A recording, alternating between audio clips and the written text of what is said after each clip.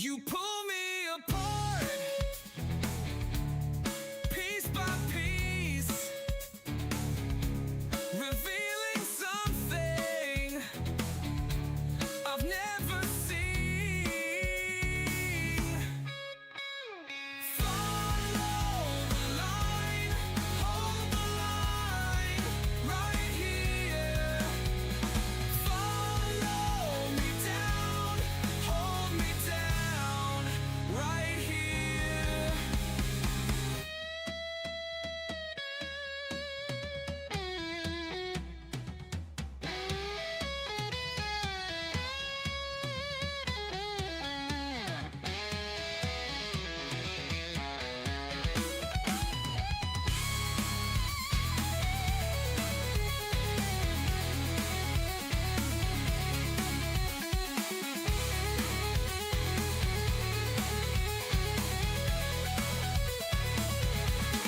Break me down,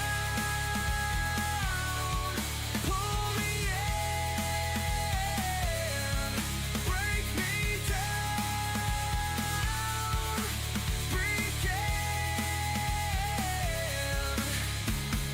Follow the line, hold the line, right here.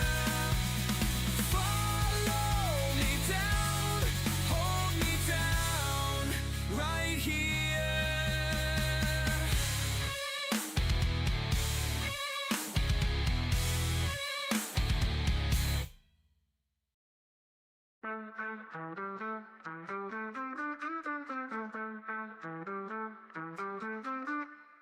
Up in the clouds, we rise so high. My eyes on a blazing through the sky. Controllers click, light glows on the screen. The bass drops heavy like a digital dream. We're wired and we're zoned out. This is the thing we're all about. My heart rolled it, light it up. The beat don't stop when the bass gets rough. Gaming, smoking, vibing through. Mile high stunner, we coming for you. Joystick moves like a rocket blast. Pixels burn fast while the hours don't last. Smoke in the air with the neon glow. Where this game ends, nobody knows. Boom, boom, boom, that bassline hits. Level up life with no regrets. Puff, puff, pass in the virtual haze. We're chasing the night in electric blaze. My heart rolled it, light it up. The beat don't stop when the bass gets rough. Gaming, smoking, vibing through. Mile high stunner, we coming for you.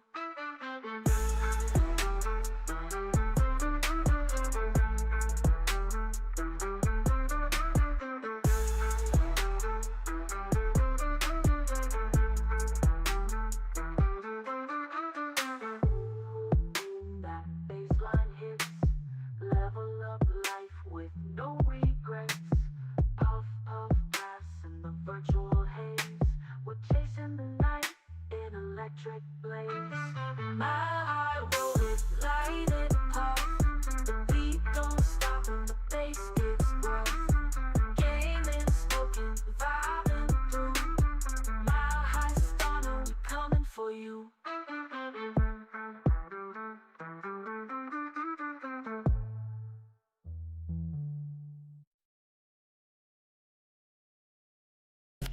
Game on, lights, wild, high score, and no smile. Focus, sharp in the zone. Controllers speak in the code. Eyes wide, tips high. World spins, colors fly. Pulse beats, double time. Victory tastes so fine. We rise, no stopping. Game on feet, stopping. High score, keep topping. Sky's the limit, no dropping. Lights flash, beats drop. Level up, never stop.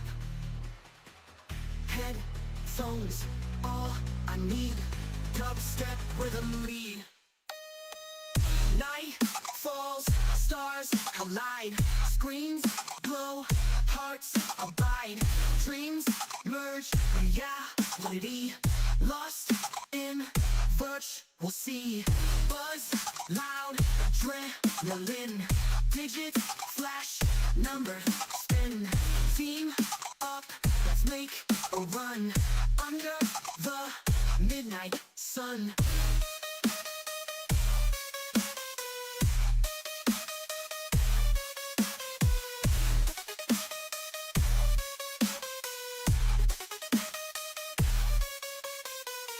We rise, no stopping. Game on feet, stopping. High score, keep topping.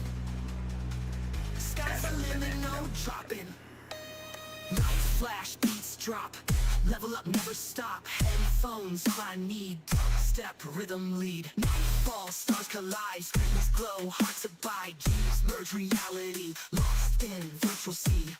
Loud adrenaline, deep flash, never spin. Team up, let's make a run under the midnight sun.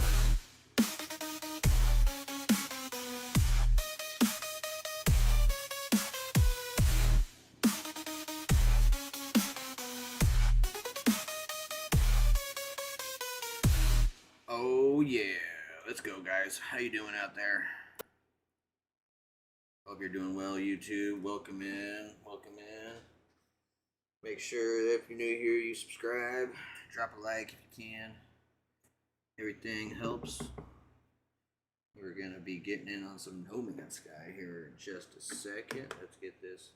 Oh shit, I don't have anything grounded up. Let's get this grounded up and get the Calling Ripper started. Get this game going. Let's go jump in a Discord with the homie.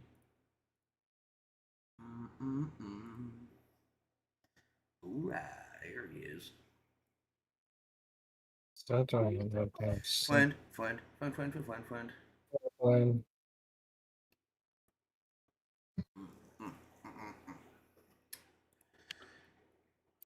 Oh. Oh yeah, we're grinding shit up. That's what it was. It's that bomb. There we go. That Now I bomb. can fucking pick it up. It's that bomb river time. Let's go.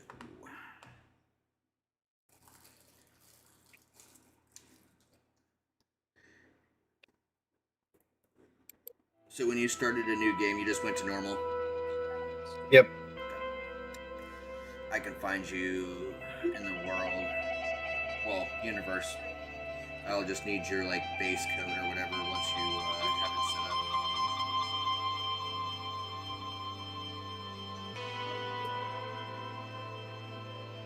up. Okay, so once I activate it, I can't move it? What?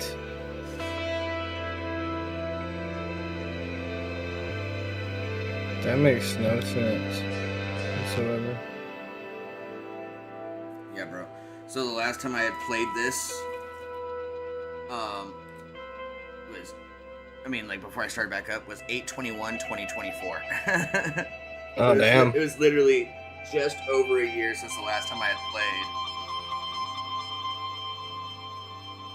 Now I don't remember which total played. It's gonna be this one. It's gonna be this one.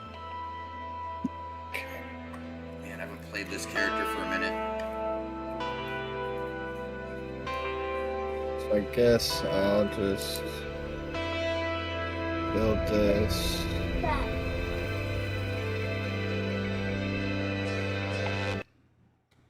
Forgot to do that. Gotta Just capture put the it there. fucking game. There we go. Pew.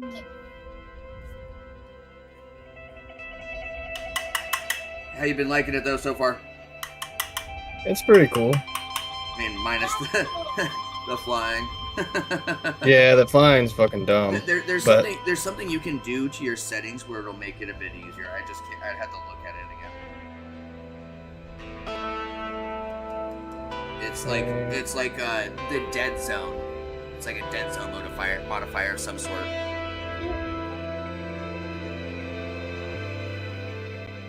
just gonna do this, activate it, and then build my base. Or start building a little house or something. Drop a teleporter in there and I'll be able to get to you faster too. Do what? Drop a teleporter, like a warp gate on your base, and I'll be able to get to you faster. Oh, I haven't even got that far yet, dude. Oh no, I know. I'm just saying that like that's the main thing I'll need to get to you. Oh, okay. Location acquired, aboard galaxy map.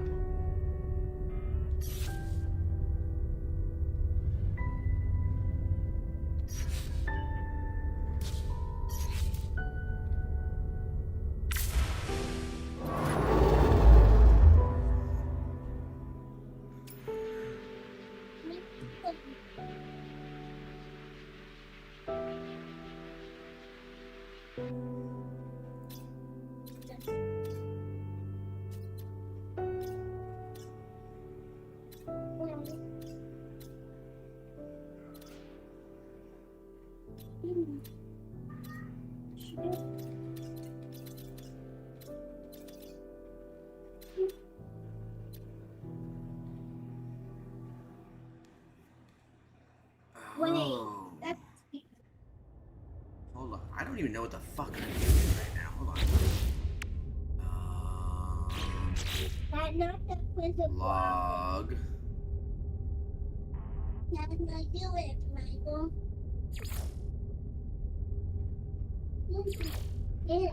Okay, so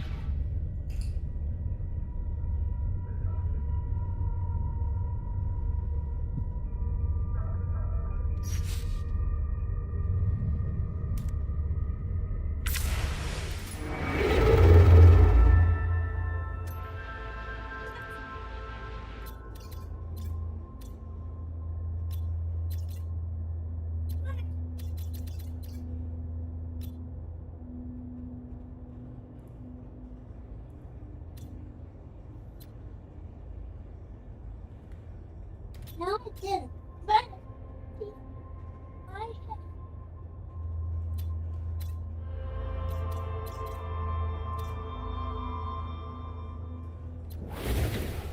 Okay, so this planet is somewhere nearby. Well, where is it?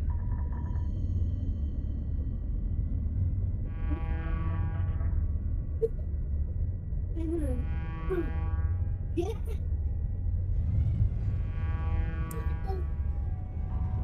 on. You got everything on me?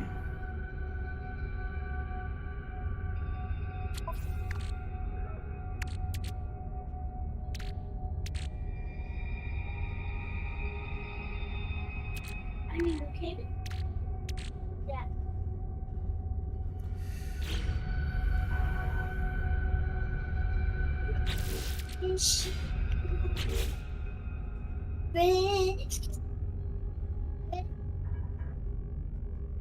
That's the same as with if Trevor, if the voice is right on free, then you give me thumbs up. If the voice is wrong on free, you give me thumbs down. Dude, I totally thought I thought I heard them say, "You got me fucked up." It was what? in the background, like they're saying Oh. thumbs up, but I thought I heard "You got me fucked up." I was like, "What the fuck?"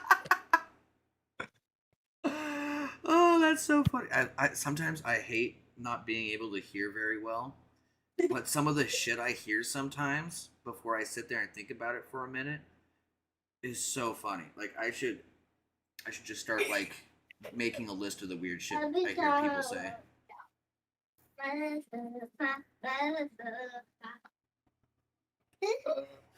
Acquire archive soul. Okay, this is what I gotta look up because I was at this point and I know I'm at the planet, so star birth flesh on metal bones.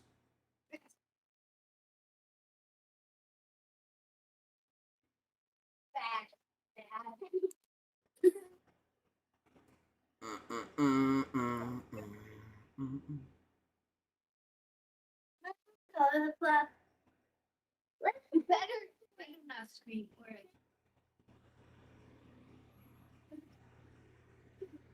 see the boat.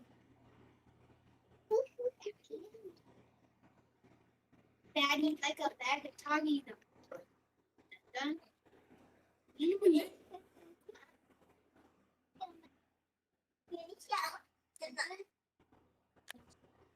Oh dang, that's crazy looking. Ha! Is that on my island? Like when it's storming, I can see all the ocean around me, like the waves fucking being crazy. Yeah. Pretty dope. Fuck yeah, brother.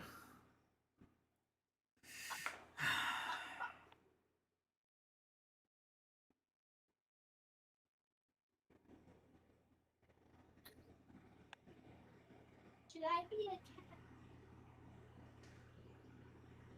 Fairy. You're a fairy.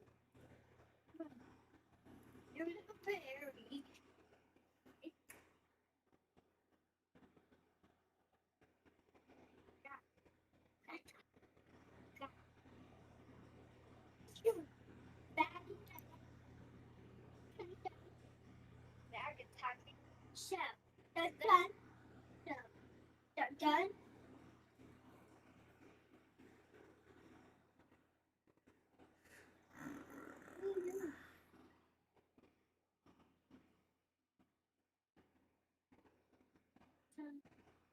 Where's the cat? Yeah. Yeah. What planet? Exenta Sigma? Where am I?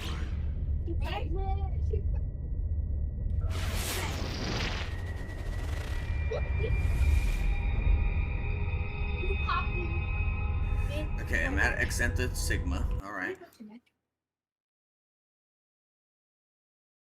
Receive coordinates.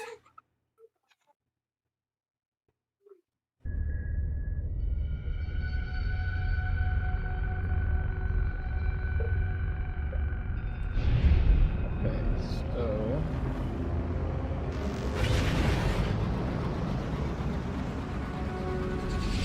Harsh blue globe is what this planet is. It's fine. what my planet or your Mine, planet? what I'm on right now. Hell yeah. Hell yeah. It's where you Harsh. gotta get the last piece of this living ship. Oh jeez, I can't see for shit.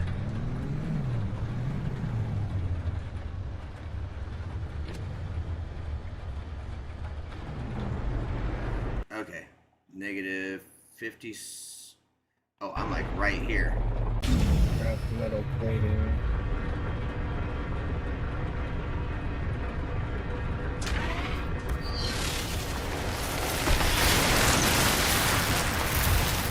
Oh my gosh, and a giant sandworm.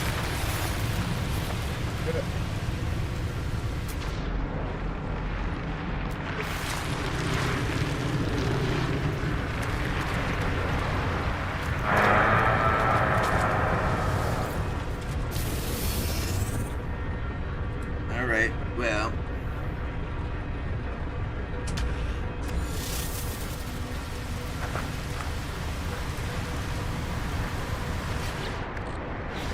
How do I check my location? Oh. I found it.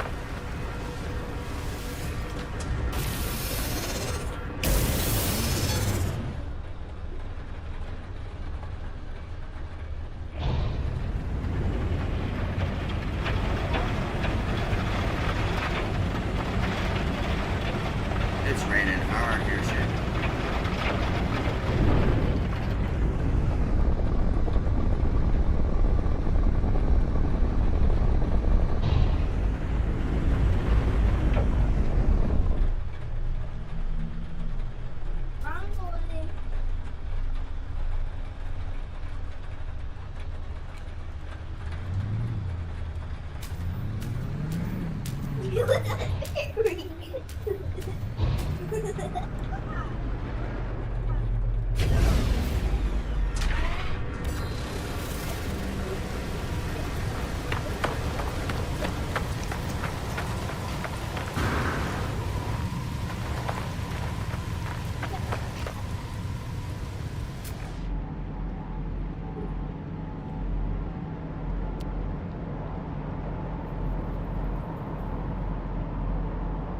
Keep looking for. Sorry, I just saw something fall.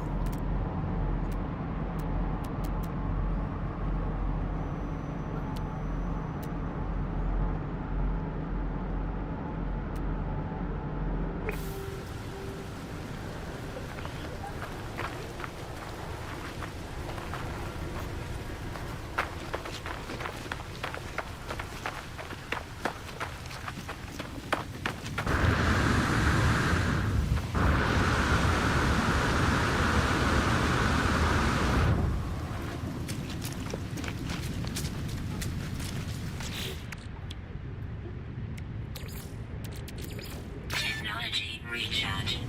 Boop boop bop boop boop boop. But I'm about to build a teleporter now, so.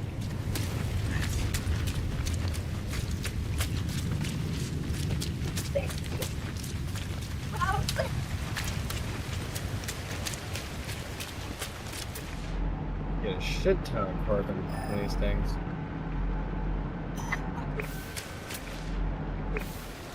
Oh god, that's 1,000 meters that way. Yep, we're going back down, boys. We're getting this goddamn thing here.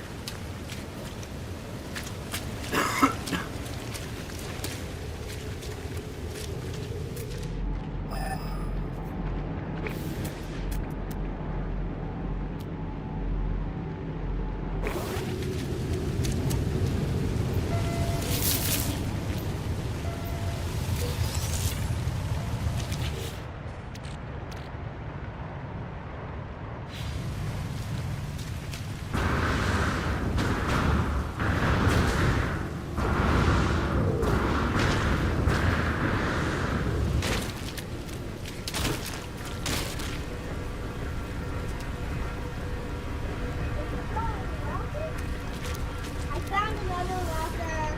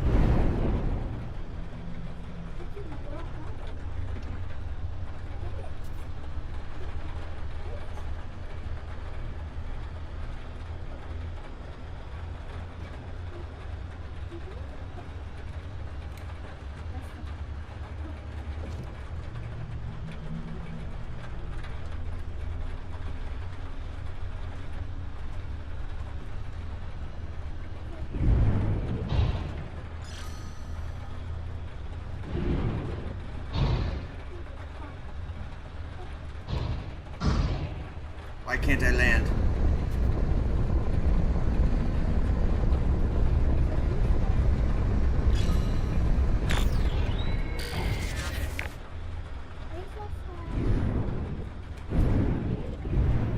Let me land. There we go. My lord.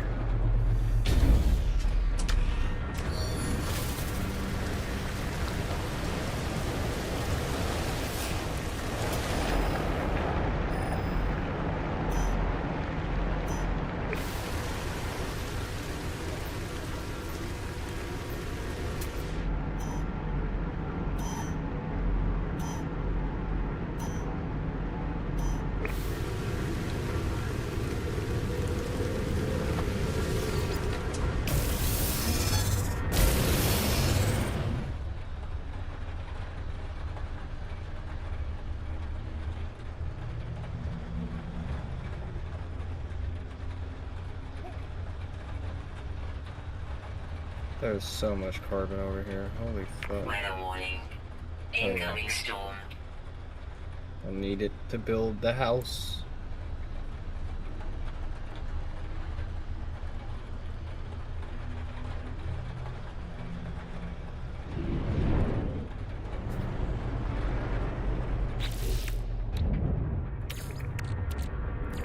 Technology recharge.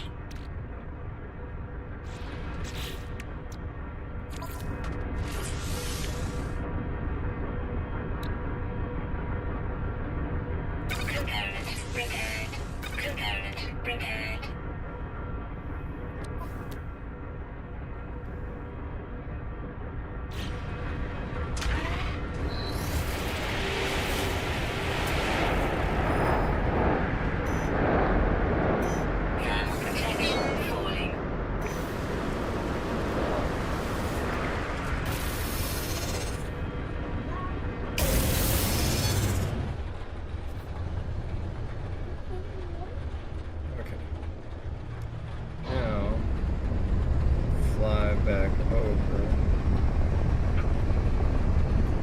This planet is trash to fly through, man. It is so hard to see. Is it like a burn planet? No, it's that globe one I was telling you about. Oh, the hazardous globe or whatever. Yeah, hazardous blue globe. Yep.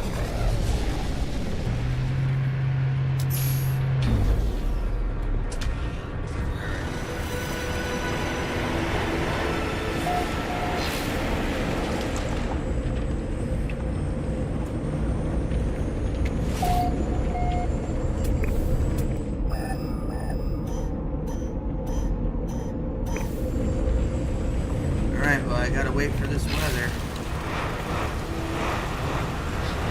I just can't wait to get the Corvette so I can sit there and chill in the middle of space and hit the bowl and stuff. Bro. Well, you can do that now. You can just chill in space. You don't have Yeah, to. You don't have to but move. I'd rather do it like sitting in front of like a window on the couch. No. Oh, I'd rather be outside of my vehicle on top of it. Like, be just looking out into the fucking cosmos and shit. Alright, there we go. My guy is a space worm. Said a space worm. Yeah, here, you got my stream up? No.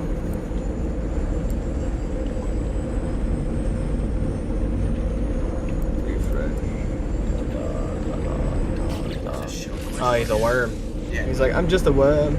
Just worming it up here. Doing my wormy life. I can't remember where. Oh, there's my money. Yeah. Look at it, I got 780 million. Hell yeah. So, we can definitely build a fucking Corvette. Yeah. Yeah.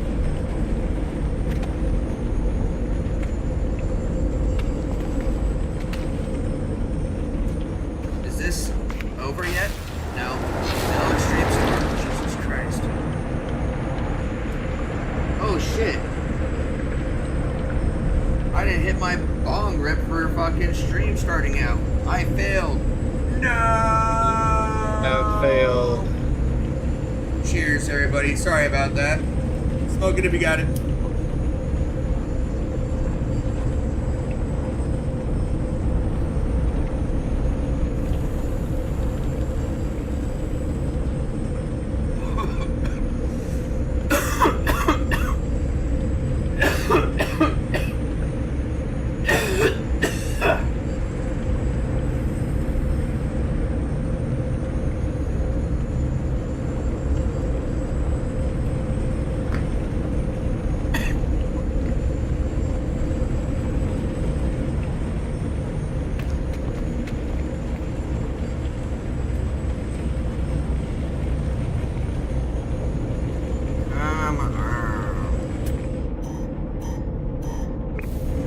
I'm so close. I'm only 200 meters away. I mean, fuck it.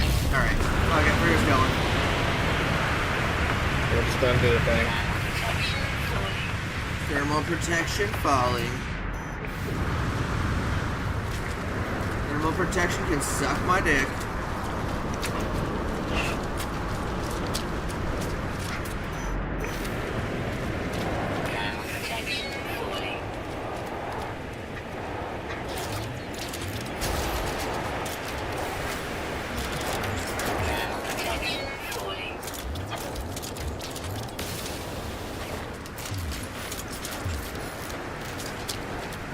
Extreme heat damage detected. Technology recharge. Thermal protection falling. Weather update. Storm clearing. Oh, is the storm clearing? Oh, that's cute. Finally. It's about fucking time. Sure as fuck doesn't seem like the storm's clearing. Temperature levels stabilizing.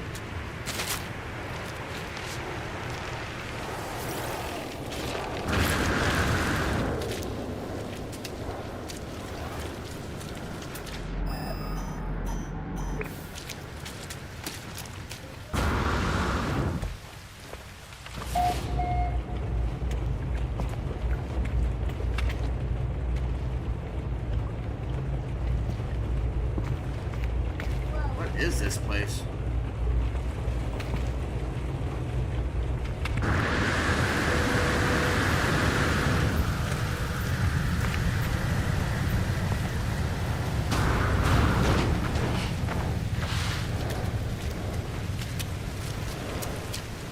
So am I still waiting?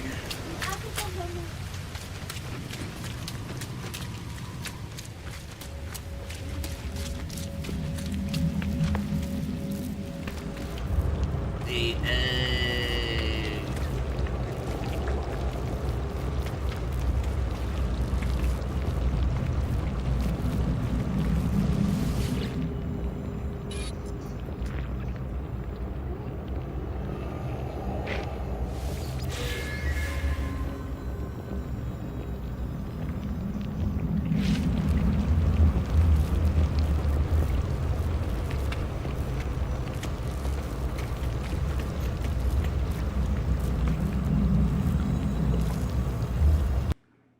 Okay.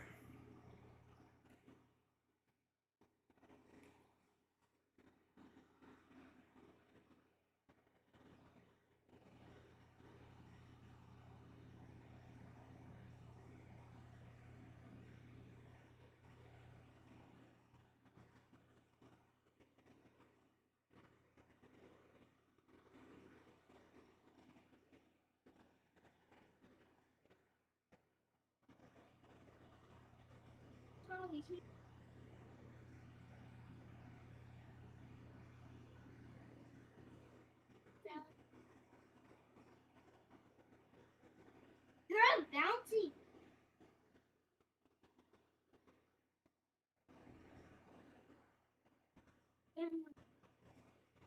There we go.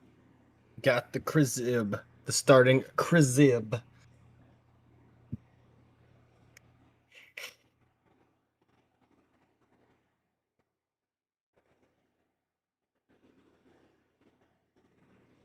What? Oh. Okay. Okay.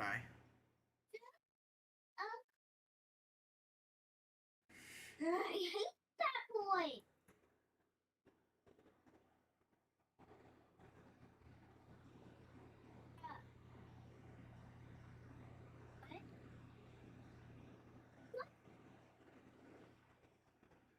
Oh, that's why I'm not adopting.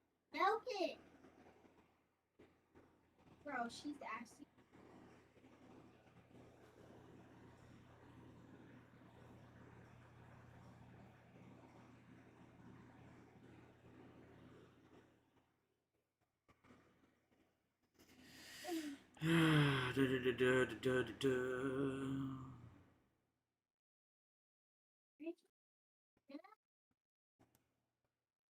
What? What is talking to you downstairs? Really? Don't.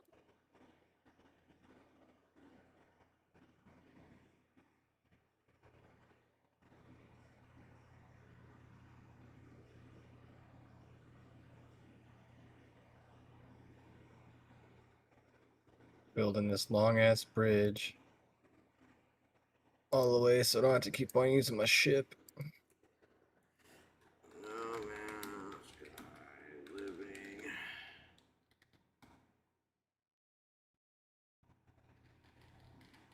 Or at least building this long ass bridge as far as I can.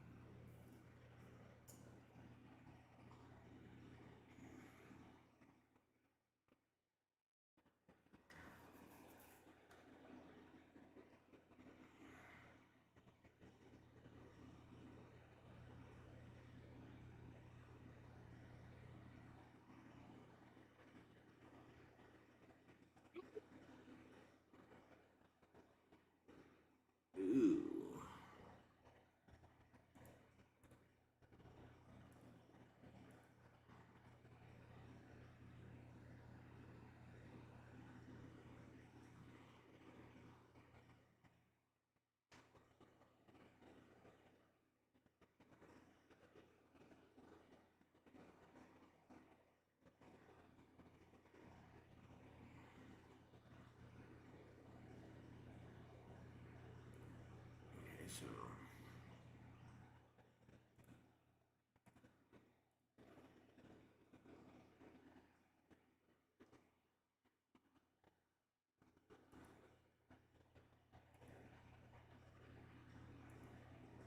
Yeah, no, no, not that.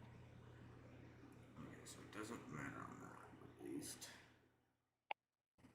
All the police are gonna be at the door. Now we gotta find what kind of color we want to make it look. Please.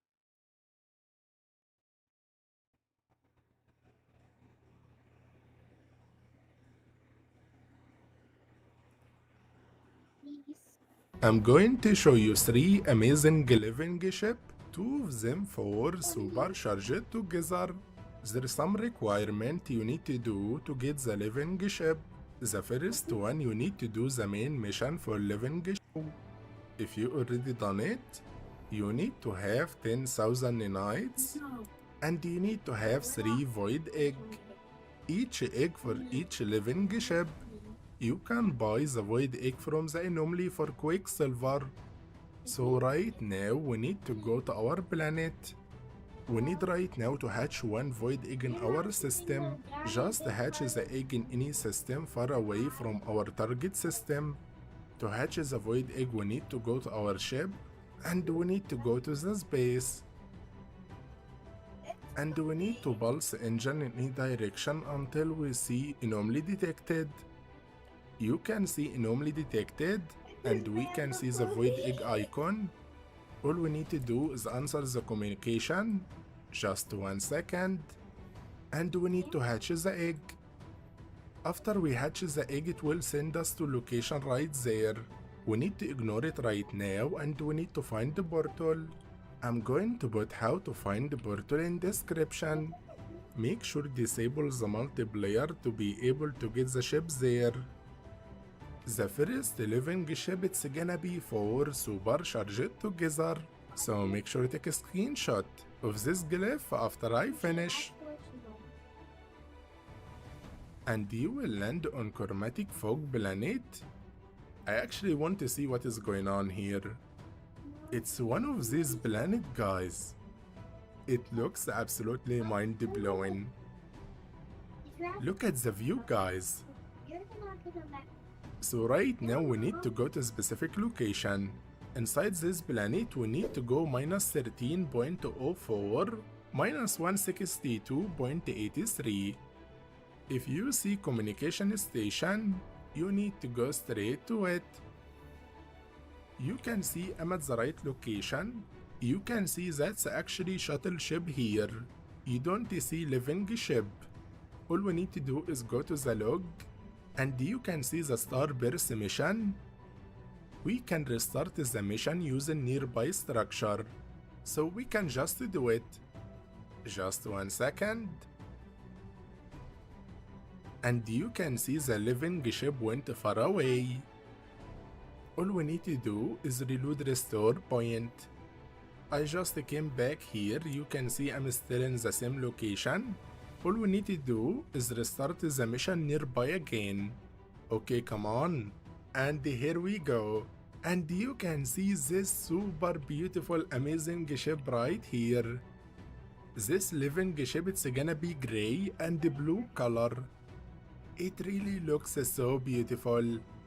The living ship it will have single thruster. The animation for it it's absolutely mind-blowing. I want to go see it, but there's sentinel around it. I'm gonna risk it. Let's confirm it. Come after me, sentinel. I got rid of them, so let's get it. And we have right here one of the most beautiful living ship. And you can see right here the square for supercharged. It's absolutely mind-blowing. I really love it. I actually want to get it. It's so beautiful. Okay, let's use it. Show me what you got. Look how beautiful it is in the night time. I'm not sure what color is this. It really looks like dark blue and it have copper color. This be the best animation in No Man's Sky. To get the second one, we need to hatch another void egg. I'm just gonna go to the space and you can see the living ship right here. I actually found out as soon as you come back, if you restart the mission right away, it will happen. This one, it's one of the most beautiful living ship I ever seen. I can't even believe it. It's way beautiful than I thought. Four supercharged together, but I think it's beautiful enough to get it. So we come in sky.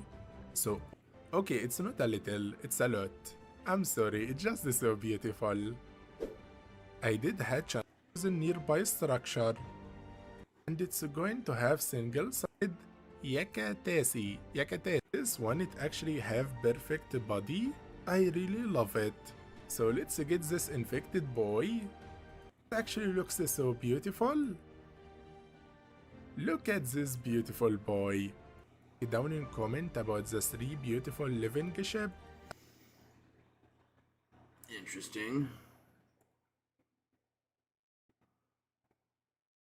I need to check that.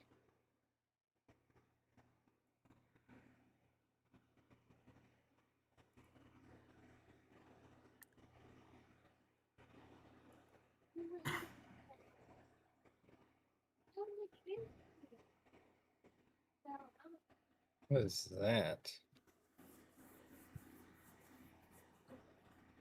Harvest oxygen sac. Oh.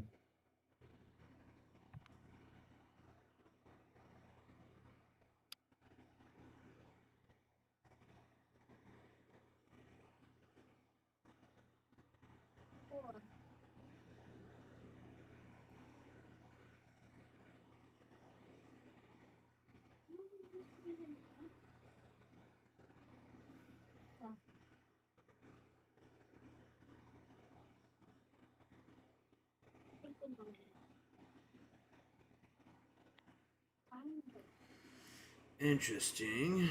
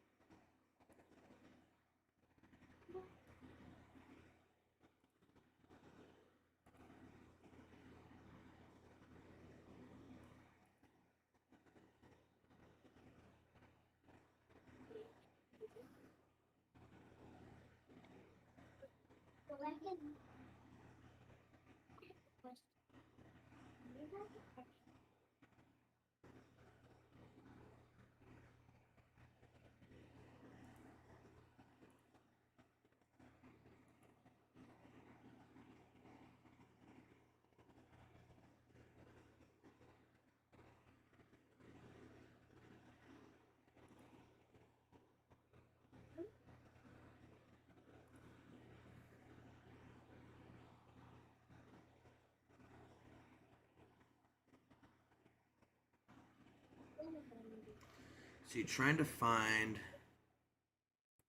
Yay! a color that I like. There's so many different types of living ships, and based on where you go, like system Do wise, what? there's so many different kinds of ships that based on where you go system wise will depend on where what kind of ship will hatch. So I'm trying to find what I kind might of have to ship turn I you want. up in Discord because you sound really, really low. Yeah, I don't know. There we go. All right, now try to Is talk. that better? Yeah, I'll Hold see on. when I'm back in the game. Let me see here. Hold All on. right, try talking. Yes. Hello. Okay, I can hear you a little bit better. It's weird. Let me see my shit. Yeah, no, it's all set up. Change my input volume a little bit. Life support systems at 50%.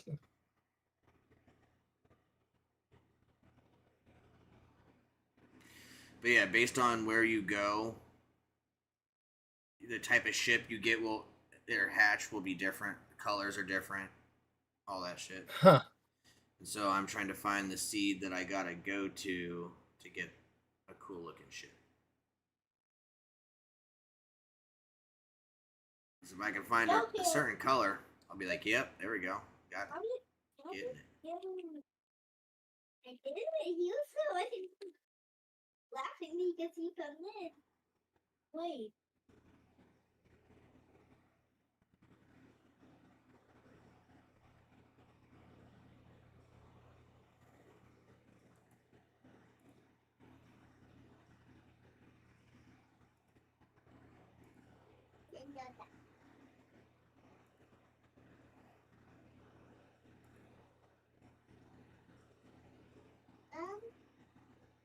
Um, Mister?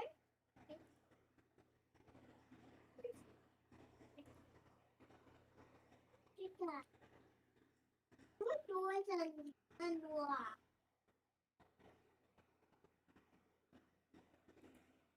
And I'm confused why.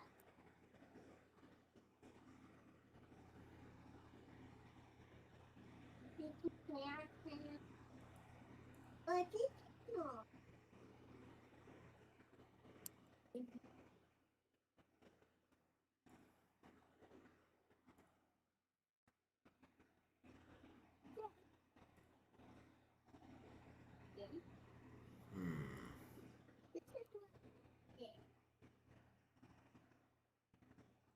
That's kind of cool. And then you live.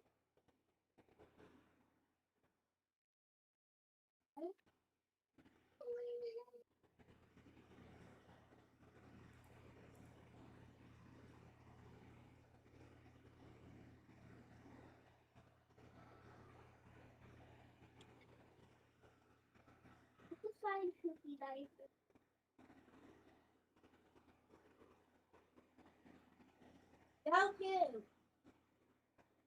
Go to. Bravo. Lit man. Sir. Sir. Ooh, that's a Wow, cool stop looking doing one.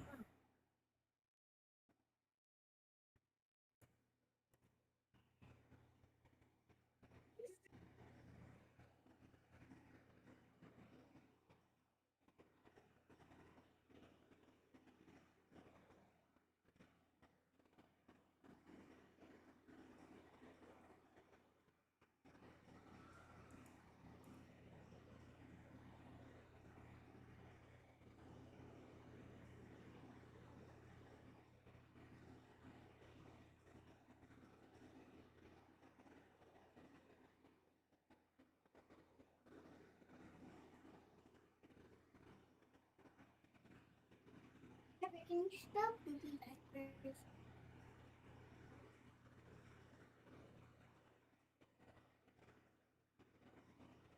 Cookie diapers kissing cookie. All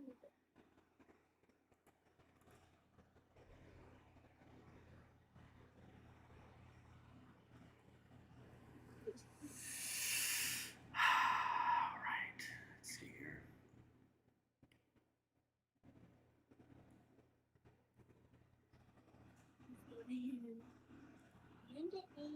I want to fly. And no, stop. I know this. I know you're this thing again.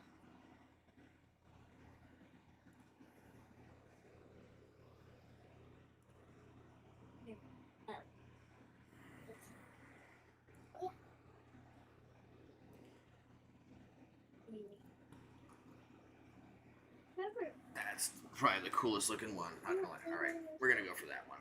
That one's dope. That's so cookie diaper. Why? Because I'll be right back. Ba ba ba ba ba.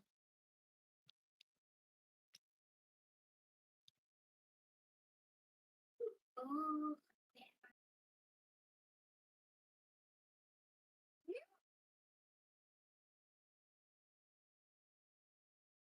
it's not on my butt.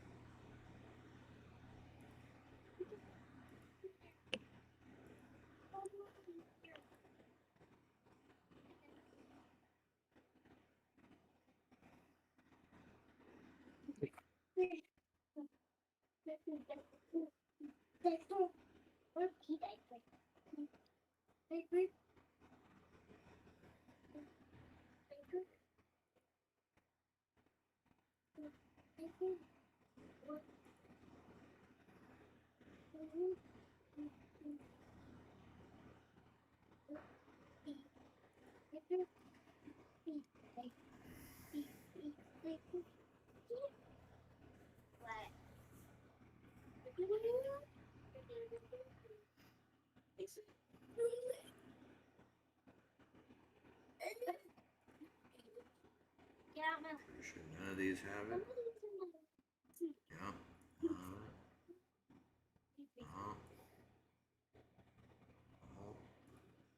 Now you have to restart.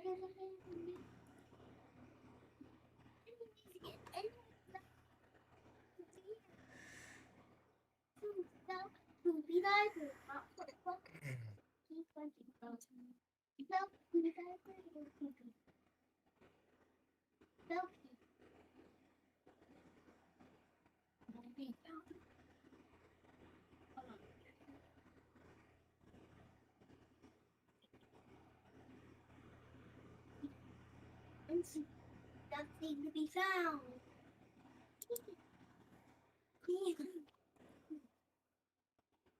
Cell factory.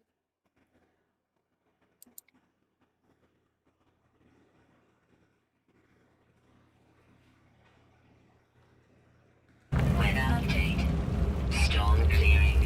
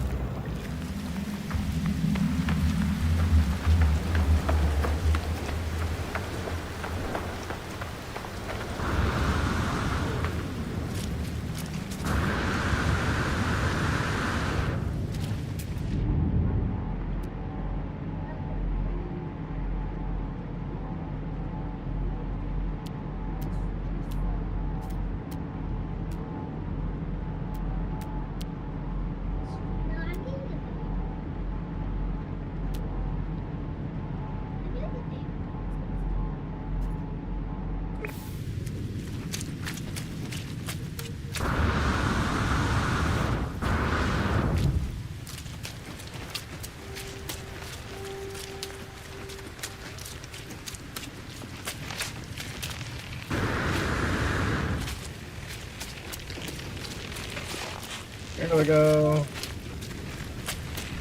Got teleporter set up. Nice. Hell yeah. Hell yeah.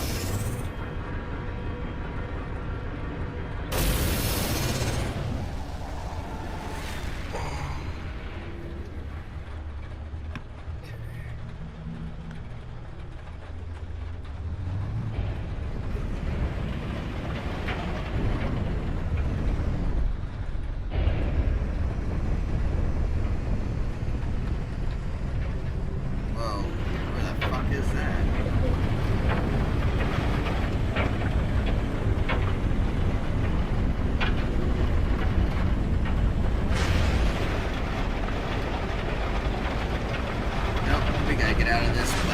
Fuck that shit. Yeah. Oh my god. I'd rather travel through space to your shit, motherfucker. Goddamn. Well, what are you talking about? Oh, just the planet. No, just the planet that I'm on. It is such a bitch. It's like hailing like a bunch. and so trying to fly, I can't see shit on this planet. And then Oh, it's like damn. 7 minutes till I arrive. So I was like, no, we're going out of the planet to go faster.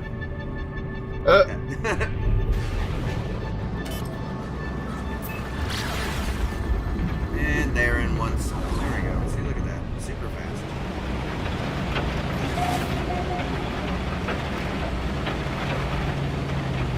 Went from 17 minutes or whatever it was to 11 seconds. Now I can't see again. Oh god. Oh god. Oh, that was close. I saw the ground like not even 100 feet before I almost hit it. Oh, that was Almost scary. died there, friend. Fuck this planet.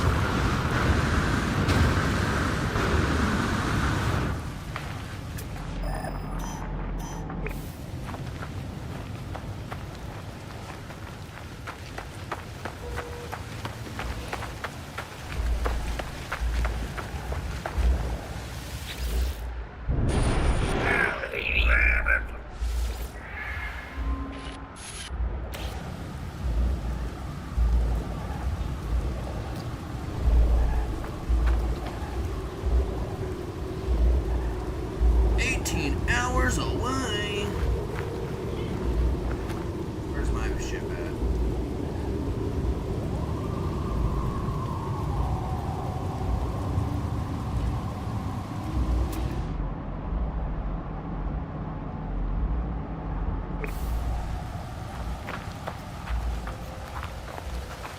Don't delete this shit. That's what I want to know. How do you eat it? Oh, there we go. Delete it. Oh, I found delete it. Yeah.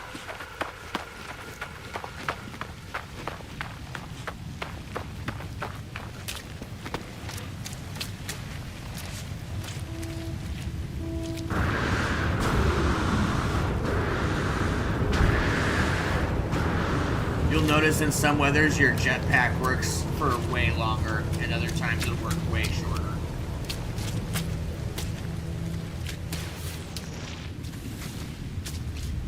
Let's see here. Get this.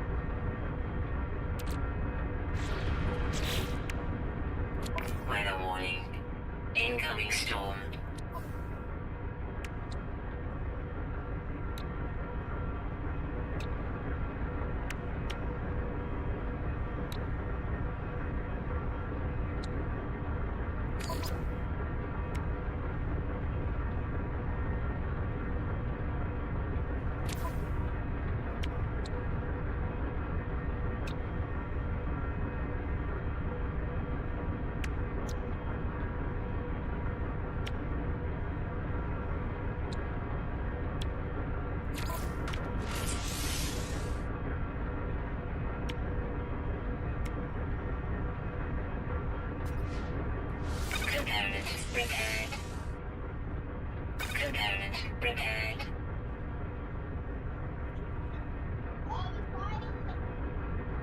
Component prepared.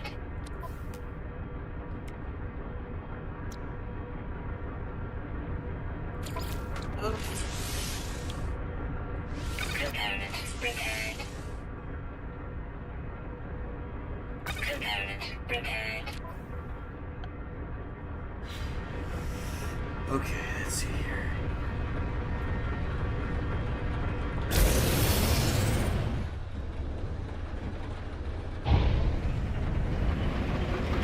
Back out into space.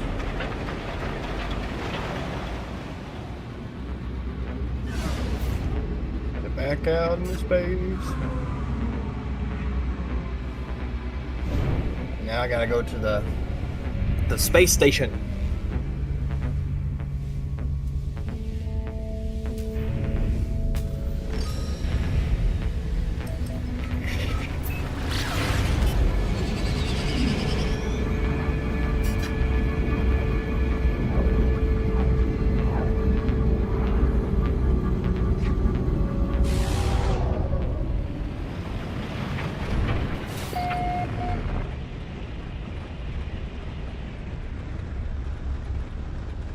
Going back into space till I'm ready. I want to hear the pitter pattering on my shit.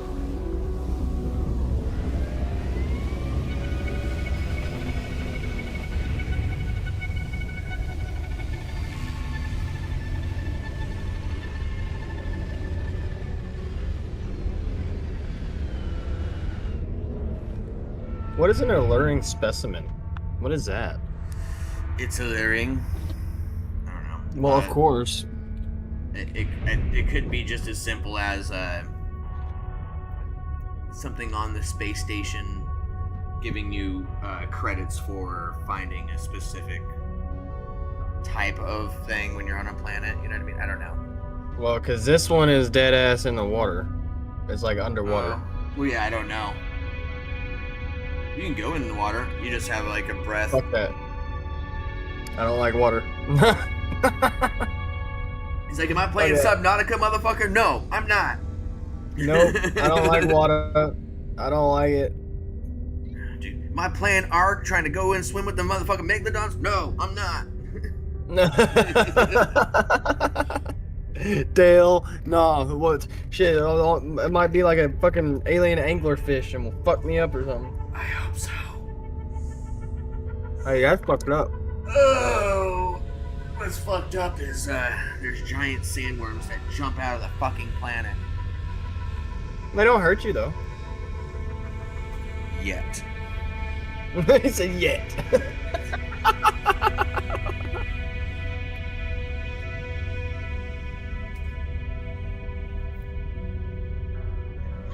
We got a bitch to ban. What up, bitch?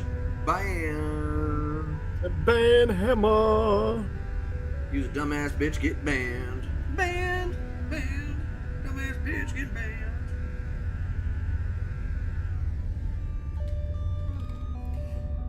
There we go. Get the fuck out of here. And then I have to go over here to my fucking restream because this dumbass. Oh god. Gotta ban him in restream. Alright,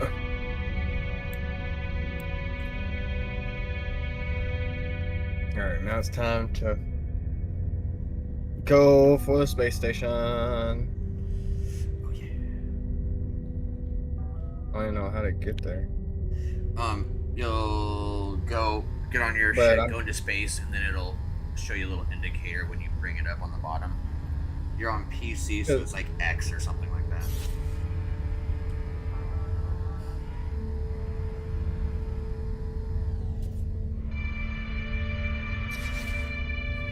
Oh wait, that's the anomaly.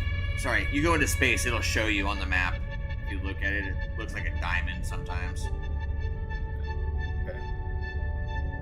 Sorry, I was thinking space anomaly. I mixed up the two in my brain. But you'll see a giant indicator being like, yo, this is the space station. You know, sometimes it'll be behind a planet too, so you do got to be aware of that. Oh, there's an Arctic planet there. Yeah, this. Let's see what else. Yeah, let's see what other planets are around here really quick. It says mining pit. What is it, a mining pit?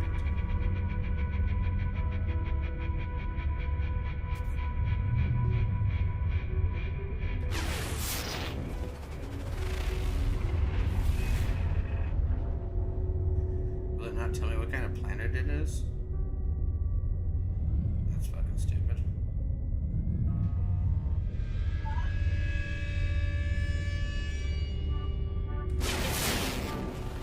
Fuck waiting 2 hours to arrive at the goddamn space station. I'm arriving in fucking 30 seconds, motherfucker. I was like, shut up. I was like, don't you have boosters? Like, It won't let me see this. Alright, let's push X. Let's look at our local galaxy map because it should be telling me.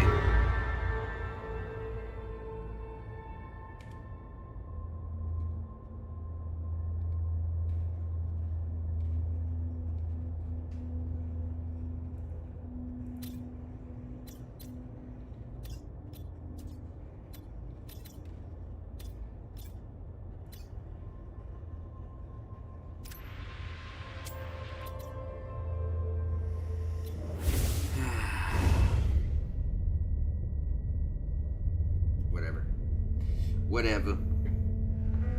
I'll load this bowl. hell yeah. Dale, yeah. Said, hell yeah, brother. Brother.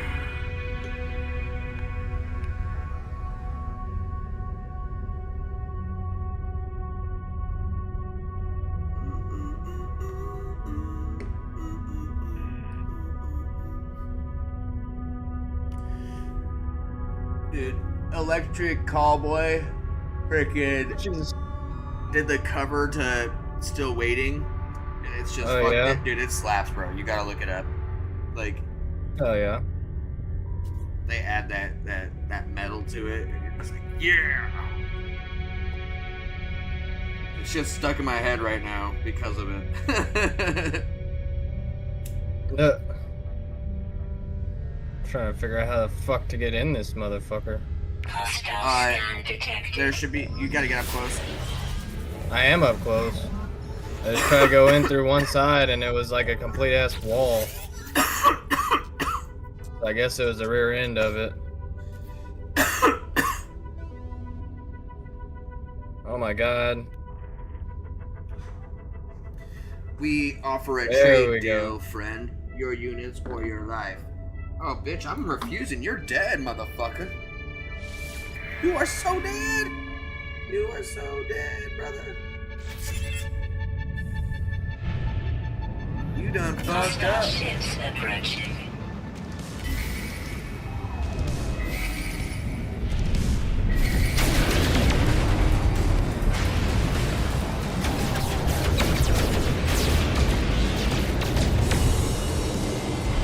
Oh, there it is.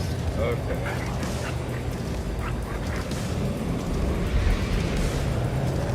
Boom, my bumper shot.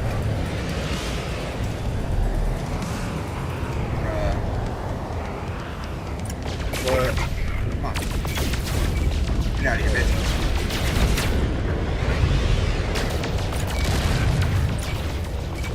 Woo! I have arrived at the space station.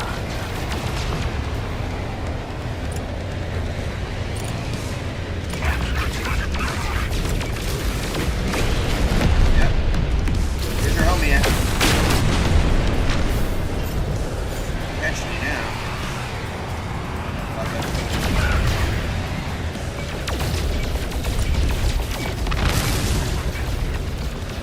Should've fucked me, pirate.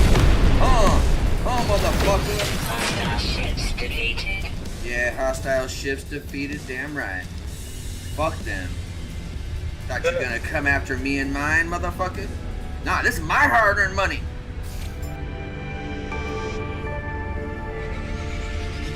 Little shits. Get fucking good.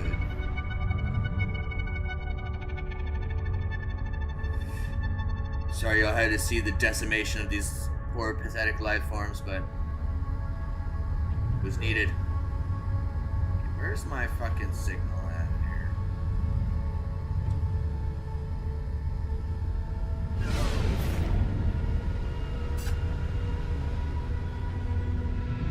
I don't see it.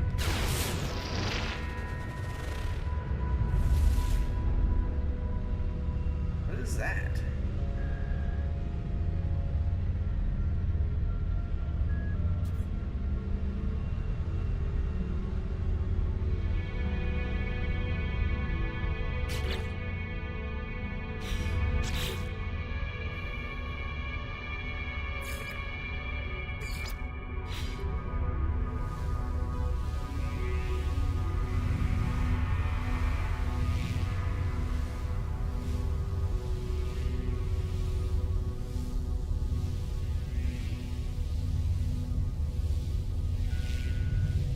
Oh, there it is.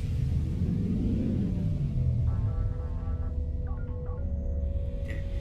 Thank you, pirates. I was in the middle of fucking smoking. Now I gotta get back to it. Little shitheads. Yeah, fuck 'em.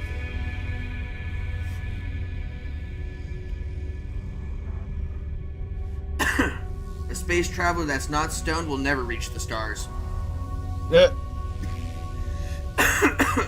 Put that in your stoner quotes of the day.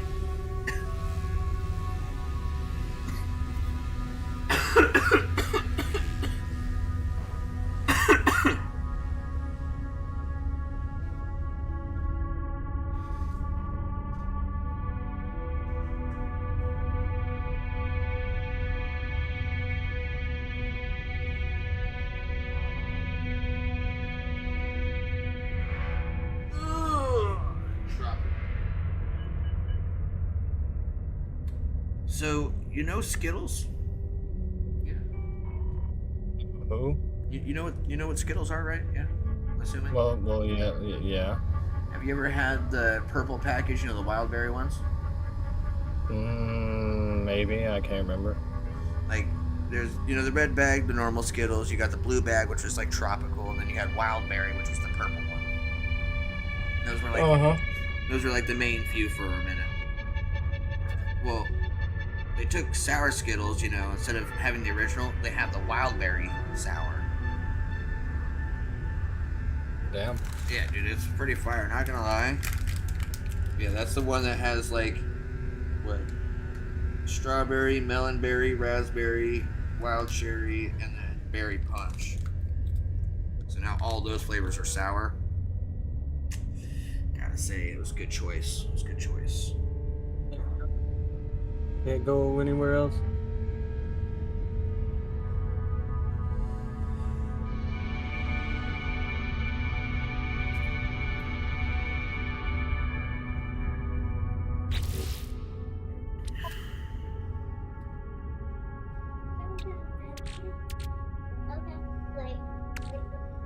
How do I have an Atlas pass?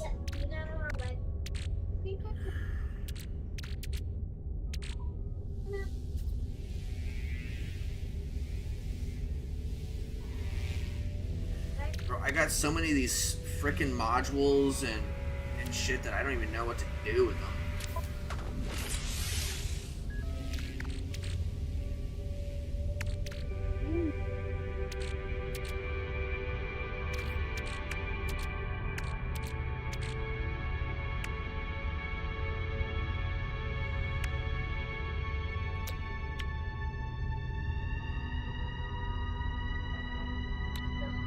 Oh, that's right. Oh my gosh, man, I forgot.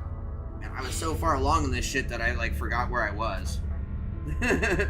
Like I'm looking at all my all this stuff in my fucking like exosuit and my multi-tool and all that shit. Like, oh fuck, and I forgot I have a freighter too. Yeah. Yeah, somewhere. No doubt my freighter's out of range.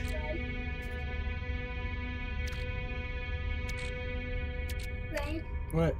Trevor asked you to help minute. Yeah.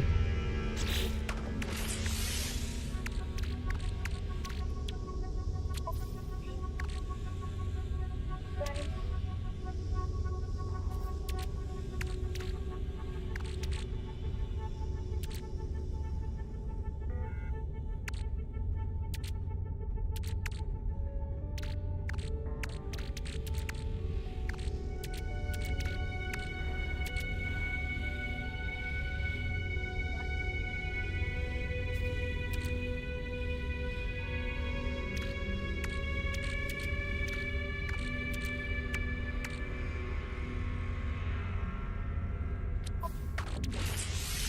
I'm really trying to remember what I used to sell and make all that money.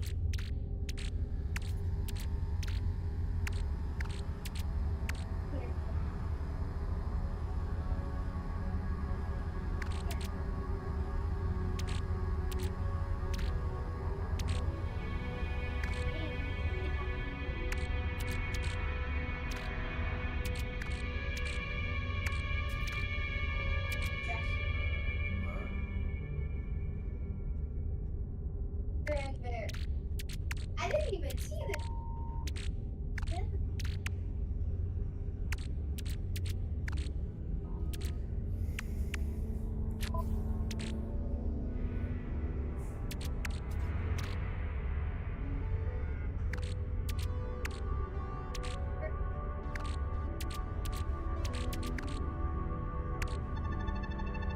It must be that relatticed arc crystal. Must be what it was. Cheers, everybody. Cheers.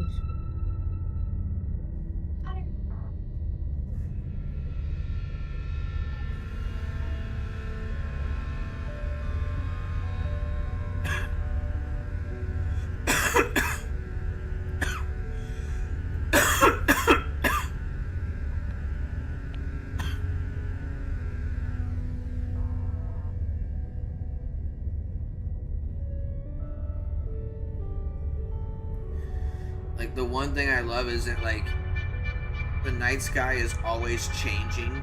The day sky is always changing. Hostile scan detected. Oh, another hostile scan, you cocksucker. What you want, bitch?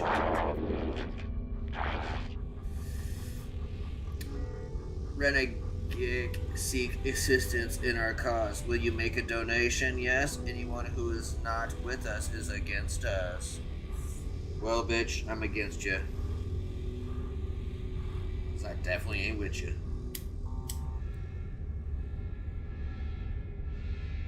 One sec, let me hit this bowl before I whoop your ass.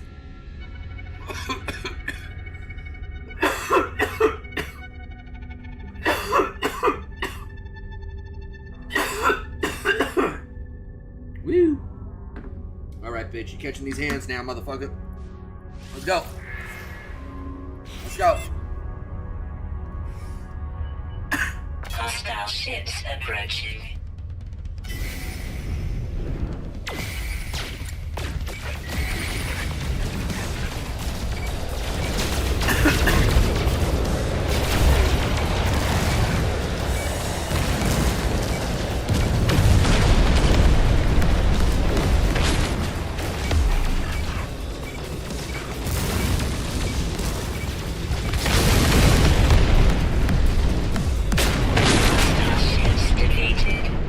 Suck toes.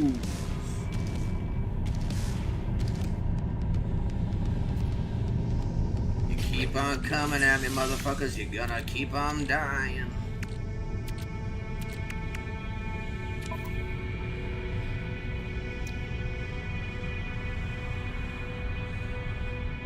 Jesus. Alright, you know what? We're just gonna go down and get this shit here done now, I'll tell you what. Alright, where is my shit? There we go.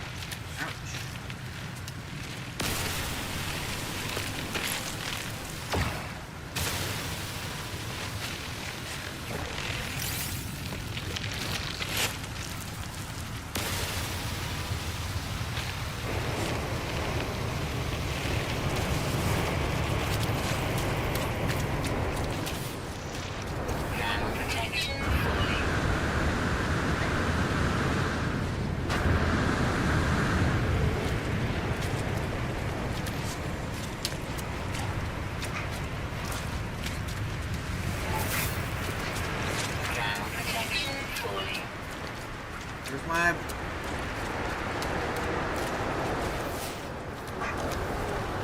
Where's my fucking plane?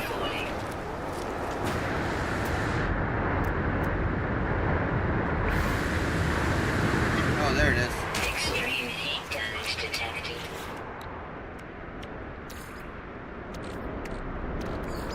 Technology recharged. Now protection falling.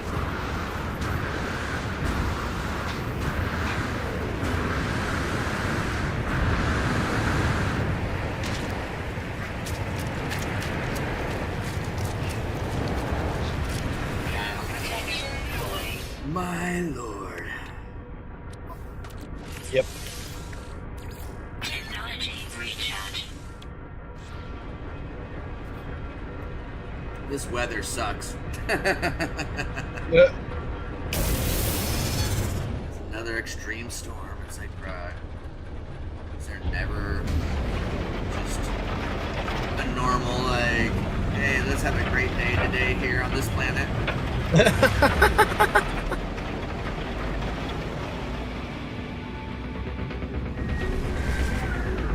Holy shit.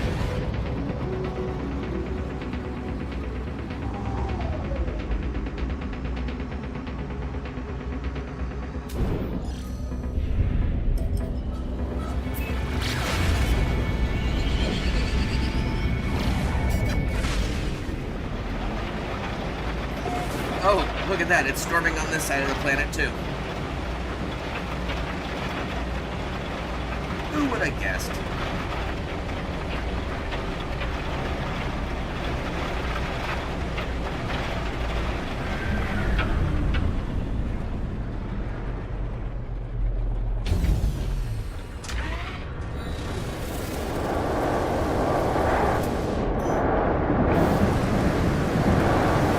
Now protection falling.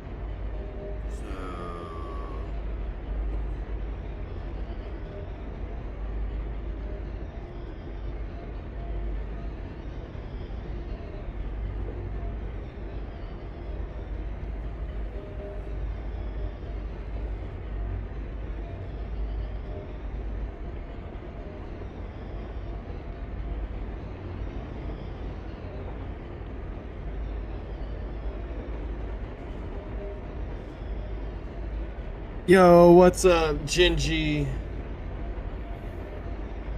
What is up, my dude? Up 20 piece of big sexy. How you doing, man? Hope all is well. Sorry for this, man.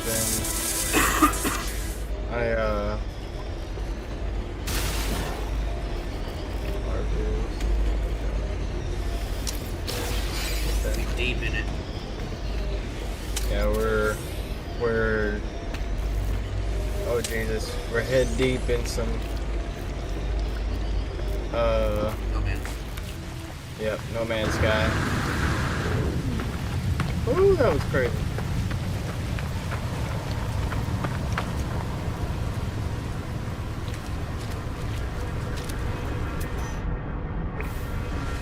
So I'm a rambling man.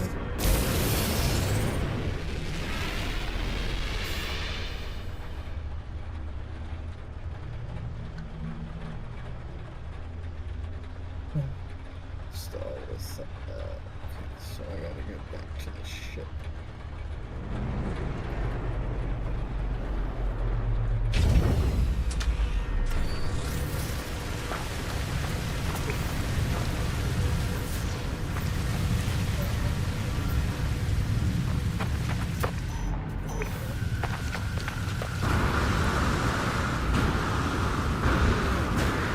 Alright, let's see what we got here.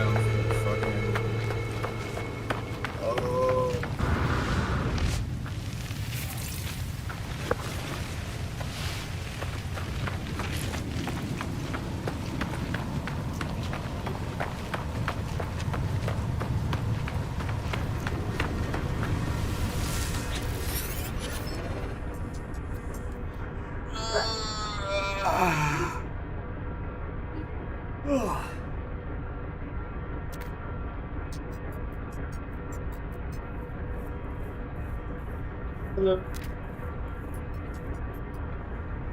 How you doing, love?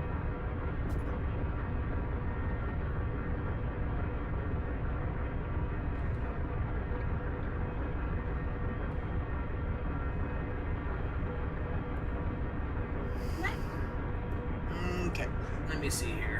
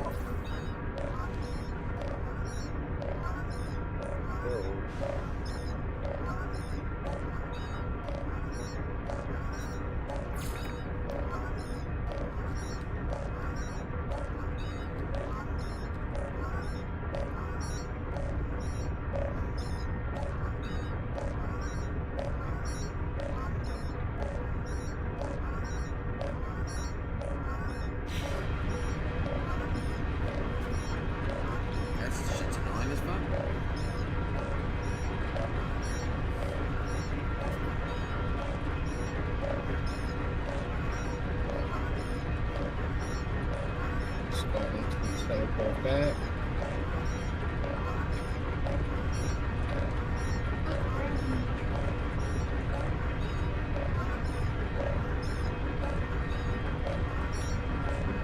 Huh? Oh, she did.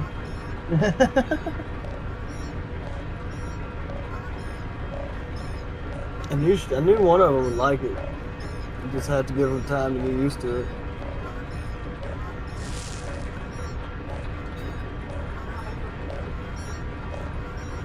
How do you find that shit? That's Yeah. wild.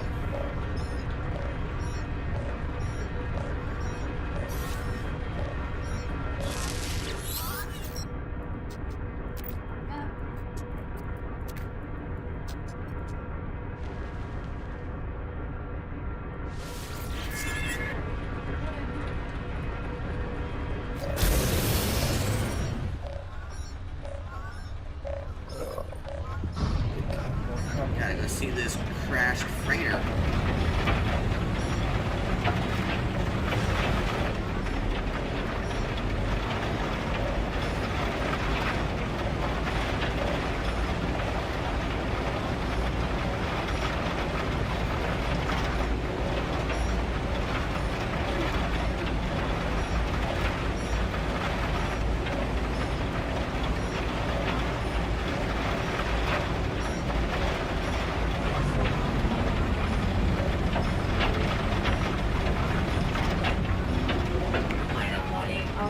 Incoming storm.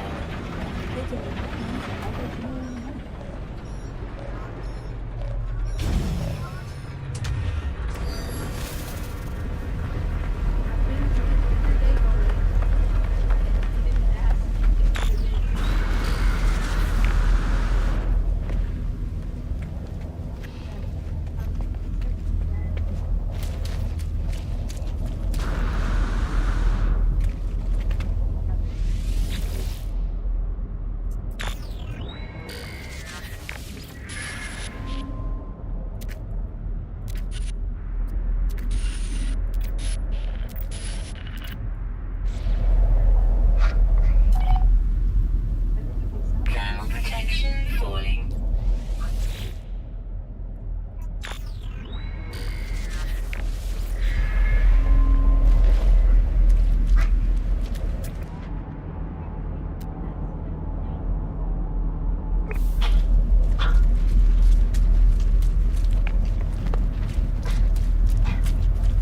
Ground protection falling.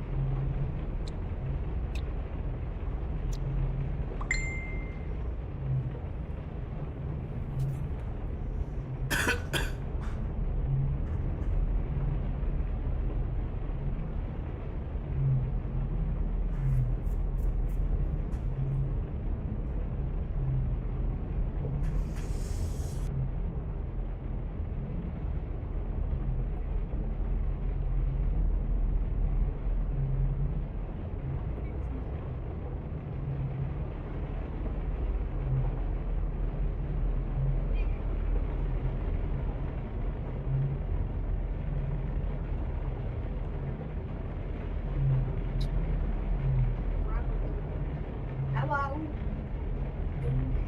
You want the good scissors? Okay. Shoot the good scissors. Yeah, honey. They're a little sticky. Oh my God.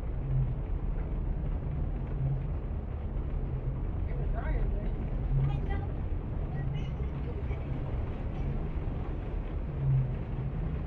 That was my daughter. What?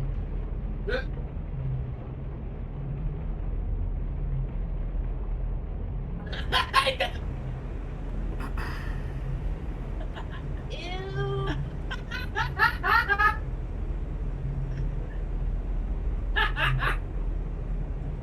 Oh my god! I got poop in my hand. You got a pooper scooper on your head.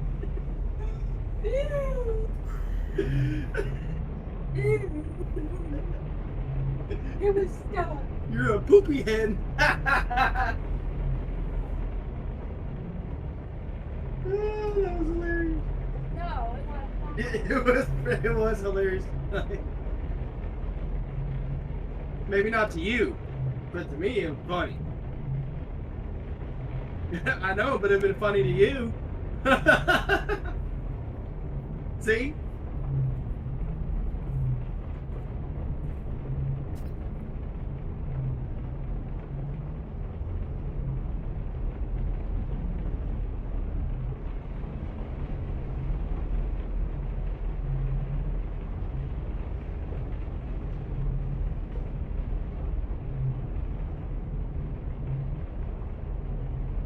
Is that what you're eating for dinner?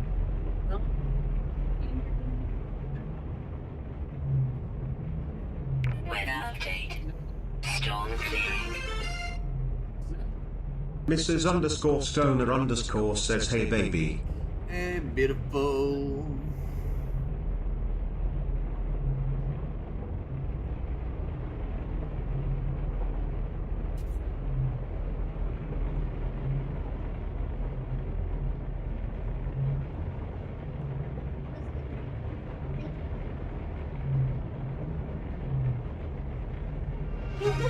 Mrs. _ Stoner _ says, I miss you. Miss you.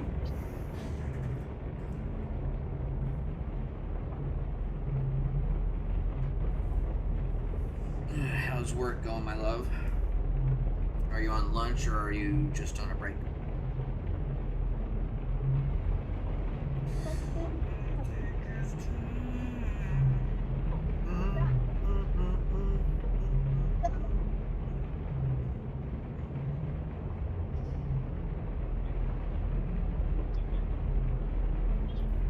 I think there's drops for No Man's Sky right now. Mrs. _ Stoner _ says, lunch. Work is busy today. Oh yeah.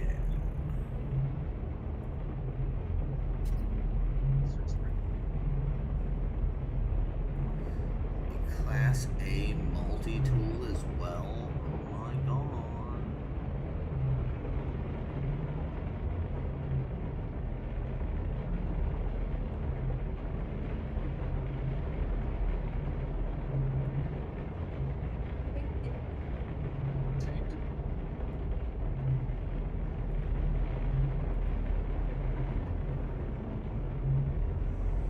Oh, you can get a A-class fighter today?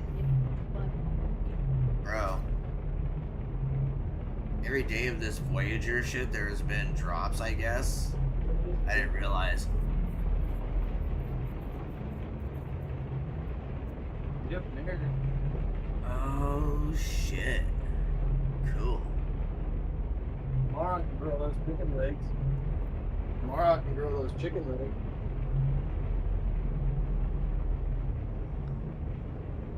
Just have to marinate them and stuff.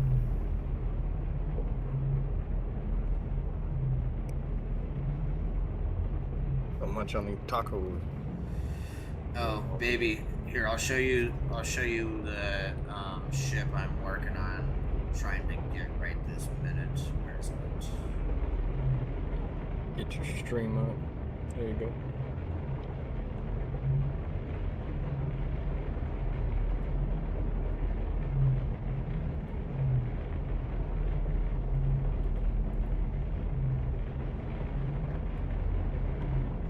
Well, that one looks dope. Make it bigger.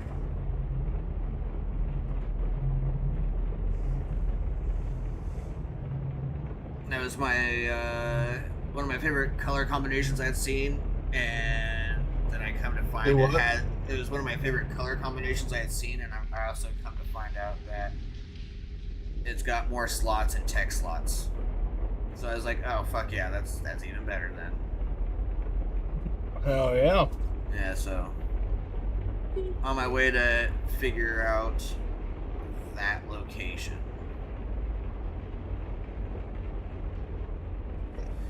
The illicit galaxy. Yeah, it has to have the non-lossy instability as well. Mrs_Stoner_ says, wait, can you repeat what you said to me last? I was putting my lunch together, so I wasn't How do completely you even find listening. those things? Do you like find an egg or something? So you have a chance of getting an egg with certain things. I don't know exact specifics. I know that when it happened, I went to the space station, the anomaly, and talked to one of the dudes, got the quest, and started it. It cost me I think 20,000 nanites or something like that. I can't remember. But I had said that I'm working on getting this ship right here, right now. Oh hell yeah! It takes a minute too, because each part, like when you're building it, there's different organs that have to mature. So like Mrs_Stoner_ says that's cool.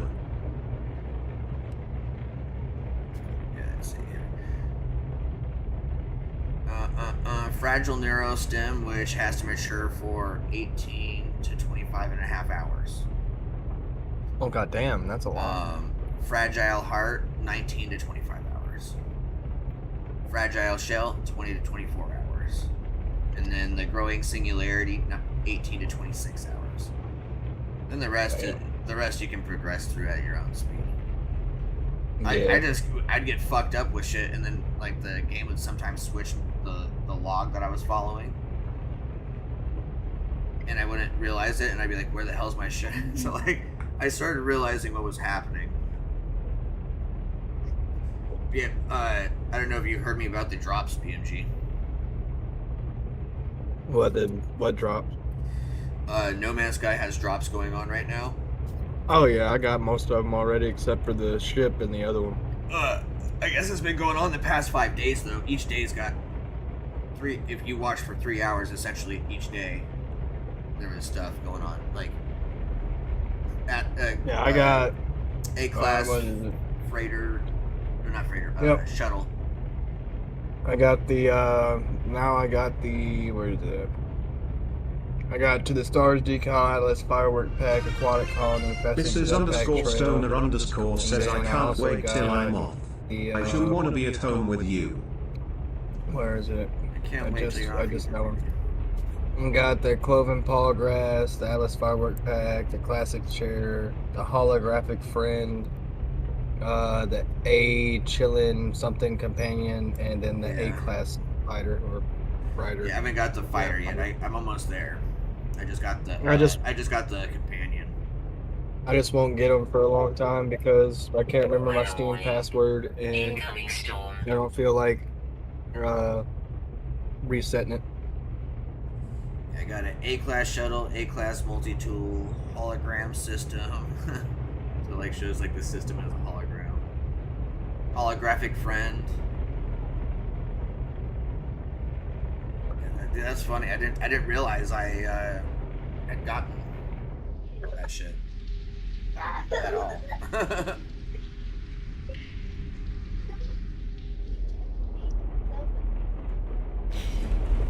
Okay, that was my problem. Okay, I need to install this technology here.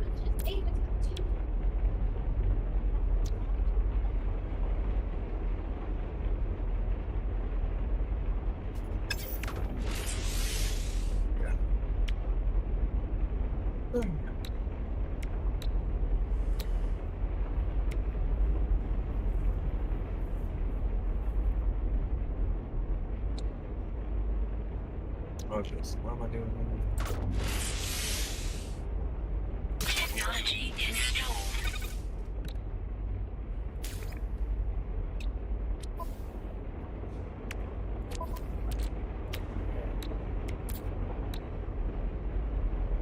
Finalize installation.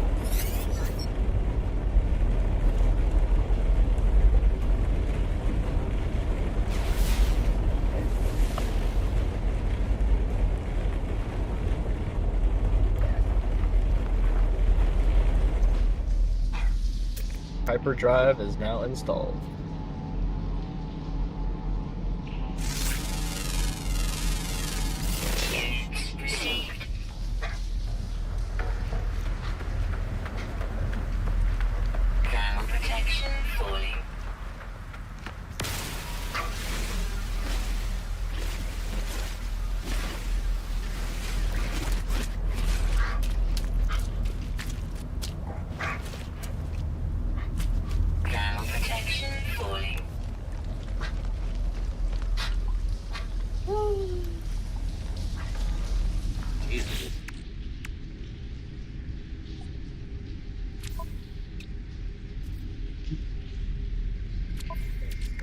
done. Okay.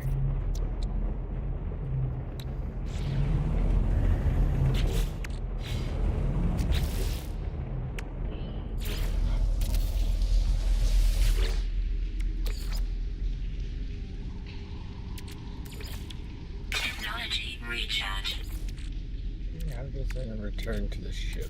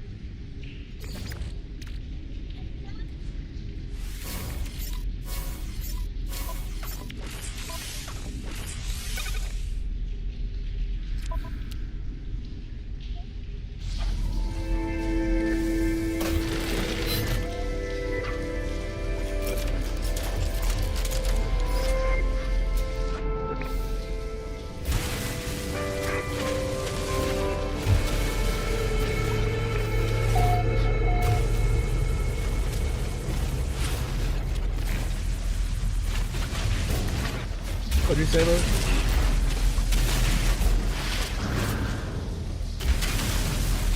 Okay.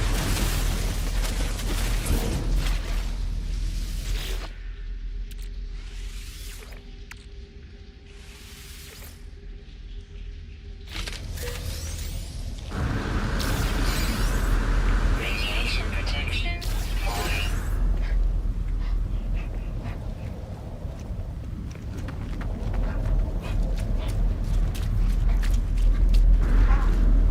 Oh, petrified planet. This is Copper, underscore gold, silver. stoner underscore says, did you take Cr.o.t.ch lock? Ground protection fully. Take it. Ground protection What? fully. What? Oh. I thought you said something to me. No, I was saying that the planet that I gotta go to has copper, silver, and gold. Nice. And I was like, bet, I'll take it. It's a petrified planet, but Nice. Be right back. Dude, I Okay. I saw a cool one, I'll tell you back one second.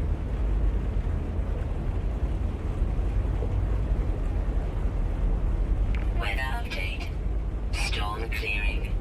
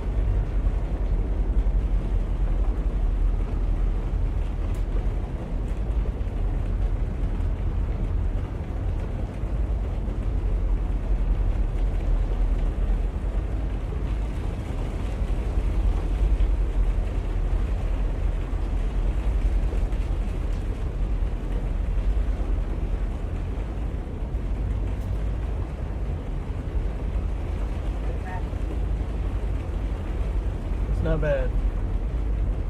No, it's cool. I already threw the other one away.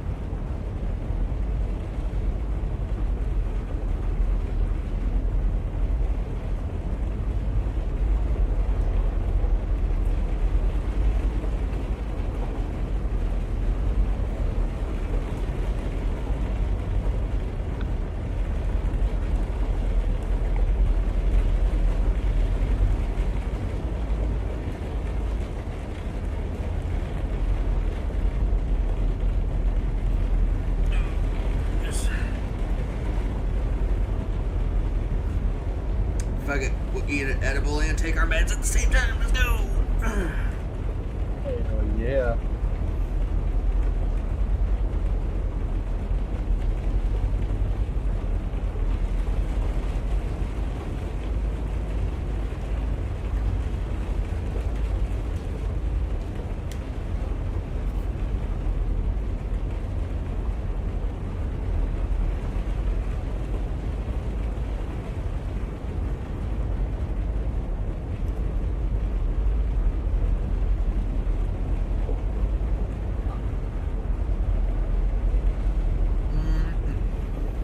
Oh, Jesus.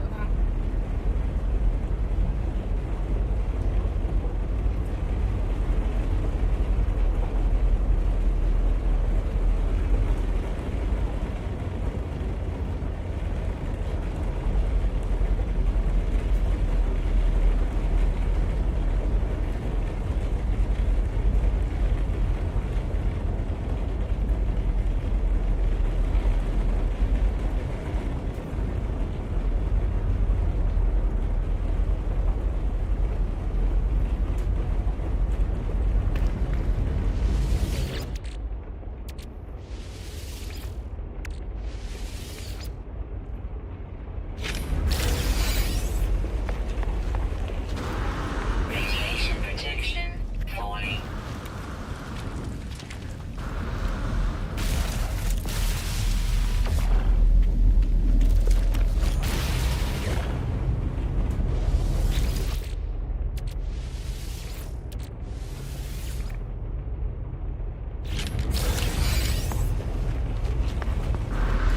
Radiation protection falling.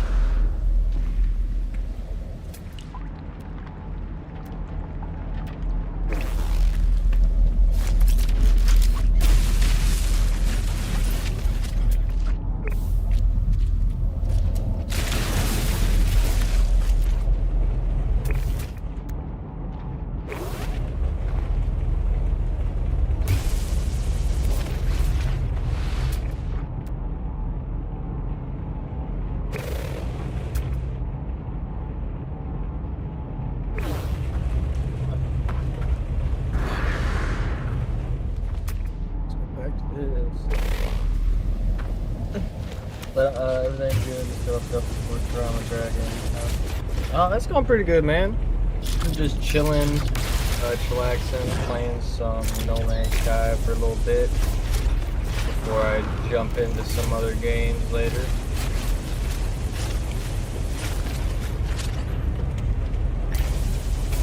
How was the Delta Force stuff, my guy?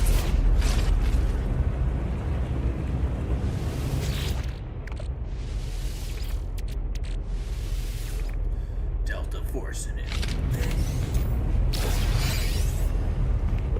Radiation protection falling. Get out of here.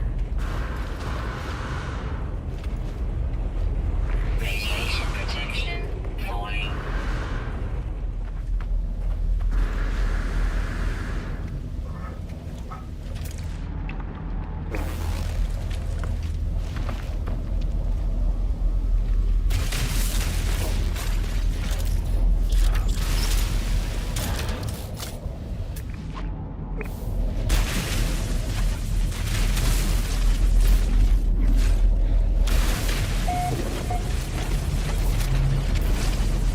Weather warning. Incoming storm.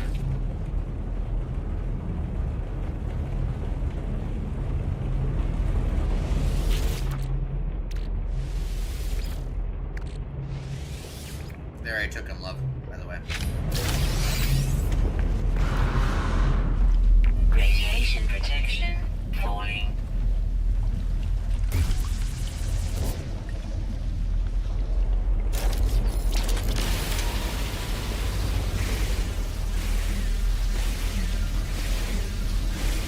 This is _stoner_says okay love.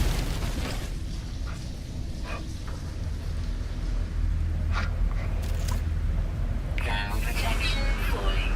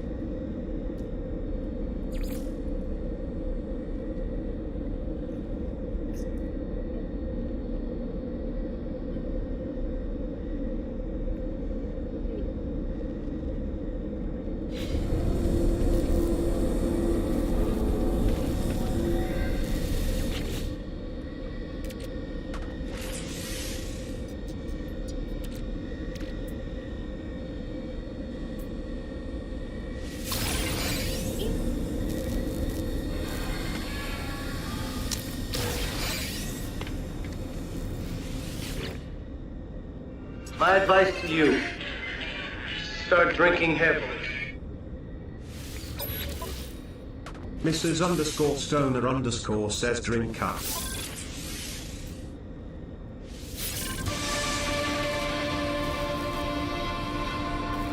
Drinking up.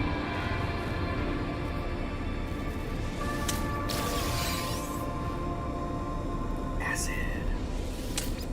Dun, dun, dun.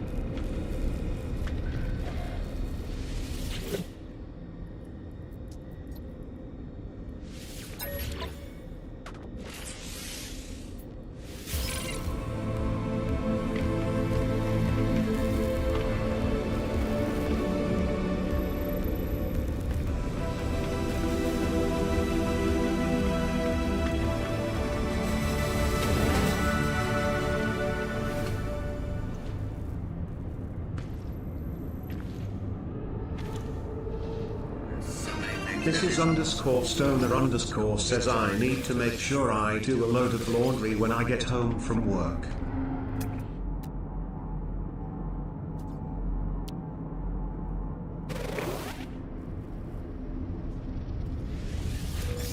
I'll do a load of laundry here in just 1 minute then, love.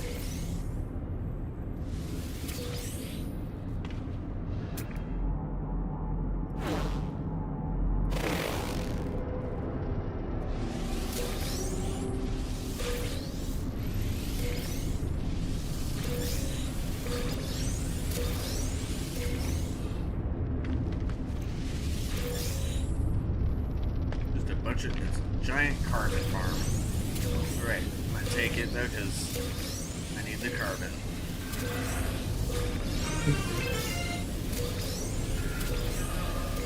Mrs. underscore stoner underscore says please do the laundry that's on my side of the bed. Okay. Do that, love.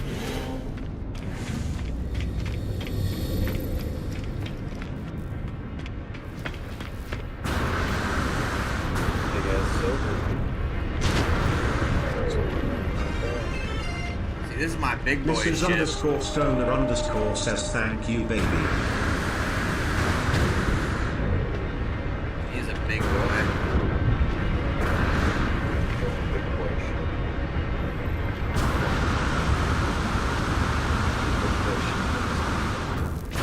Let me see. That ship looks pretty small to me. Your wiener looks pretty small to me. Why are you looking at my wiener?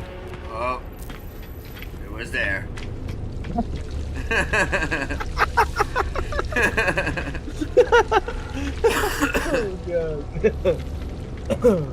Well, that's a fair point. You're welcome, love. We want to sell. Let's see what we can sell here. Dirty bronze.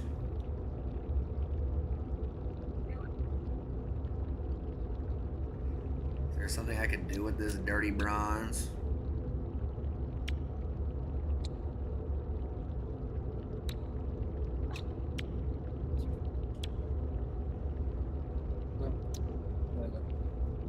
Fuck the motherfucker.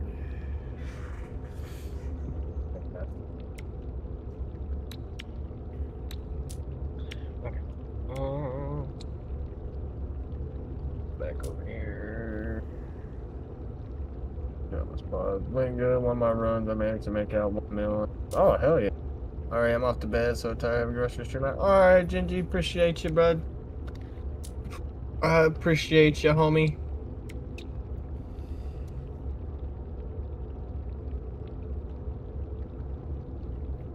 That's wild.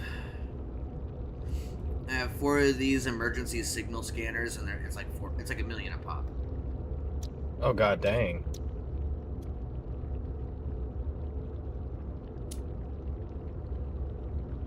I'm just sitting here looking at the market to see how, what do I got on me that I can just sell.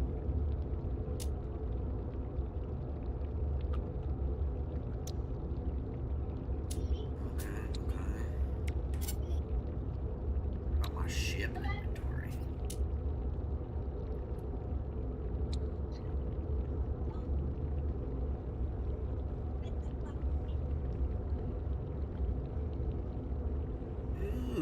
Okay, gotta go to the envoy then.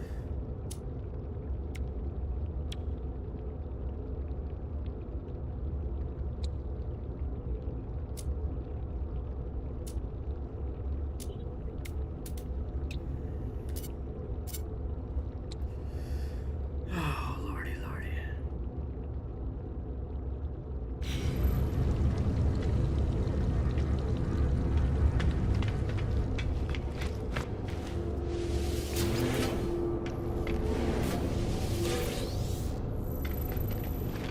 Another carbon room.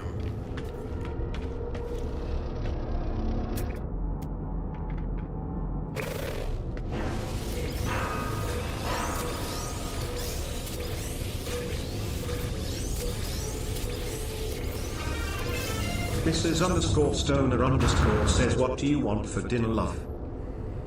Maybe, I don't know. Don't occur. Whatever you need. Ossified star? What is that? Tomorrow we'll be able to go and get some shit from the Asian market.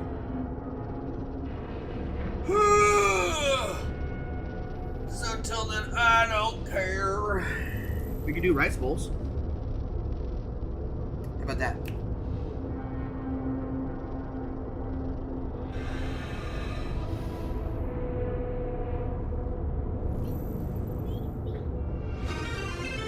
Mrs._Stoner_ says we don't have eggs.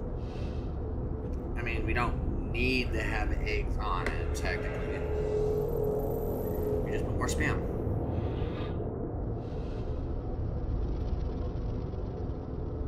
Let me see what I got on here.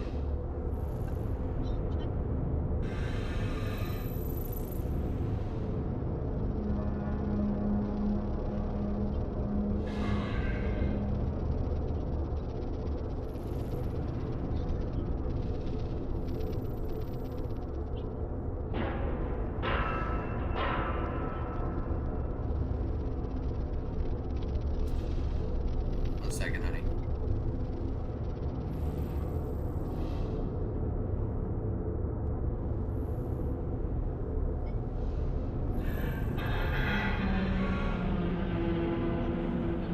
How much are eggs? Forget.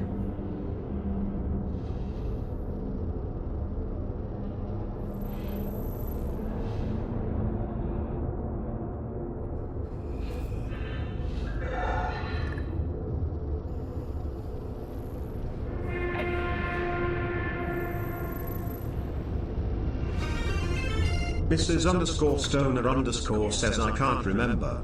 How much do you have left? Got like $10. Should be able to at least get a dozen. I was just trying to think of how much we normally pay for the bigger one.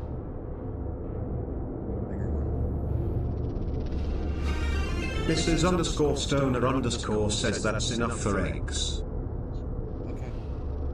Well then I can grab that, honey. If that sounds good to you, I will go and grab eggs. If it doesn't sound good, tell me what sounds good.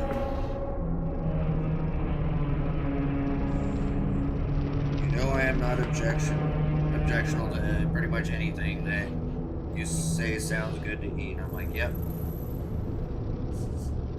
Is it food? Alright, let's eat it.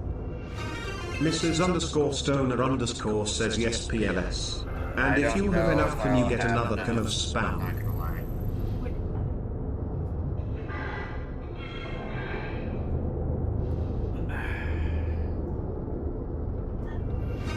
Mrs._Stoner_ says if not, I can make what we have work.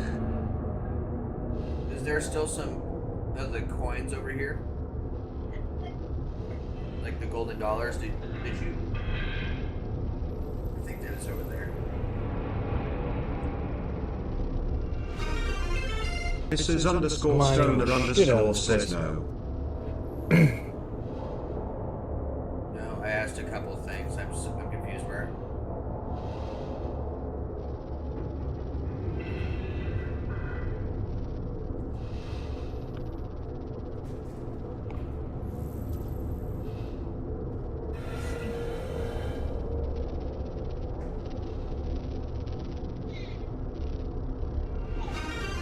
Mrs_Stoner_ says the ones left over there are the ones my uncle said he was gonna give us money for.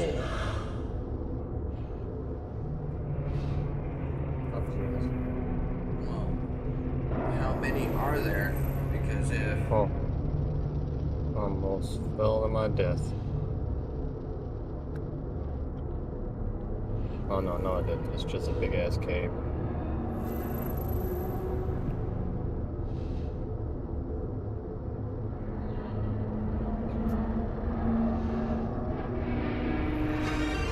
Mrs_Stoner_ says I have one but it's in my pocket. I could have sworn that you had a whole bag. Like, there was at least like, I don't even know, like $10 worth of it. That's why I was asking. What up, 10X?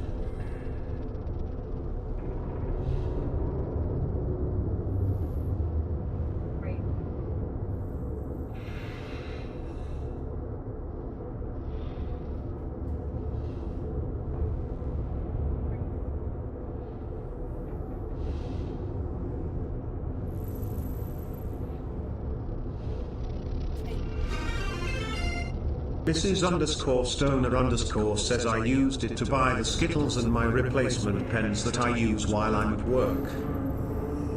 Gotcha.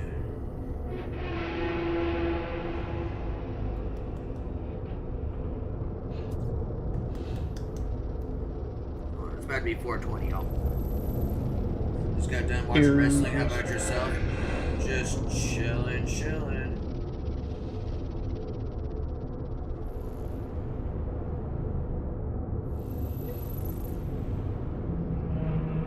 Had to be 4:20, got just a small bowl loaded. What time do you gotta go back, love?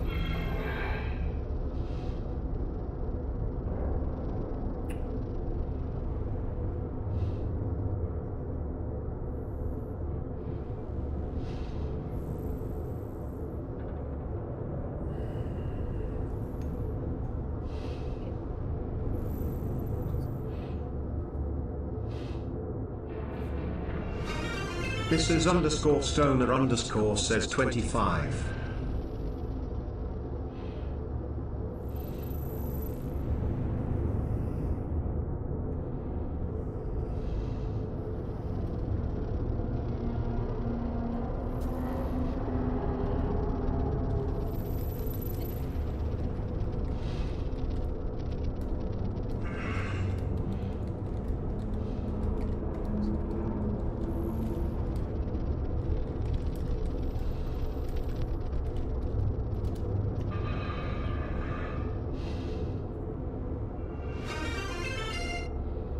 Mrs_Stoner_ says I need to make sure I cancel my Disney Plus bundle subscription before it charges again.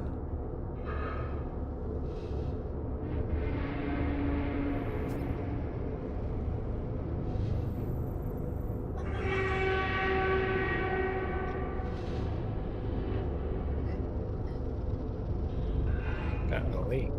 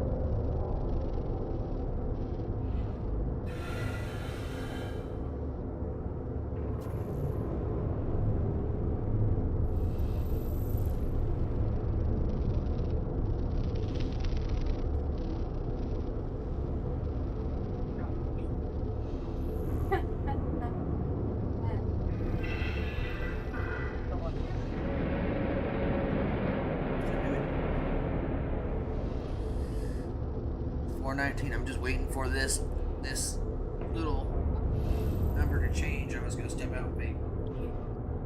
Dude, what were you doing? Taking them off because we were gonna fight. Is this No Man's Sky? It is. I'm I'm on my main account right now. Or main profile, I should say. Oh my goodness. You were about to buy it, and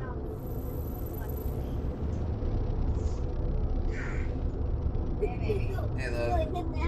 Sorry, give me a minute here. Waiting for 420.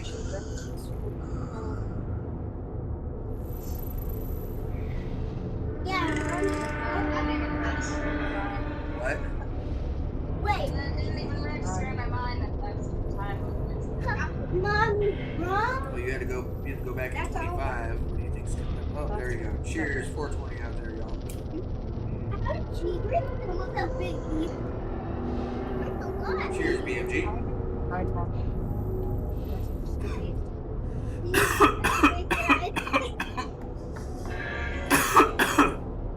Did BMG leave? No, I'm still here. Oh, I said cheers, BMG. Oh, my bad. I'm here mining this copper. I didn't hear nothing. Alright, be right back. I'm gonna go make. I just remembered.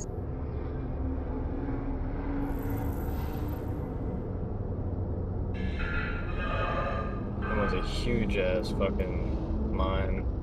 Fucking copper.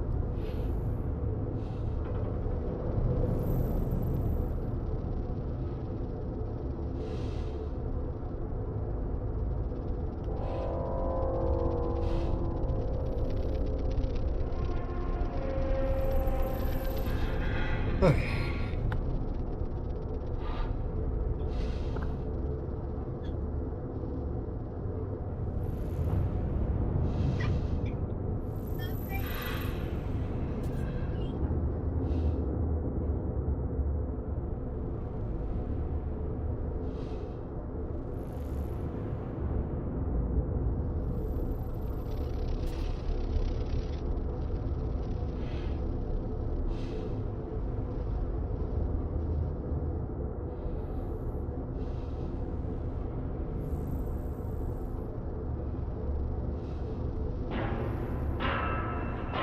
Oh, Jesus.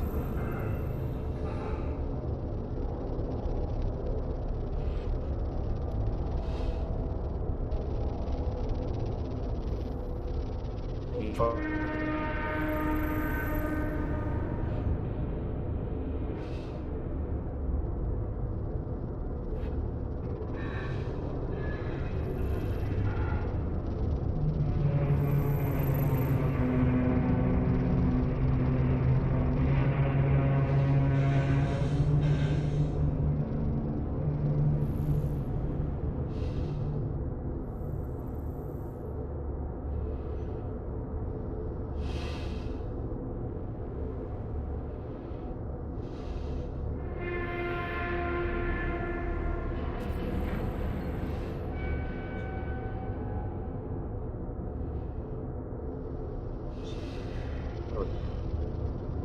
Sheesh.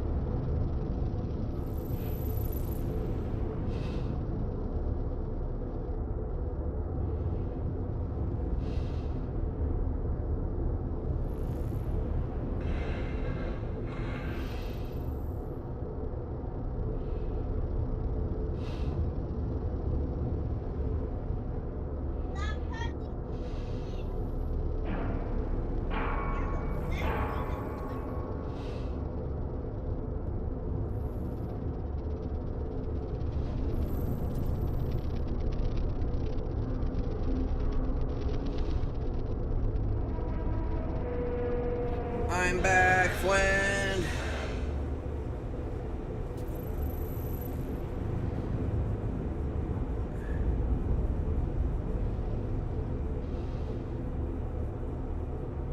Oh, I was supposed to salvage one more thing there? Fuck. I didn't realize that. Alright, we gotta go back, guys.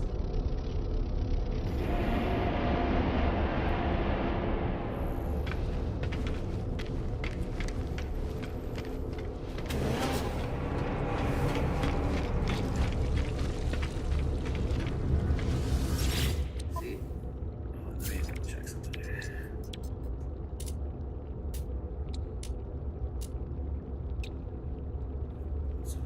I'm the possessed unit.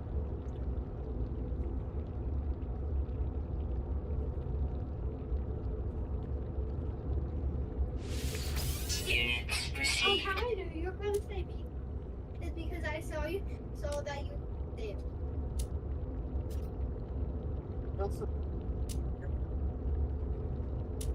True. I showed time. How fast I can. And she like. Oh! Units received.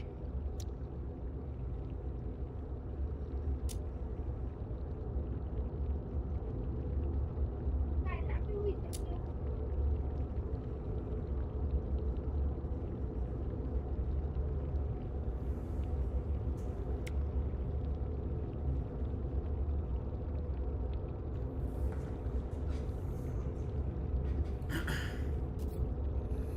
Interesting.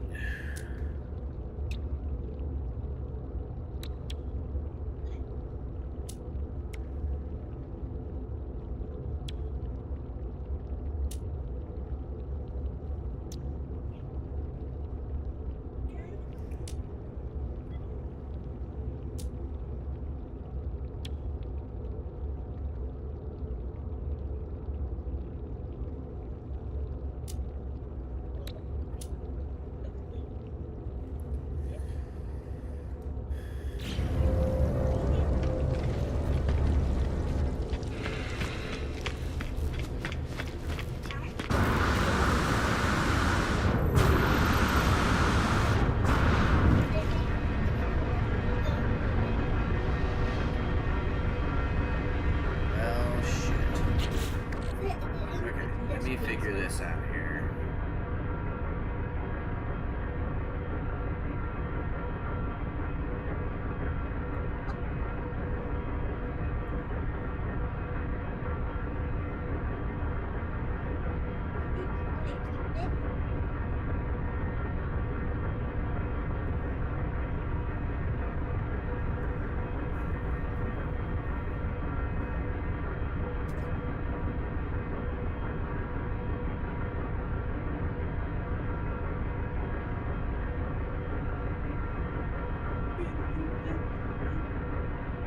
Yeah, next time that she's in the mushroom, you gotta send a picture to Mel. Next time that Freya's using the mushroom, you have to send a picture to Mel. She'd be in there chilling all the like for a while. She was in there for like at least a few hours.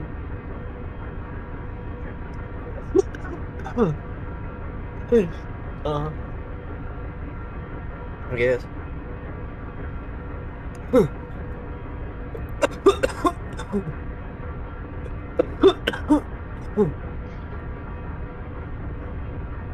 Hello, friend.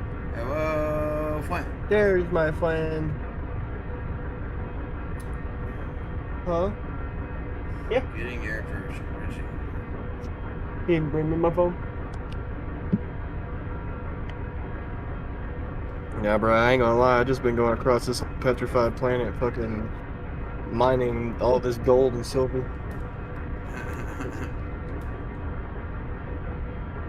Just so I can make that, whatchamacall. Oh shit, my phone never even turned on. You can plug it back up. My phone's been on the charger this whole fucking time. What the fuck? What the fuck?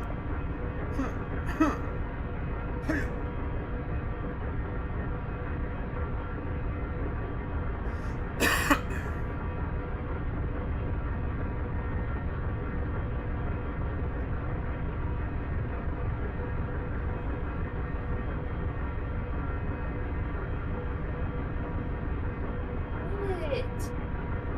God. I'm beating you up. Oh, damn. I don't even use it really.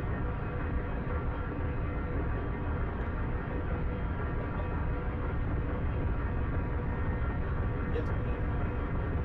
Obviously.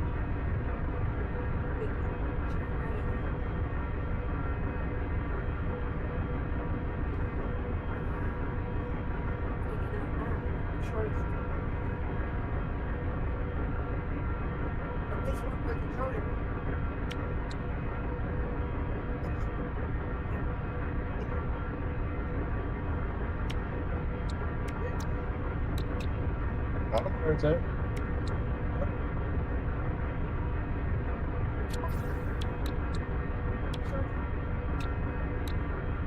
Yeah, but I'd rather not. Because then it's gonna be using that. That one's good. Just plug it into the wall.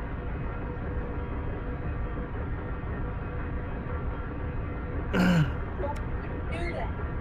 You're not. But if. Huh?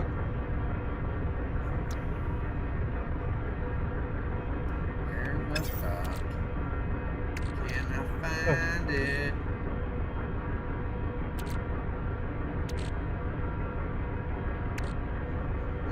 What are you looking for? My sanity. Is this game free to play? If you've got Game Pass on like PC, It's quit. you can get it for free. Scarlet.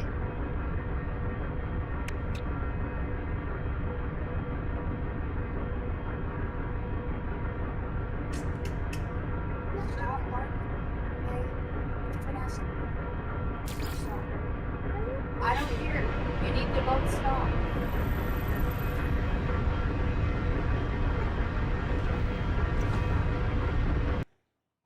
Oh goodness.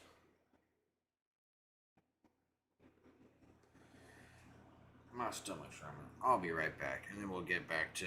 I gotta find a port. Okay, so first I'm gonna go down there, find the other fucking cargo pod I need to find, and then gotta find a portal. Take that portal to the planet that I need to go to, so I can get this dope ass fucking ship. Oh, yeah. And then we go find our friend. Go find me. Go find your friend. Find my friend. Fine. Yeah. All right, be right back. All right, but there it is. Are older, something something that does not belong to this world. It is said he will appear when the world cries out for peace, when the nations grow desperate for a savior. His eyes will hold the weight of centuries, and his voice will feel like truth itself, wrapping lies in the warmth of hope. He will heal the sick, feed the hungry, and unite nations under a single banner. But every gift will carry a hidden chain. Every miracle, a debt that cannot be repaid. And the day the world realizes it, it will already be too late. Is he coming soon? He will not conquer with war, but with choice. A choice to follow him, or vanish from the world entirely, as if you had never existed. And when the last kingdom kneels, the daylight will turn to night. The seas will retreat as if fleeing something unseen. And the earth will open, not to claim him, but to release what sleeps beneath. Because the Antichrist's reign is not the end. It is only the door. And once it opens, there is no closing it. Stay weird. There are people who are saying that the human resonance is off the scale. Normally it's 7.83 cycles per second, which is the heartbeat of the earth, which is why we should walk barefoot. It grounds us, and then we are in sync with the pulse of the earth, the heartbeat of the earth. The sun has been doing strange things, and there are other planets that are affecting our solar system, and all of those create new energies, which drives the human resonance bonkers. Higher cycles per second, you see, almost twice as much from what it normally is. So that must have an effect on people, some more so than others, some don't feel anything at all. If the human resonance is fluctuating up and down from the normal, then yeah, it's going to affect people. Whether it affects them negatively, I don't know, but I don't think it would be particularly good to have it fluctuate high and down, because it's like our heartbeat accelerating. This checks out, at least in my view. I've always believed heaven and hell are states of energy, not necessarily literal places you go after this life. Now, to me, they're more like frequencies of existence, levels of consciousness we align with here and now.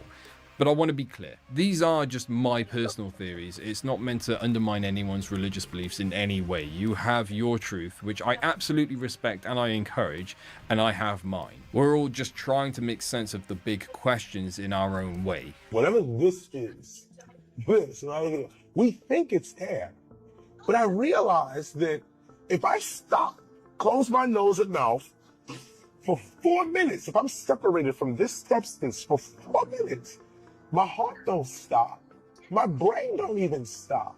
My body functions don't stop. The first thing I lose is consciousness. I pass out. I can no longer stay aware. So I started to say, well, wait a minute.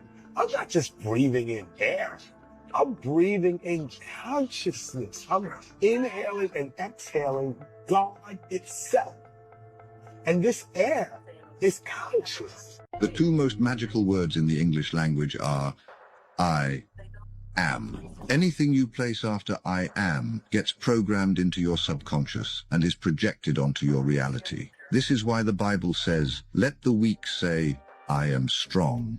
Why? Because what you say after I am begins to reshape your mind, body, and reality. Your subconscious mind takes anything you say after I am as a command to create it. I am is like casting a spell on your life.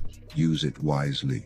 Try it tonight. Say, I am grateful, I am growing, I am unstoppable before bed, and watch the changes unfold. InnerTune can program I am statements into your subconscious with zero effort. Click the link in our bio to try it. That default that takes place so seamlessly when we feel the emotions of our past causes us to think the same way, to act the same way, and to feel the same way. And how you think, how you act, and how you feel is called your personality. And your personality creates your personal reality. That's it. That's it. So the present personality who's sitting here today called you is created the present personal reality called your life. That's the truth. So if you wanted to create a new personal reality, a new life, you would have to change your personality. And the first step in that is becoming conscious of your unconscious thoughts. Those thoughts that say, I can't, it's too hard, I'll never change, it's my ex's fault, it's a, whatever, It's all or, X. or if you really truly wanted to be a happy person, you would have to stop complaining. You would have to stop blaming. You'd have to stop allowing your environment to control how you're feeling and thinking. And if you truly wanted to become a new personality, you would have to decide that the emotion of lack cannot belong in an abundant person. See, life was only good to them when they was young. But the thing about you is, they're starting to get good right now. And that's because chosen souls are late bloomers. They never peak out early. They never experience their full potential at a young age. And truthfully speaking, it's not until your later years of life that you're able to really understand the work that you've been putting in leading up to that moment. And that's why your life is forever so much more satisfying, because you don't seek instant gratification and you tap in with your own energies to really be able to live this long and continue your journey throughout the rest of your life. You not like them, bro. You're not meant to reach your peak at a young age, because you're meant to continue developing your mind and have more mental clarity and wisdom within who you are and what your mission is. This is why your vision doesn't get clearer till later on in life, even though your entire life, you always understood you were destined for more. This is why you can't be existing in the world, bro. Because this shit will brain rot your frequency to the point where you're no longer able to exist within your own divine timing. Because the thing is, you was not meant to peak out early in life. This is Elizabeth April, and she utilized her secret psychic powers to be able to astral travel to check out different military bases. Why not? She just wanted to check them out, see what she could find. She's very interested in aliens and paranormal. So as she's traveling, astral traveling into the military bases, she knew that there was one up in Alaska that people have talked about as being a very central location for aliens. So she floats up there. Little does she know, there's another military psychic there as well. So she's going around these hallways and she can tell that there's alien tech there. All of a sudden, she sees somebody in astral body down the hallway. And this person sees her. And he comes towards her. And he literally astral kicks her out of the base. And she's like, what am I supposed to do? So she starts to like dive underground, dive in and around objects to get away from this guy. He's chasing her. He wants to know where she's from. So he continues to follow her. Get off the chair. She gets back home and she gets safe. But not without a whole bunch of cat and mouse games. So what do you think? Do you think that Elizabeth April is one of these amazing psychic spires? Or do you think that she's just making it up? She's very beautiful. I mean, and she's very believable. What do you think? Just comment in the comment section. Lockdown Universe out. Peace. Oh, a little sick came up in my throat when he just casually slipped in, she's very beautiful. What does that have to do with psychic abilities, or anything for that matter? That's a little creepy, honestly. But anyway, do I believe her? No.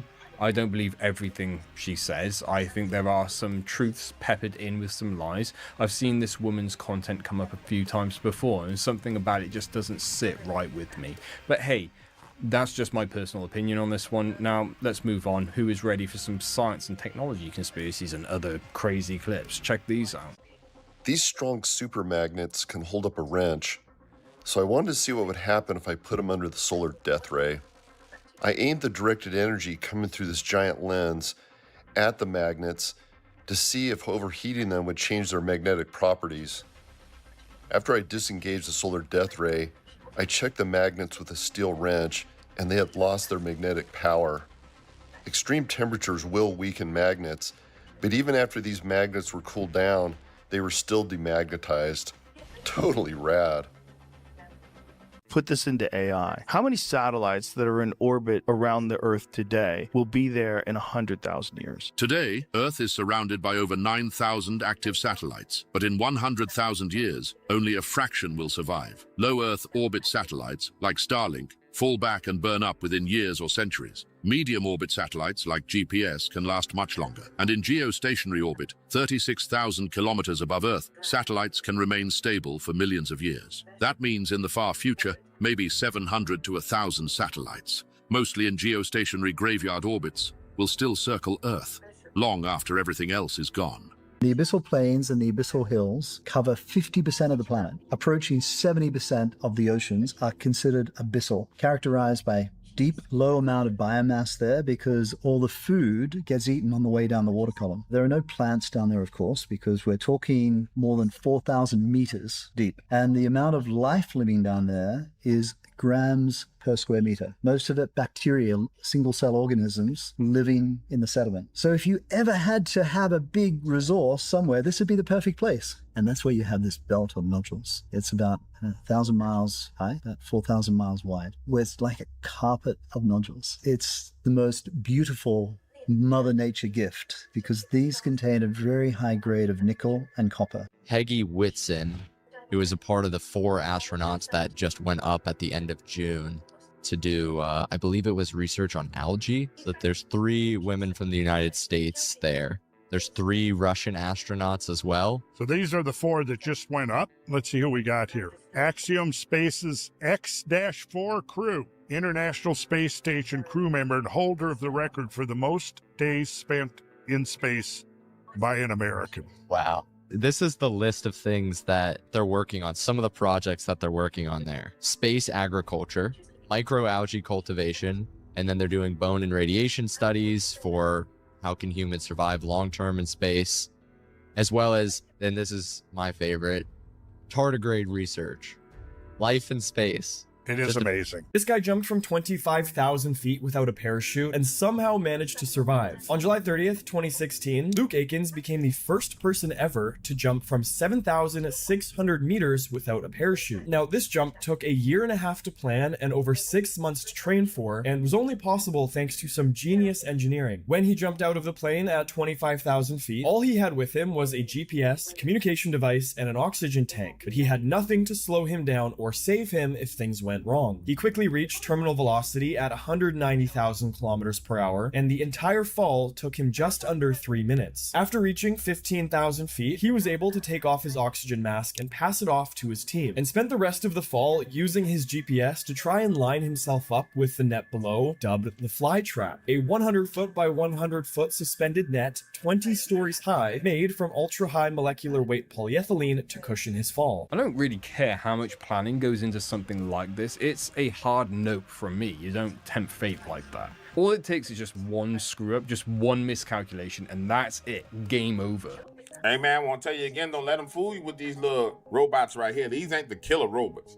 These is the robots that's supposed to get you comfortable before they unleash the killer robots. These robots ain't the robots you got to worry about. So I got a rental today because I had to get my car fixed. And check this. These new cars are cell phone towers. That's what that is right there. See that? And you can't turn them off. So if you're getting a car, you should be getting an old car. Otherwise, you're just going to get blasted with radio frequencies the entire time. Check that. Like a cell phone tower while you're driving around. Then you wonder why you can't remember anything. Kind of understand it. And it's more wild because when you go through all the settings like this and you go to locations, look at all these things. This is all what's watching people. So literally you're driving around your car and your camera's watching you. Your microphone is listening to you the entire time. Then this gets uploaded to Google. So when they ask where all the ChatGPT information is coming from, guess what? Here you go. About to piss me off. off. And then here's one more app I found. GSR Speed Assist app. This tracks your speed so that Google gets your information the entire time. Let's say you're speeding and nobody knows. Guess what? Google knows, and they can send you a ticket.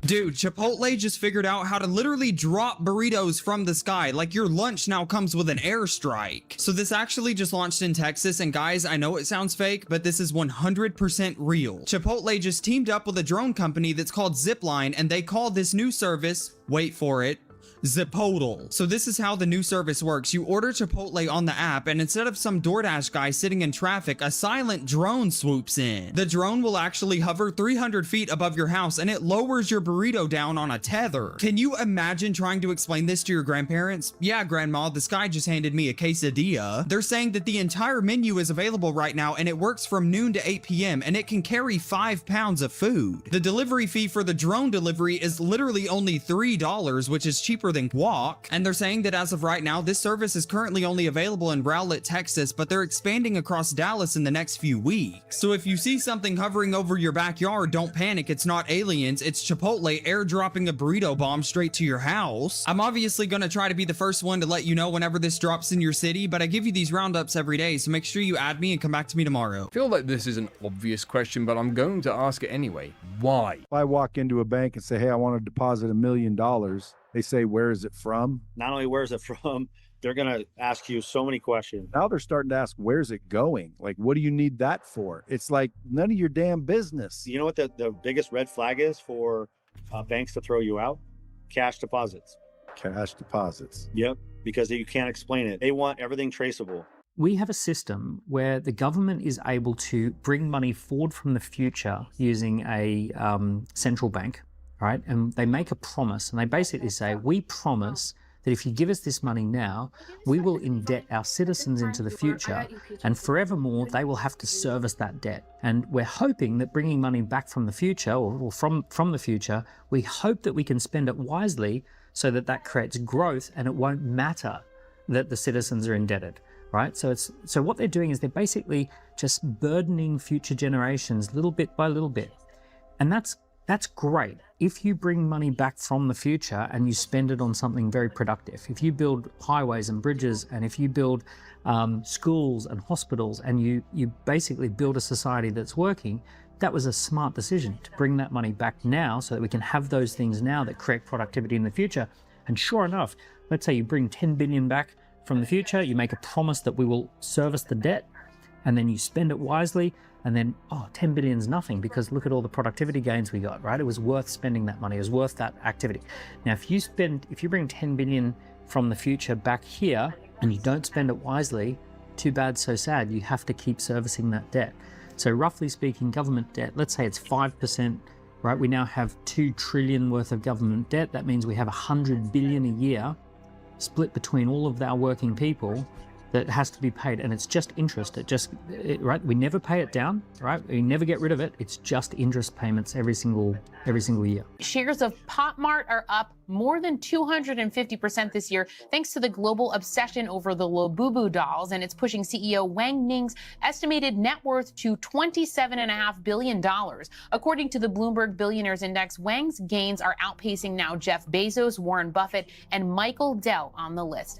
This video perfectly frames and highlights where we are as a race. We are cooked. We are so fickle, so consumed by consumerism, the must-haves, the must-wants, and at the end of the day, it's all just stuffed cotton and cheap material with a plastic face slapped on it. We're obsessed with things that mean nothing, while the world is literally burning away. It's divided and it's decaying all around us. Priorities? What are they? Gone. We're arranging deck chairs on the Titanic, except our deck chairs are Beanie Babies and limited edition merch. Childcare costs in this country are absolutely astronomical. I mean, the average family in this country spends 1/3 of their wages on childcare. That's compared to in Germany, where people pay 1% of their wages on childcare. The average family has to earn £88,000 a year in order to just have 2 preschool children. Obviously, the vast majority of families in this country don't earn £88,000 a year. And the reason that people are feeling this brokenness, this dispossession, this lack of control over their lives, this feeling that even their most basic needs aren't being catered to, is not because refugees are being sheltered in hotels or lingering around hotels, which, by the way, those refugees don't want to be there. Every time I talk to refugees, including people who are housed in these hotels, they are like, we want to get out of this asylum limbo and start a life and contribute to the kind of spaces that we see in that package.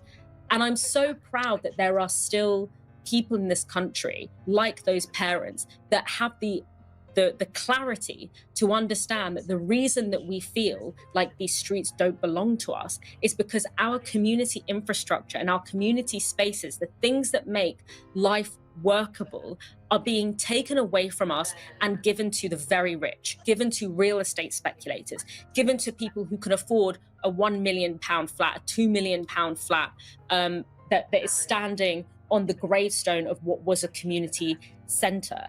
And I just think that it's so interesting that that very real feeling that people have that the country is not for them, which is a real feeling and is grounded in reality, has been taken so far away from the material into these vague ideas of culture and, oh, does multiculturalism work? What does it mean to be British? Is Islam compatible with the West? When it's like all of this could be resolved spiritually and financially by having more community spaces where people get out of their homes, are not just sitting watching in YouTube and getting radicalized by various, right-wing rabbit holes on the internet and Tommy Robinson's, news feed, but actually spend time in their local community with one another and having the resources to be able to do that. And that is the robbery that has taken place. That's the robbery that people are feeling. But the far right, along with mainstream politicians, along with the mainstream media, have really effectively turned this into a question of race and migration and the idea of whether or not, modern Britain should have immigrants, and away from the very material fact that our city streets don't belong to us anymore because they belong to the very rich. What I just described as Babylonian sun god worship, you have known all of your life is Christianity. That should shake all of us up, because this is exactly against the commandments of the Almighty. And he said, you shall not add to the commandments or the word I give you. You shall not take away. You shall do exactly what I tell you to do. You said that you'd obey me. Now, I'm going to send you a few false prophets, and we're going to see if you're really going to obey me or if you just want to get into a real easy religious trip. You've never known anything about the feast of the Lord. When we read the Bible, we can't even count to 3. Is this not embarrassing to us? One sign, just count to 1, and this one sign, all we have to do is count to 3. But we can't count to 3 because we're twisting the scriptures around the worship of pagan gods. We can't count to 14, and furthermore, we don't care. It's just important that we love Jesus. If you love him, he says, keep my commandments. Said, I'm not looking for some kind of loosey-goosey, greasy, gray, sloppy agape. If you love me, do what I say to do. One sign and one sign only. Now, just as Jeremiah said, the Gentiles would cry out one day and say, surely we have inherited lies. And when you realize you've inherited a lie, all you can do is repent and thank the Almighty that he has delivered you from this, and that he is opening your eyes, and he considers that you are worthy and that you're mentally capable of receiving the truth, because most of the world will not. He says the gate to the kingdom is extremely narrow. Very, very, very few people will ever find it. Most of the world is going to get into religion, and they are going to just waste their lives away, never having heard the symphony, never knowing what their part is in this beautiful experience that he calls life. We are not among them. No matter how uncomfortable it is, we are not going to put up with lies anymore. We want to know the truth. The first 4 Gospels detail the Messiah as he fulfills the spring feast of the Lord. If we don't understand the spring feast of the Lord, if we've never been taught about Pesach, about the Bikurim, about Shavuot, if we don't know about these things, which were common, every believer in the first century knew this. And remember, the believers, the first 15 years, they were all Jewish. The apostles were all Jewish. They gave their lives to get the good news of their Messiah out to the world. The 5th Gospel, the book of Revelation, details how the Messiah will fulfill the fall feast of the Lord. We must understand the Day of Trumpets. We must understand Sukkot and the last great day. We must understand these if we are to understand the Bible in front of us. Why do they have LGBTQ sections in a kid's library? Bi binary? Kids should not be worried about this.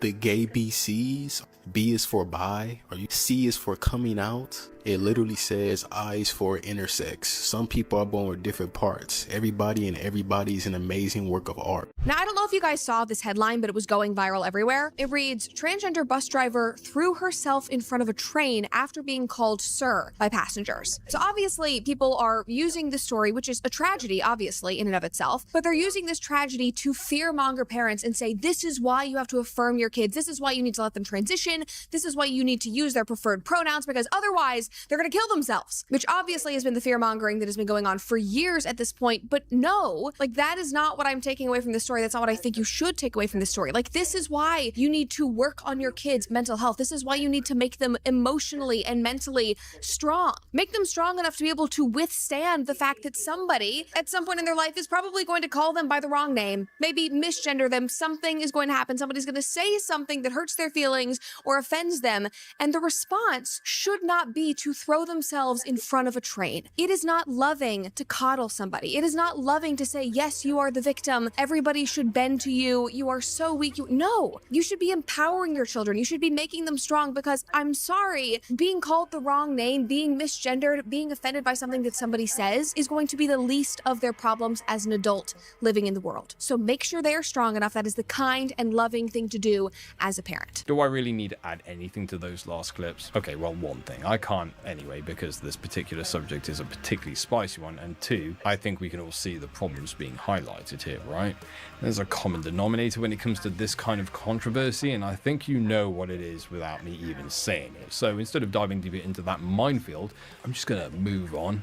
Some battles aren't worth picking when you're trying to keep a channel alive. This is part 2 of the creepiest toys ever invented. This doll is Baby Laughs-A-Lot, and she came out in 1971. She is crowned by many as the creepiest doll that ever existed. Take a listen at what she does. And goes Baby Laugh-A-Lot.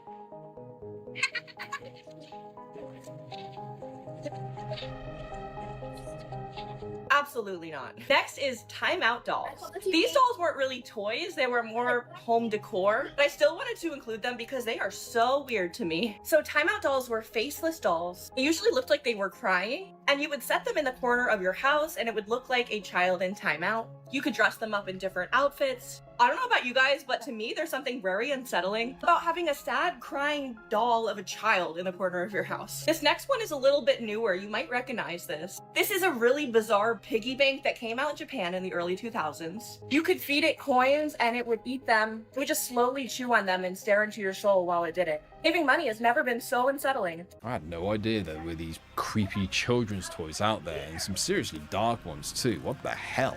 I thought the Teletubbies were bad enough, but I recently unlocked a memory I'm pretty sure I'd suppressed into my adult life.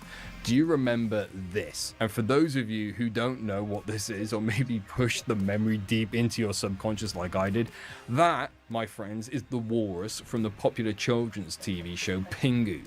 Yeah, this was the face of many children's nightmares when this episode aired. I thought it was a fever dream until recently, my goodness me. But hey, I thought I'd share it with you all, you know, since I unlocked that trauma myself recently, now you all have to as well. You're very welcome. Just a side note though, does anyone else think this thing looks like Jamie Hyneman from Mythbusters? No? Just me then. You were telling me about Yellowstone. Yeah. I saw that tour guide. She's driving, there's like geyser going off, and she's been a tour guide for years. And she's like, oh, I've never seen that. Oh no.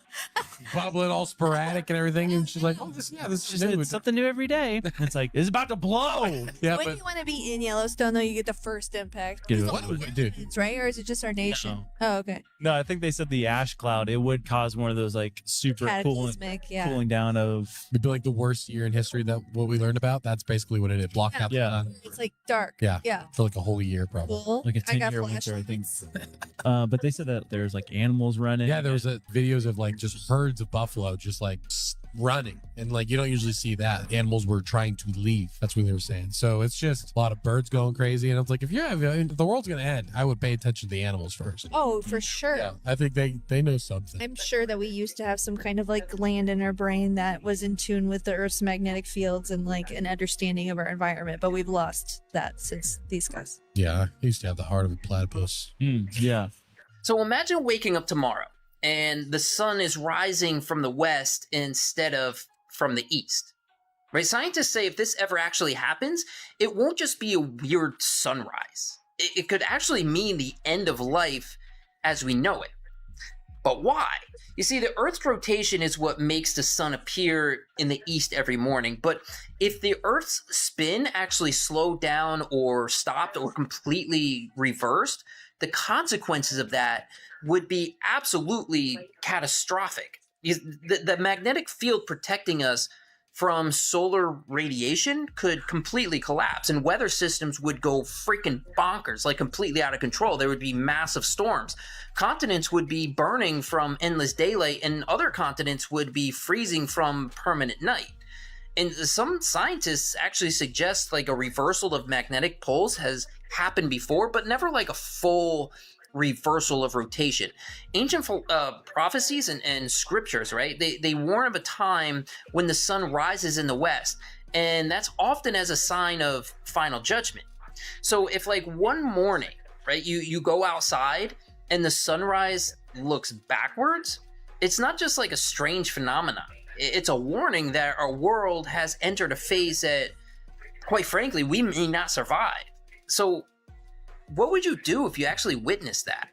The field is compressed today.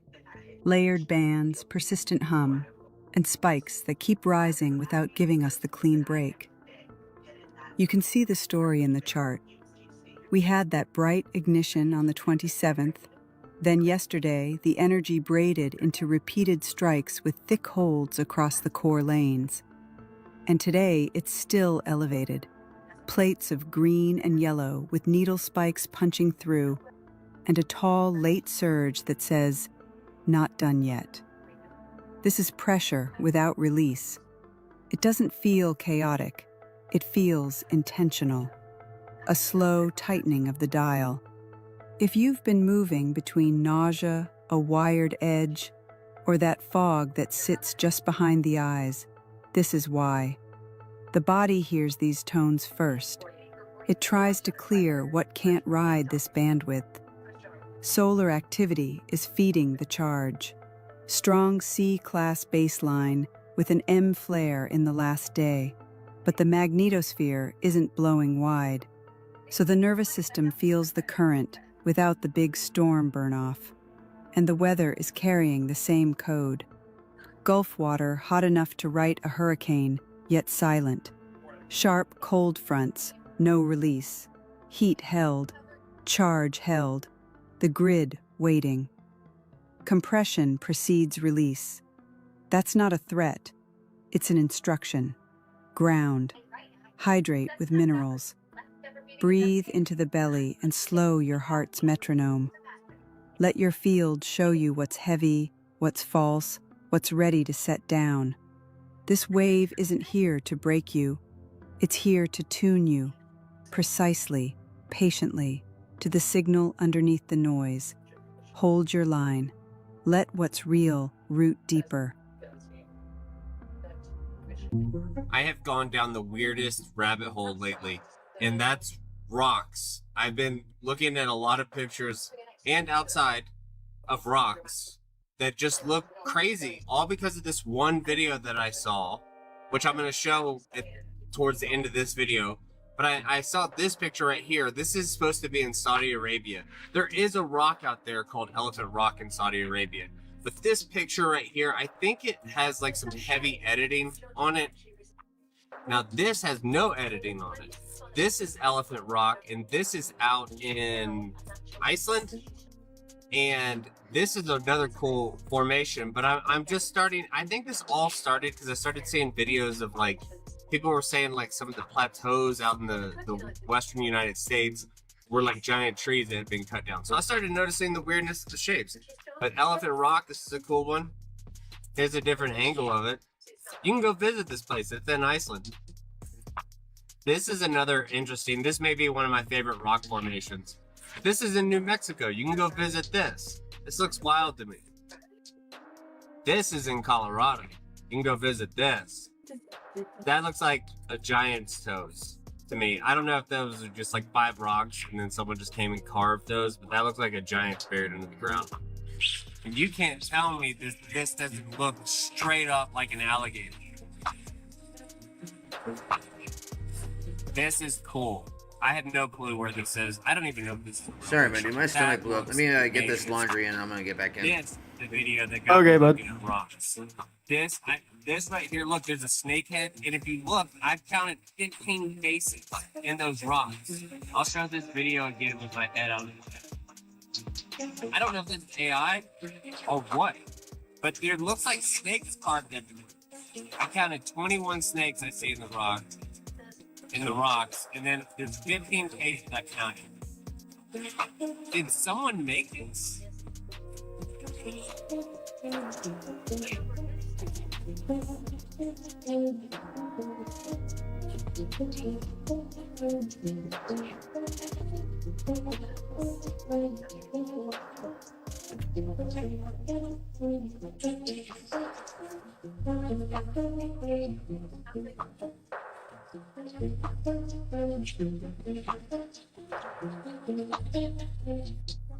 Honestly, I don't know why I'm looking at rocks so much lately, but just think they're kind of neat. So as I'm sitting here sweating, just kind of enjoying this whole thing, I looked over here and I saw something that might be a mystery. So right here, you can see carved hand and footholds that go up there. I don't know how far they go, but they seem to end right there. And is that where they just kept climbing up? They look old still. Are these 150 years old? Or are they 200, 300 years old, 400 years old? Well, I'm having fun, so I'm gonna keep going, keep exploring up this canyon to see what else there is. I don't know if you can top horse petroglyphs though. That's pretty cool. Yeah.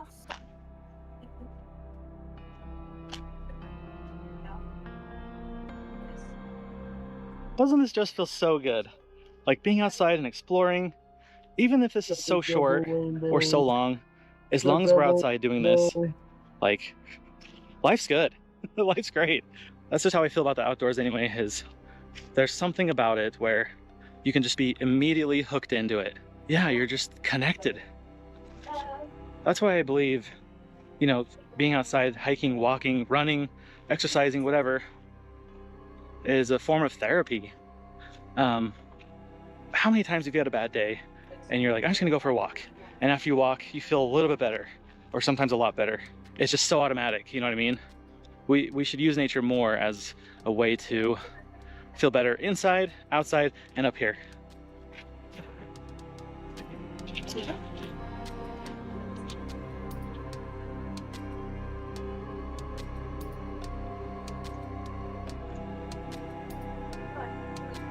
Looks like there's some rock art on that boulder back there. I'll check out on the way back. Let's see, like a pole right there. So I'm gonna fly my drone up there. Maybe up there too. I see something up there. Looks kind of odd. Cool. Lots of things look like stuff, but who knows when we get closer, you know? But one thing's for sure, I can see petroglyphs on this boulder, so that for sure has something. I see a really big cave back there. Some more caves over here. Man, I could do this all day. At the ends of the side canyons are these lush gardens with trees, bushes, and all sorts of vegetation. The water seeps through here to provide enough for this desert ecosystem. I'm not sure, but if there are ruins here, they are probably covered up by all the plants. Okay, can't see. There's two dogs over there. I would love to.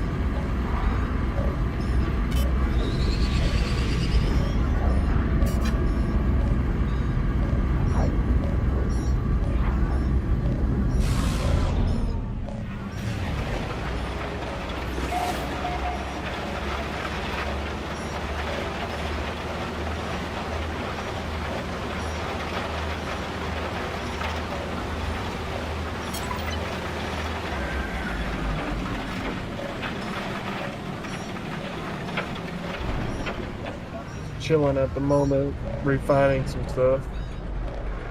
Nice. Yeah. I have a portable refiner, so I can just toss the shit on my back and let it refine as I'm running around. Oh, hell yeah. Yeah, it's a nice little thing here to have. I think I have that. I think that's what this one. Well, there's a portable one where you set it on the ground. Yeah, that's the one I have. Where's the fifth? Oh, there it is.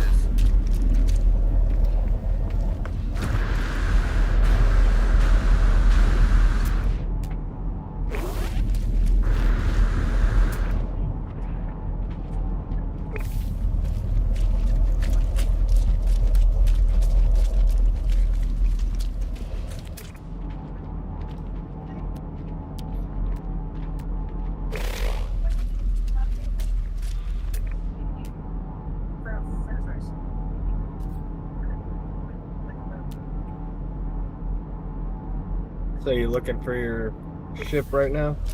No. No. No, I'm trying to find, one second here. I changed my shit again.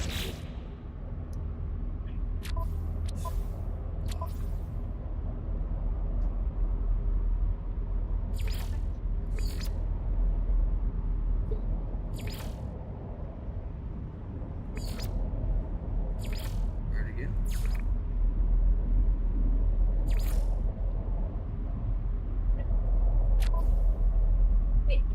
Weird.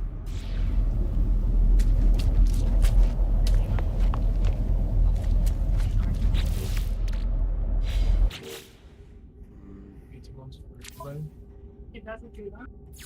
Oh, I don't know what else for today. Your pizza? Then I can start making pizza. Shut up. Well, let's go.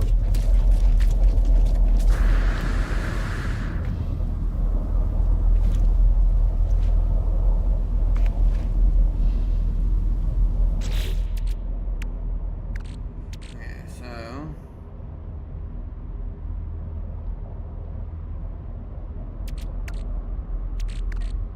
what did I need to use?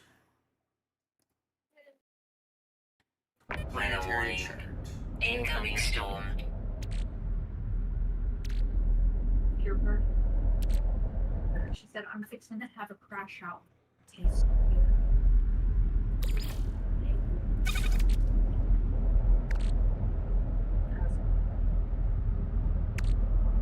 I said, I'm scared for the future of the slang words as they become language, because if she's saying that stuff now at 25, Yeah.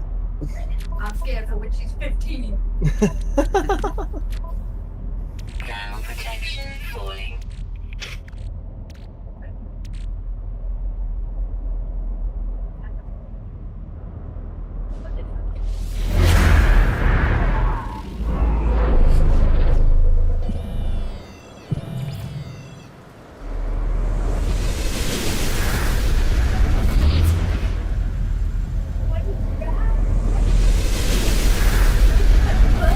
Ew. Why are you digging in your butt? Ew. Stoner said, ew.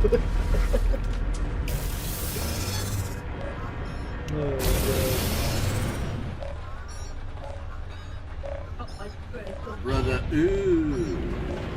Brother, ooh.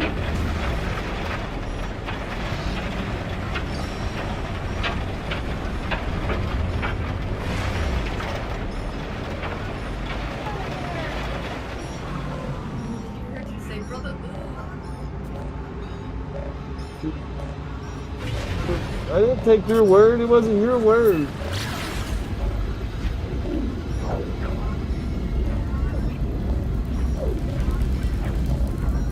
Pop the pimple.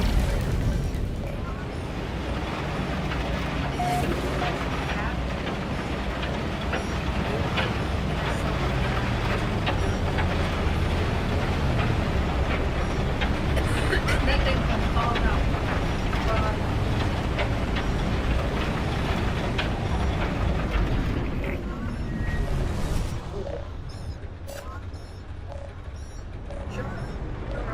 Don't show me. I don't want to see it.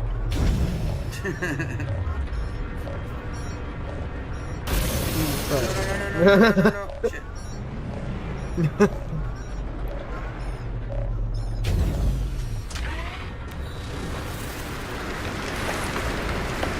I can't wait till I can learn how to fucking make like whatchamacallits, like the little rovers and shit. That'd be dope. Say that again. Sorry, it was crazy outside. I was saying that I can't wait till I find the or figure out how to craft like the rovers and shit. Oh yeah. Because then I can just like travel across the planet. I wonder if there's a boat. That'd be cool.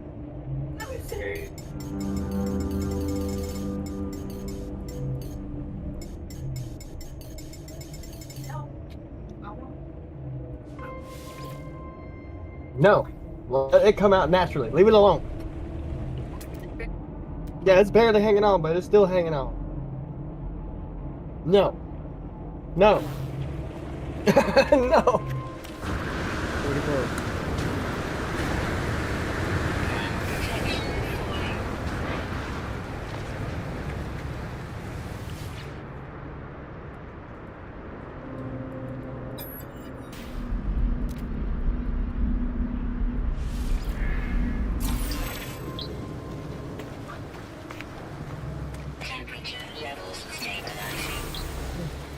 Finally getting it processed into nanites. Jesus Christ.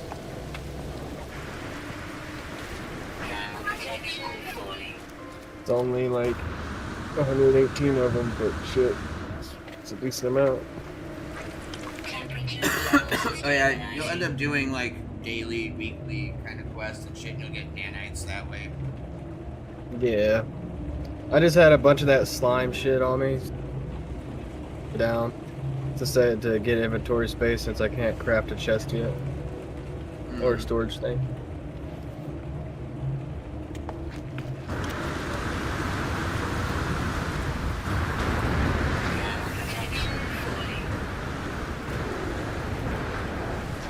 I got the little one where I gotta use my hyperdrive, I guess, to go into Galaxy.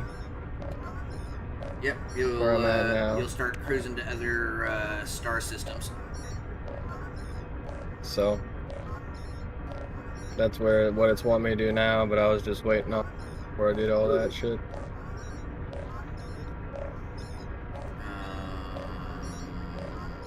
What was I doing here? Oh yes.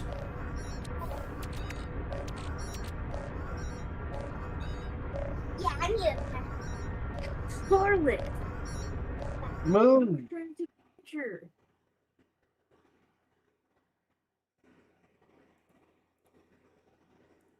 Jesus. Weather update. Storm clearing. What?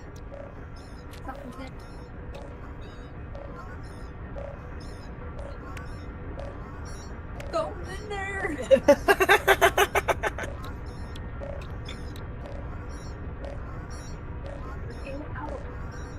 Stop banging on the freaking floor. No. It's probably just like there's probably raccoons under the trailer. It could be a cat. Could be a dog.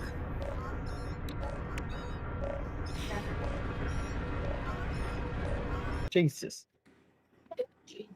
I'll Jesus you if I want to Jesus. Jesus. You ain't gonna beat nobody's ass. I'll beat your ass.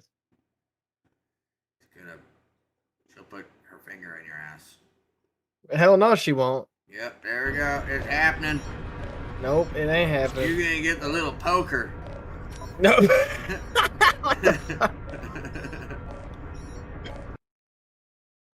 Ancient artifact site.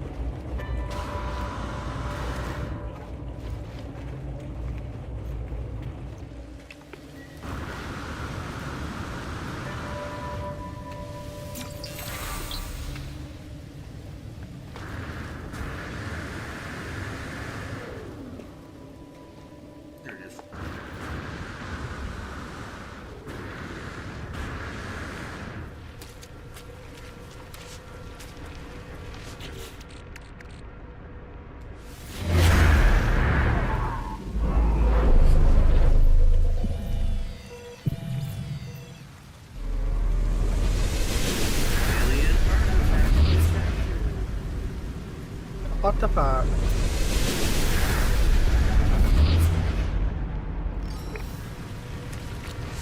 Trying to find a fucking teleporter.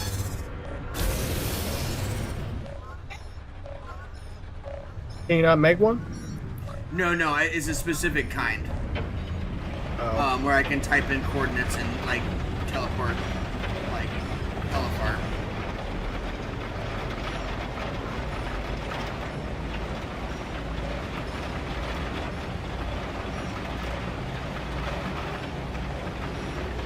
Is that what you're trying to do so you can go get your thingy bob? Yeah.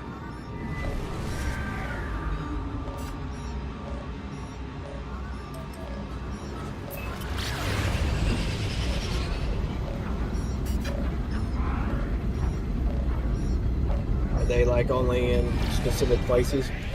Certain ones only spawn in certain areas, or have been discovered to be in those specific areas. You know what I mean? And uploaded.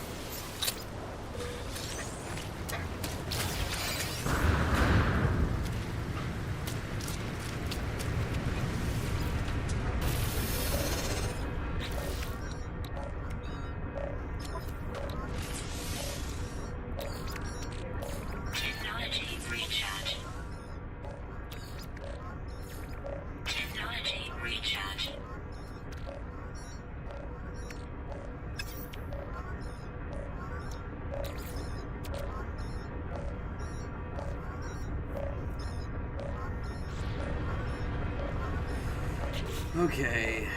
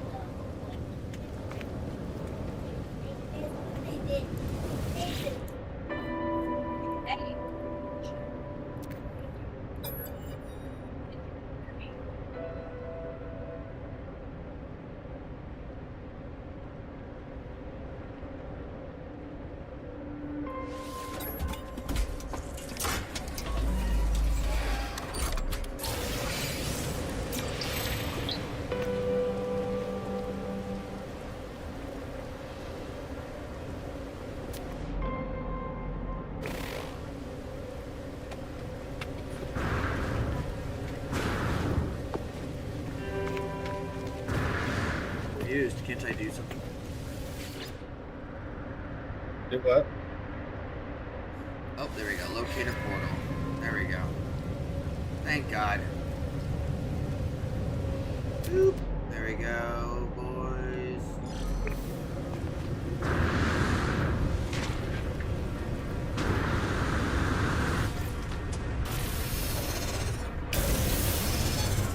Fucking finally.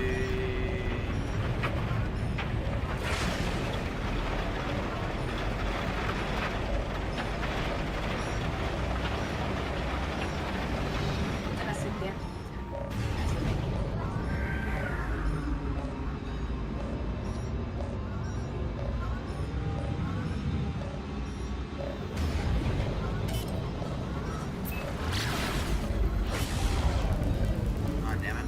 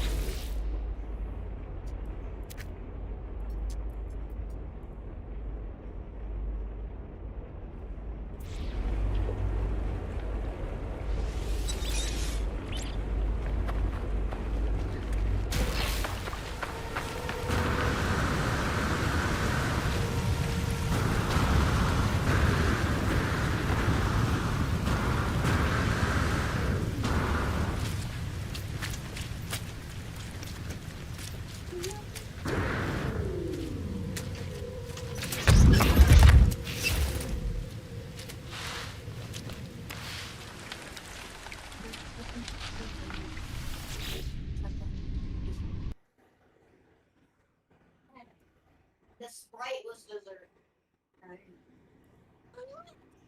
Sugar. Right?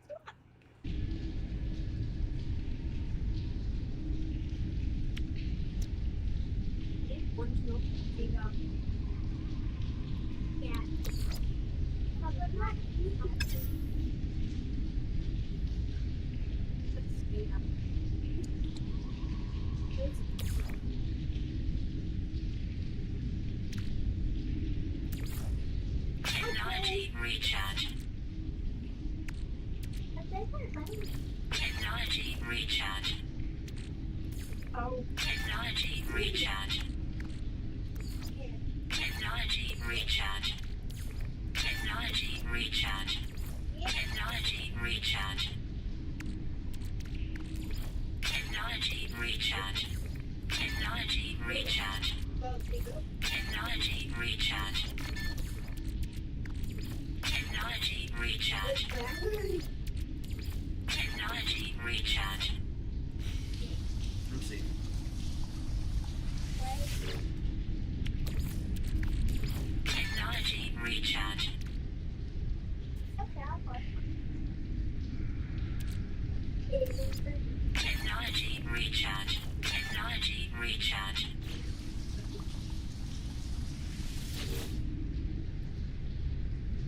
Harry, eat.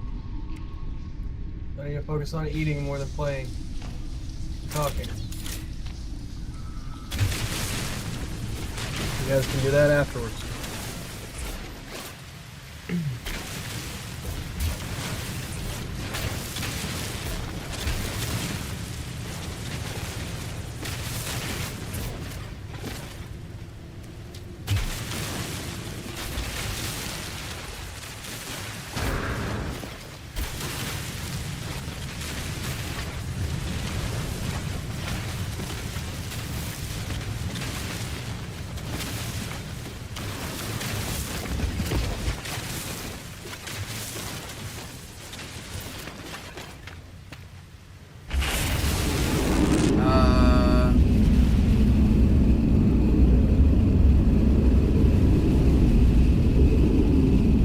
Shit. Is this game hard to play? No. You just can get lost. Yeah, that is it. Yo, what's up, Jay Party? How's it going, man? Sorry if I missed you. Like, I have no clue where I'm going right now. It wasn't intentional to teleport somewhere. I was trying to set up the portal so I could teleport.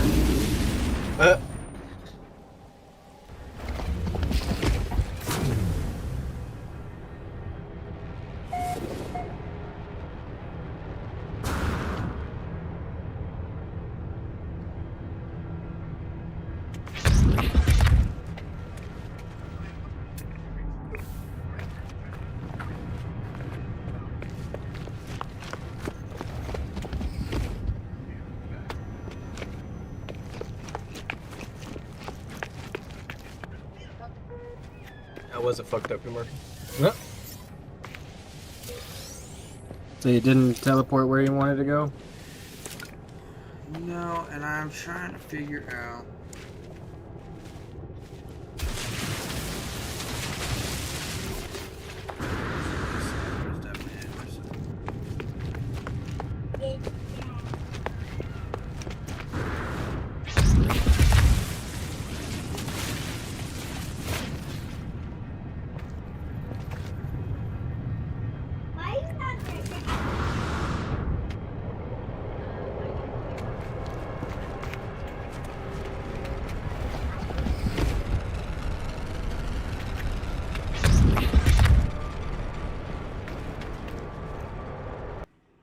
Okay, so how do I fucking change these glyphs?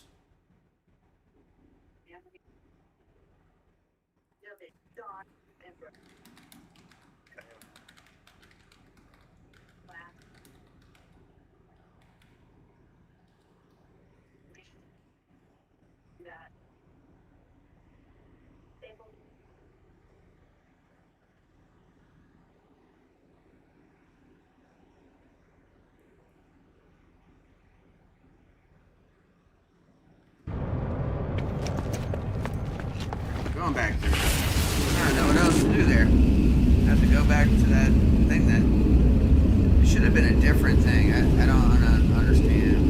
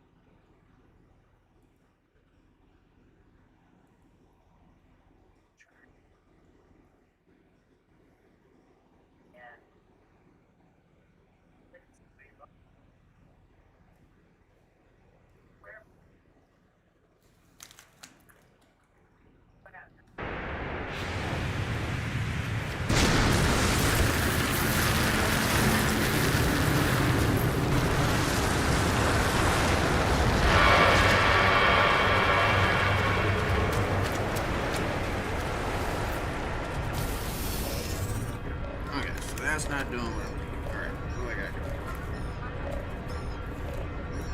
Weather update.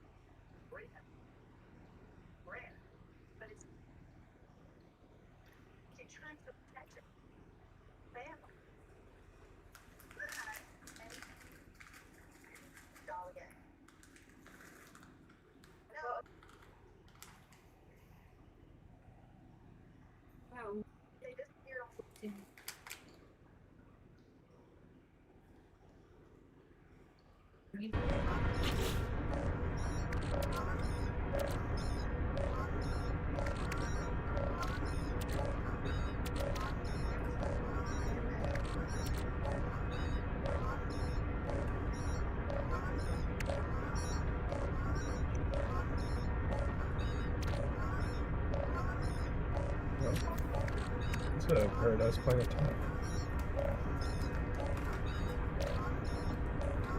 This one is like a red star system, which is crazy. Oh, that's a space station.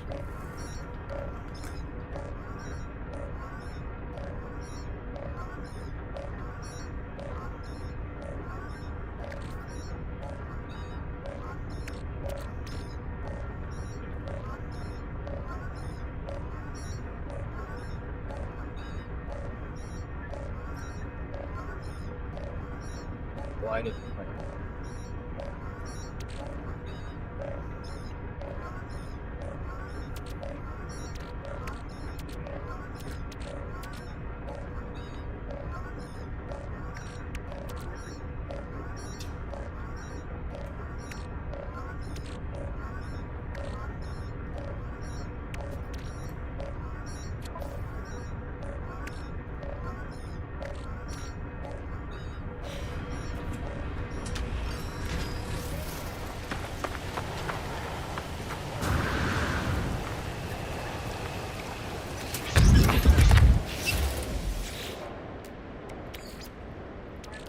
Technology recharge.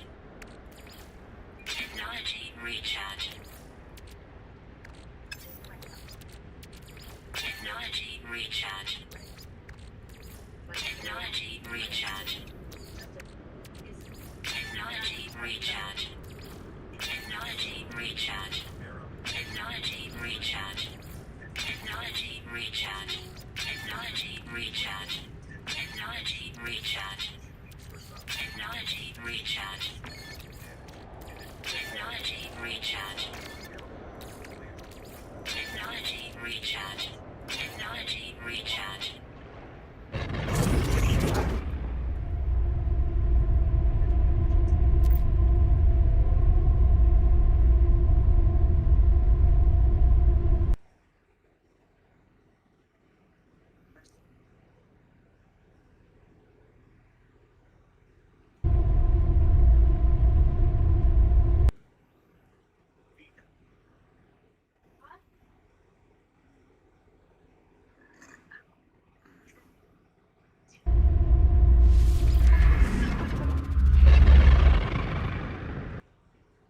Alright, now I can do it. Here we go. Let's see. Oh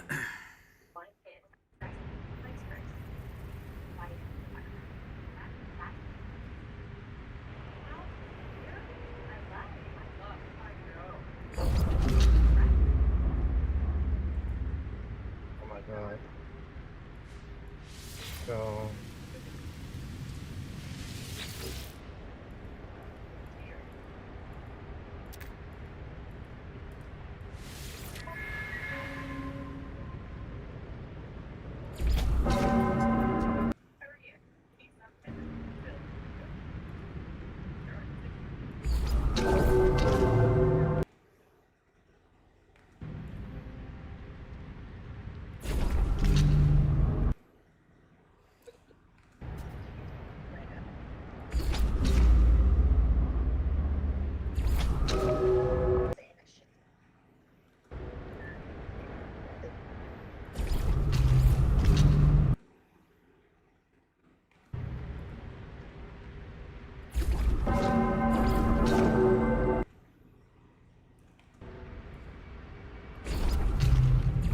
There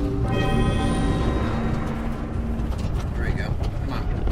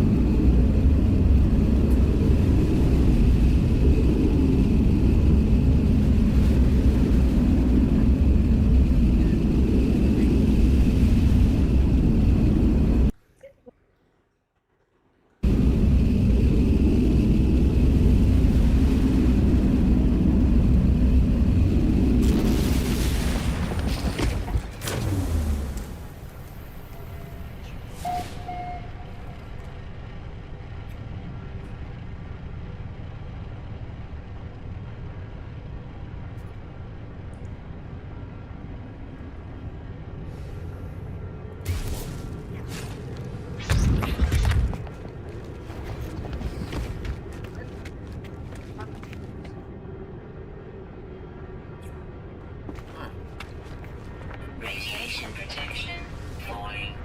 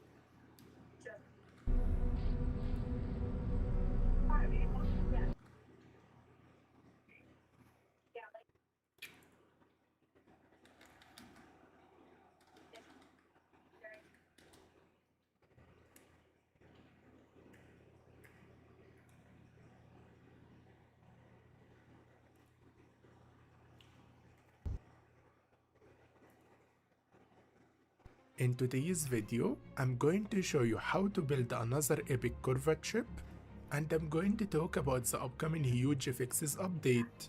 Today's video, it will be so... Oh dude, this looks dope. In today's video, I'm gonna show you how to build one of the most famous Corvette ship, and it is actually the famous Star Destroyer. Today's video, it will be so much fun.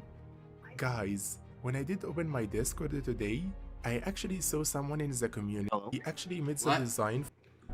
What happened? Oh, I was just looking at Corvette builds. For the Star Destroyer from another amazing content creator, Obi-Wan actually. So I want to thank Obi-Wan for this amazing design. And I think we should get into it. We can build a new ship right here. The first thing, we're gonna need the magnetic field, and we need to put it in this area. After we did put this one, we're going to need to put another magnetic field landing bay in this area, and another one in this area. After we put it like this, we're gonna need right now this ambassador class. We need to put 5 of them, and we need to put 2 in this location, and 2 in this location. And right now we need to put 1 in this location and another one in this location. And we need to complete all the side from behind it. Can we do it? Just like this. Okay, 1 second. And the same from this side also. And we're going to need another. We can build a new ship right here. The first thing, we're gonna need the magnetic field, and we need to put it in this area. Color, it is black color actually. You can make the color anything you want, but I'm gonna choose this color. And right now we're going to need to use the fuel cover in this area, and another one above it in this area. Right guys, we need to put right now this turbine. You can see. And from the front area, torpedo 1 in this area. After it, we need to install the photon cannon above it. This area, the ground. The next destroyer right here. It's not technically Star Destroyer, but it's almost feel like it. I did put my touch on the ship. I know it might not be perfect, but right.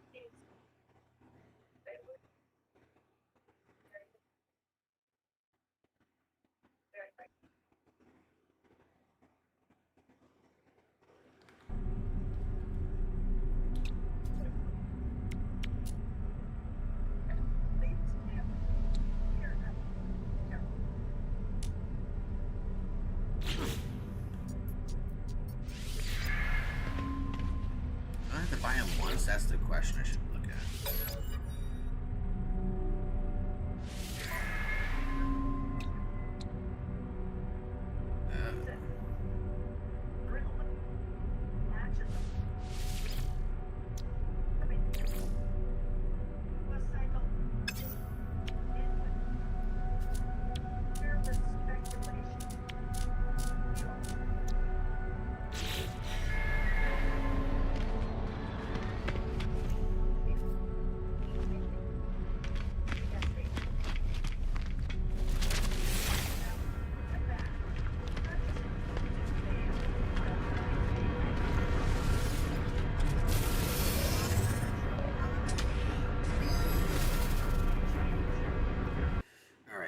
Exited.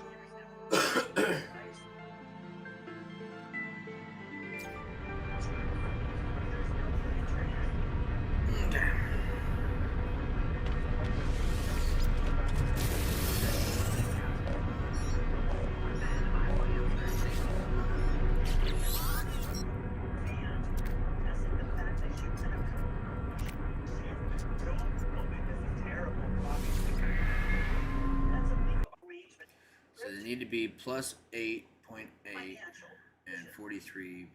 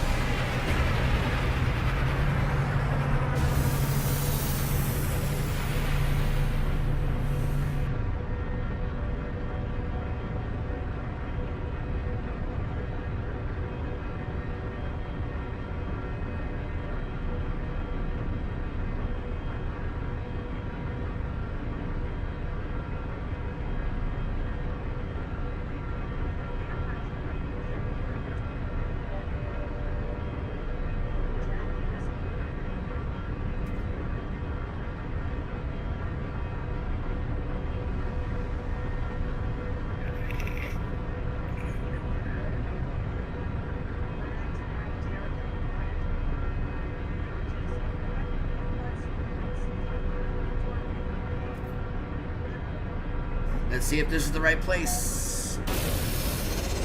Hopefully, my dude. Hopefully.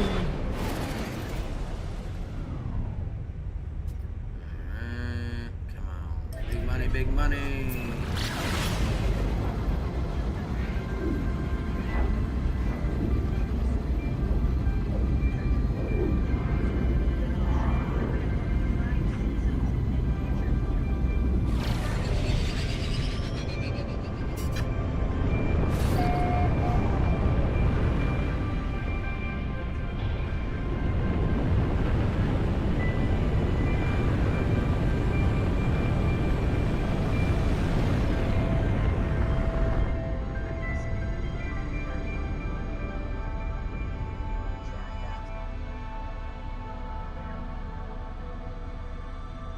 Oh my gosh, it's so close. Damn it.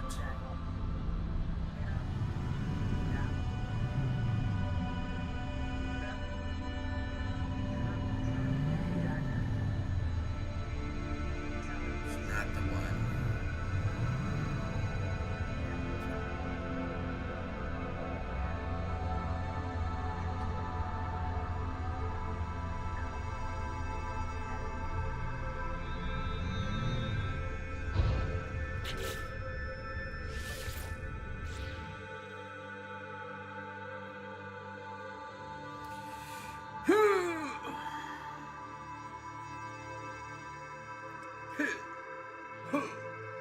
What it is good for?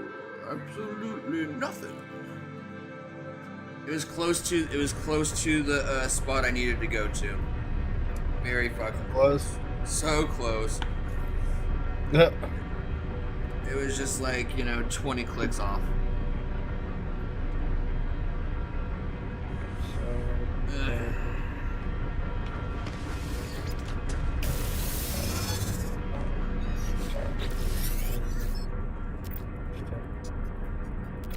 There's a decent amount. Yeah, I need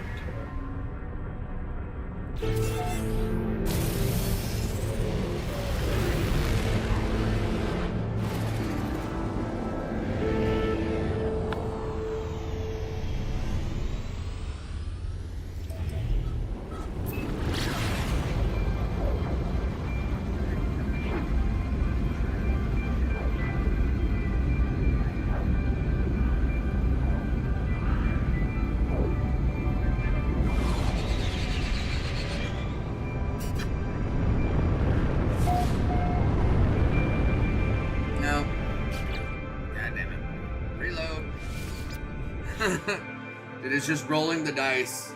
It's literally what it is at this point. Really? Yeah, because it'll. So I got the save point. I get in. And I answer the call. It gives me a set of coordinates to go to. That set of coordinates is random every time I answer the call. I need a specific set of coordinates, and I will get it.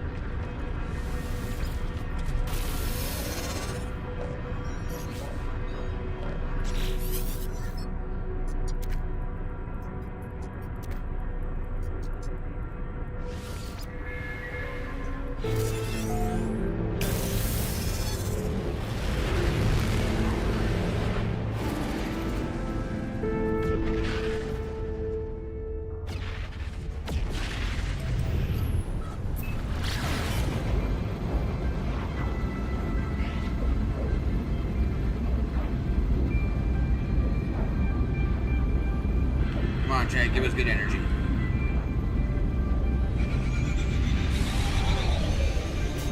It seems like it's too far up. Yeah.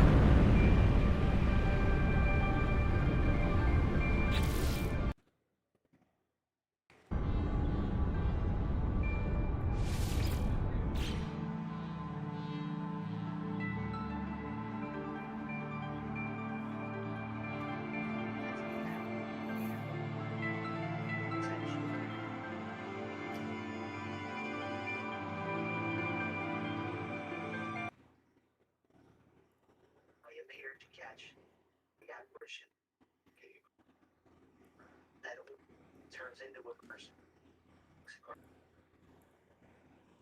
It's pretty freaked out. It couldn't have been enough sounds, bang on the rail, and I was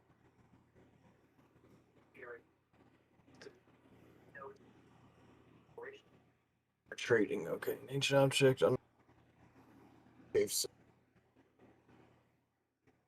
Future metal rocks is going to take resistant.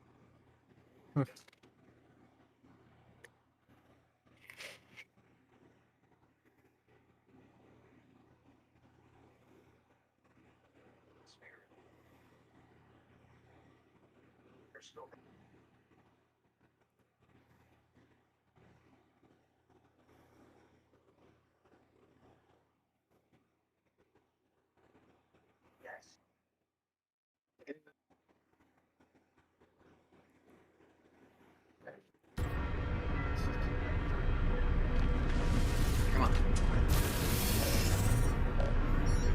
Okay. Oh, we got it. We got it. Big money, big money. No whammies.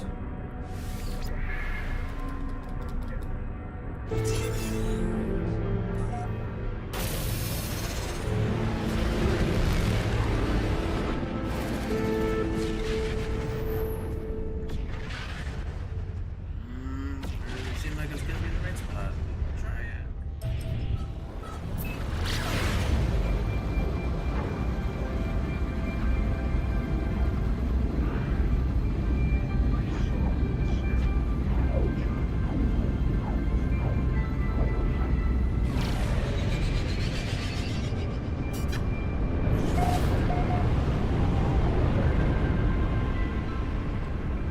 Needed to be 8, correct? Yep. No, this is totally too far.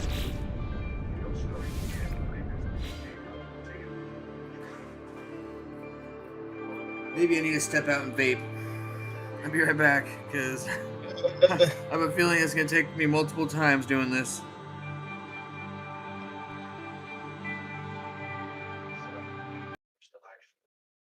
To have the chance to go and explore the Americas one day, especially these ancient trails and historical sites. America has such a rich history and such a suppressed rich history too.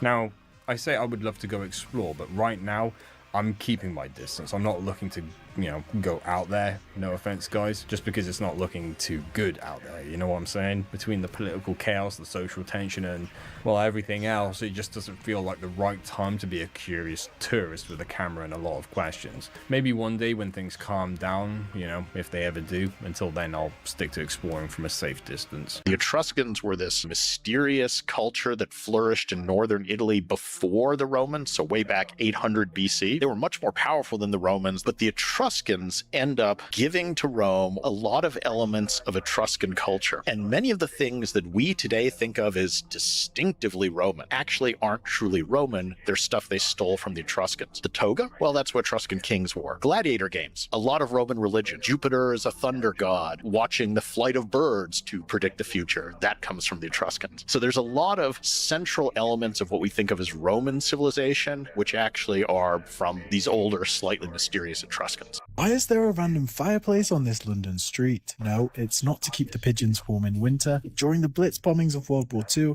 much of London was reduced to rubble, with over 40,000 civilian deaths and over 1 million homes destroyed. More than 20,000 tons of explosives were dropped on 16 cities, with London attacked 71 times and bombed for 57 consecutive nights. However, this small red brick fireplace survived the bombing campaign and has stood as a reminder of it for more than 80 years since. After the houses of Vincent Street were destroyed in 1940, they remained a bombed-out site for 40 years until the street was eventually redeveloped into sheltered housing in the 80s.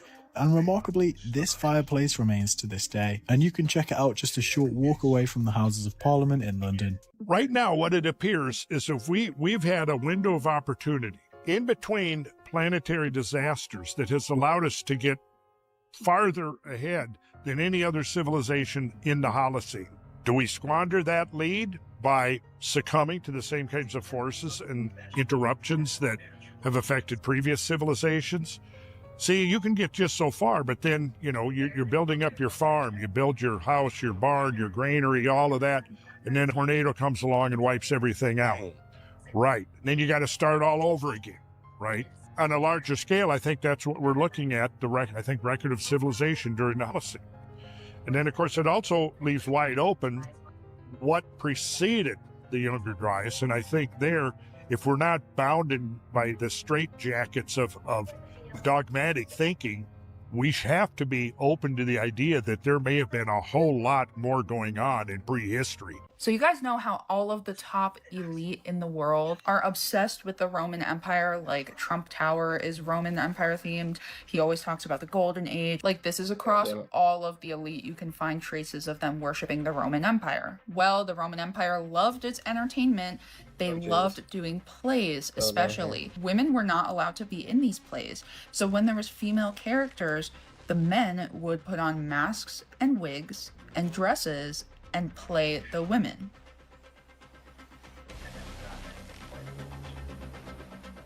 Like really, all three? And I wasn't just singling out the people that I showed or like trying to pick on people. I genuinely think that this is their attempt to recreate the Roman Empire under our noses. I think it's all of them. The men of the Roman Empire were also pushing for hyper-feminism, kind of like what we're seeing today. And right now we have a lot going on that is looking a lot like right before the Roman Empire fell. They told you the tribes were lost, but the truth is they were preserved. The serpent mound, earthworks, the inscriptions on stone, and now Esdras, Jewish historians, and Columbus himself, all pointing to the same thing. The 10 tribes crossed the waters and came here. That means Arsareth isn't a mystery, it's America, which means the tribes weren't lost, they were hidden for the appointed times. Jeremiah 31 verse 10 says, "He that scattered Israel will gather him." And Ezekiel 37 promises the Father will bring them back together as one nation under him. This is why the Ruach is moving so strongly right here. This is why you feel it, and this is why you see it. Because America isn't just a nation. It is the hidden campground of Israel. And the awakening has begun. Well, we have some breaking news out of Egypt. Archaeologists and divers have just lifted massive ancient ruins from a 2,000-year-old sunken city off the coast of Alexandria, Egypt. And what they've found so far is absolutely incredible. Among these discoveries, divers have recovered a sphinx carved with the cartouche of Ramesses II, granite statues from the late Ptolemaic period, a white marble figure of a Roman nobleman, and 2 headless figures. Divers have also documented a 125-meter commercial dock dock and the remains of a merchant ship that still lie beneath the water. This is insane because these objects have been hidden in the Mediterranean for over 2,000 years. The site is believed to be the lost city of Canopus, which was a thriving port during the Ptolemaic period and the Roman era, which sank after earthquakes and tidal waves. A restoration work is now underway on the newly uncovered artifacts, which are set to be featured in the Secrets of the Sunken City exhibition at the Alexandria National Museum. I need to get tickets. So you want to know about Starfalls? That's good. That's real good. Alright, listen to this. So Starfalls have been around for hundreds, if not thousands of years. Nobody knows who built them. Some say the Tartarians, some say the Moors, but nobody knows for sure. There are many different types. You can get Starfall castles, Starfall towns, and even Starfall cities. And many people don't know this, but the Statue of Liberty is actually built on top of a starfall. Even the Pentagon is shaped like a starfall. So these starfalls was built to be a vibrational frequency ecosystem. It gathered and stored natural energy from the ether and the water, a bit like a power station. The technology that they had in the past was so advanced, it's amazing. Imagine if they never had no technology, no satellites. How would you remove the land and replace it with water for it never to grow back again? Just look at the shape and the detail. We sure don't make it like that anymore. That is a fascinating deep dive, and I had come across these Starfalls before, but didn't know there were so many. Minneapolis Star-Tribune, just as another piece of the puzzle as to who the shooter was. The Minneapolis Star-Tribune says, according to court records, because there's been some confusion about what the shooter's name was. Yes. Robin Westman's mother applied to change her child's name in 2019. It was at one point Robert Paul Westman. Correct. But since she identifies as a female and wants her name to reflect that identification, was underage. That's what it's they now got. Robin Doing Westman. You're still doing that, and you're wondering why. Rob, can you pull up that data? And then I'm going to go to a couple of you guys. Tom, I'm going to come to you first. Can you pull up that stat? Check this out, folks. So this is data showing mass shooting rates by demo from 2015 to 2025. Look at the one to the left. Trans, non-binary is the highest. The Minneapolis Police Department has implemented round-the-clock extra patrols, which means that typically on the police department, we have officers within districts patrolling areas. However, Chief O'Hara has made it well understood that we and our officers will be patrolling those areas more frequently than we have in the past. So in their downtime, where they will be patrolling facilities of worship, school facilities, and making certain that they're being seen and people are being kept safe. These enhanced patrols will remain in effect through September 5th. However, keep in mind that Chief O'Hara will evaluate information as it comes in and can scale up and adjust these patrols and extra patrols as information comes in.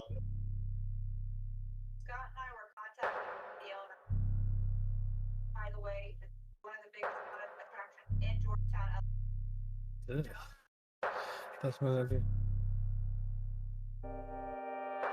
Flower listed.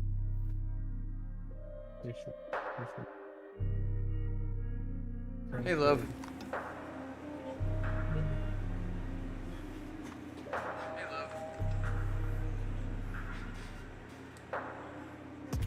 Mrs. underscore stoner underscore says I miss you. I miss you too, honey. My advice to you, start drinking heavily. Mrs. underscore stoner underscore says drink up.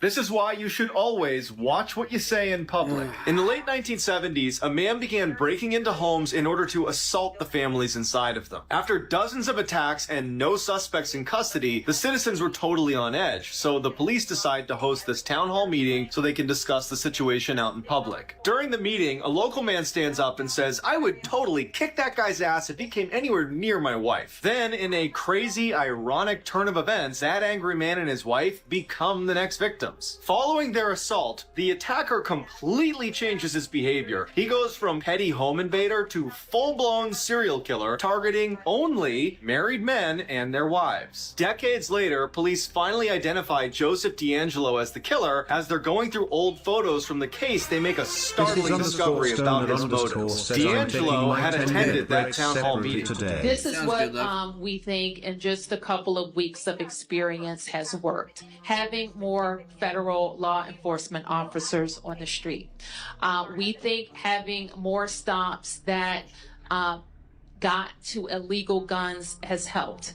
We think that there's more accountability in the system, or at least perceived accountability in the system, that is driving down illegal behavior. We know that we have had fewer gun crimes, fewer homicides, and we have experienced an extreme reduction in carjackings. What we know is not working is a break in trust between police and community, especially with new federal partners in our community. We know having masked ICE agents in the community has not worked, and National Guards from other states has not been an efficient use.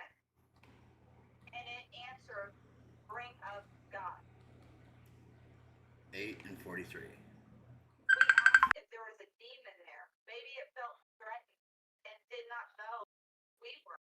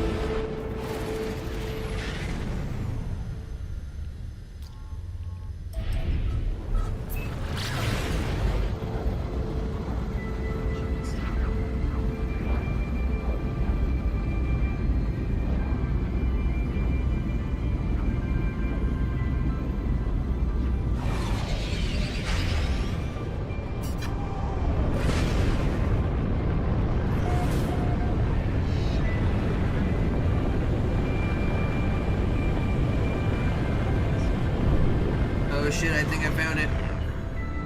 For real? Yeah, What'd you find? my ship. Oh yeah. Let me make sure. Like the egg or something? No. And how do you know that you got it? Because I went to the coordinates and it's right here in front of me. Oh shit. Hell yeah. So you actually got it to spawn this time or something? Yeah, I got to the correct coordinates this time. Hell yeah. Oh yeah, that looks dope. I can't wait. I'll wait till I'm off the phone. Hell yeah, bud.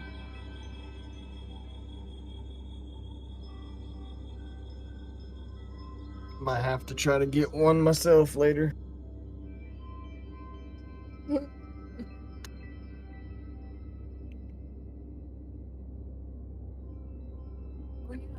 What?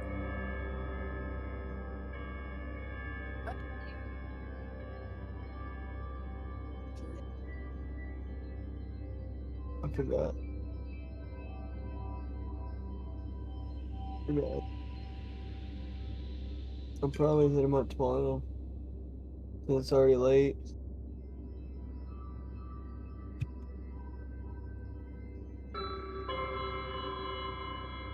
I got engrossed in this and I totally forgot.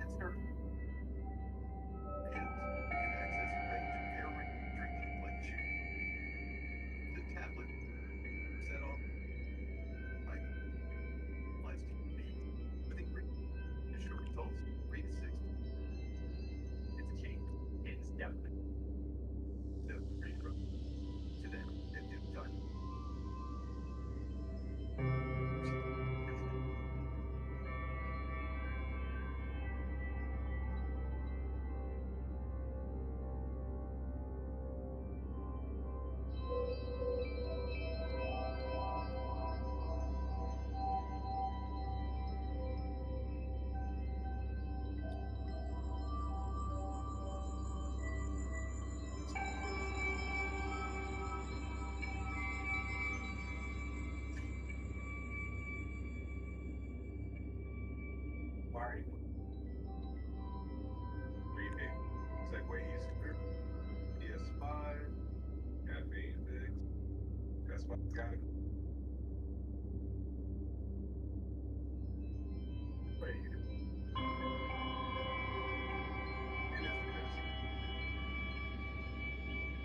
for data? Yes, that's myself. It's not just the light goes spirit dark. For some reason it just did.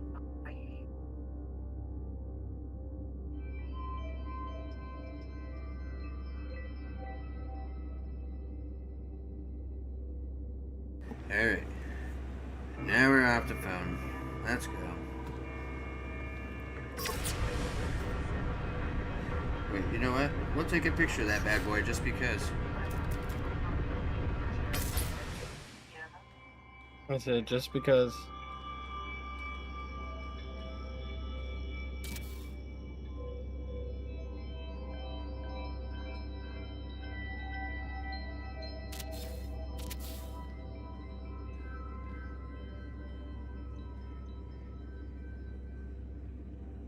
Back. I don't like going to cemeteries. You can be late I am.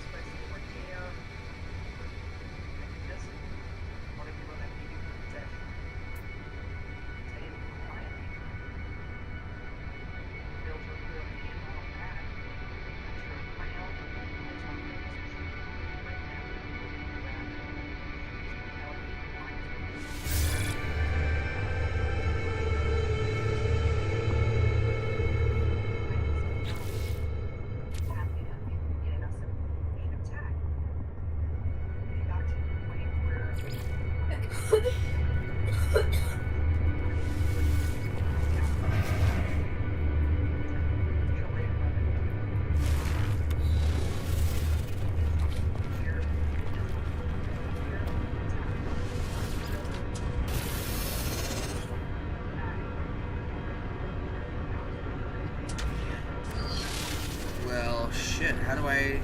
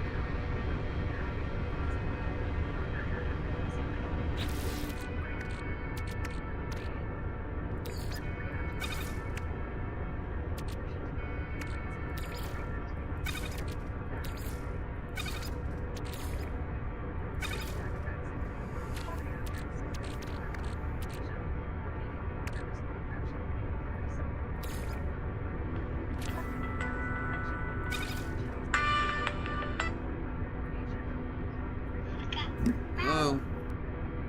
Hello. Sorry, I dropped my daughter. Hello. Oh, okay.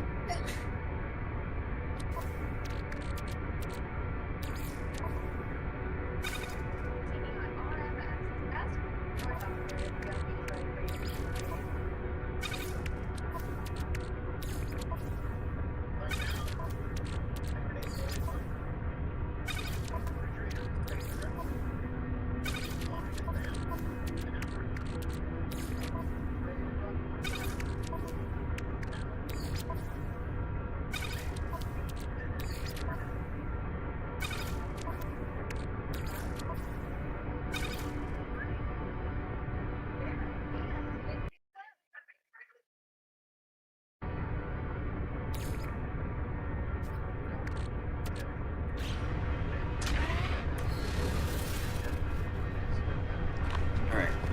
I'm just gonna transfer everything over here just in case.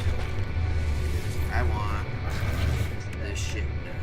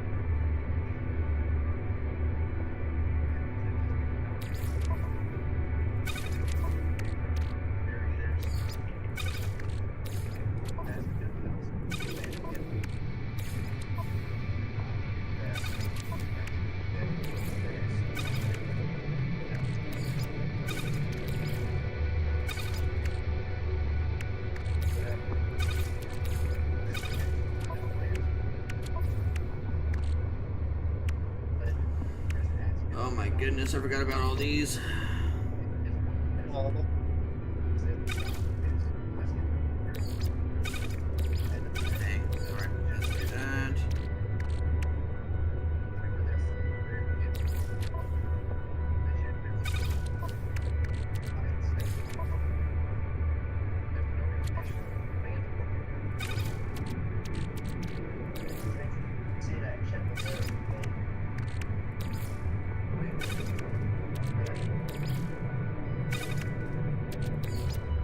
Hospitable planet. It's trying to burn us to death. Just chilling in a chair.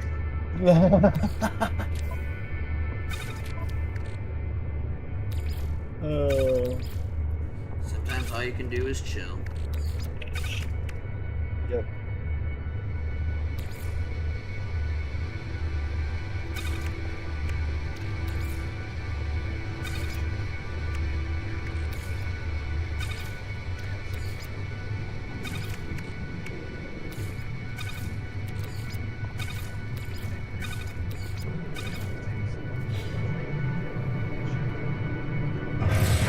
No.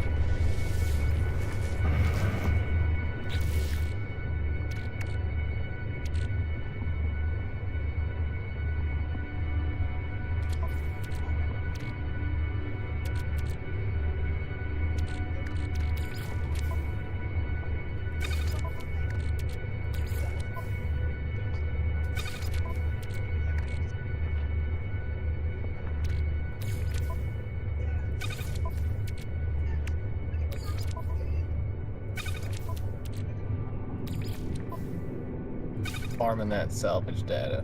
Go. Farming that shit.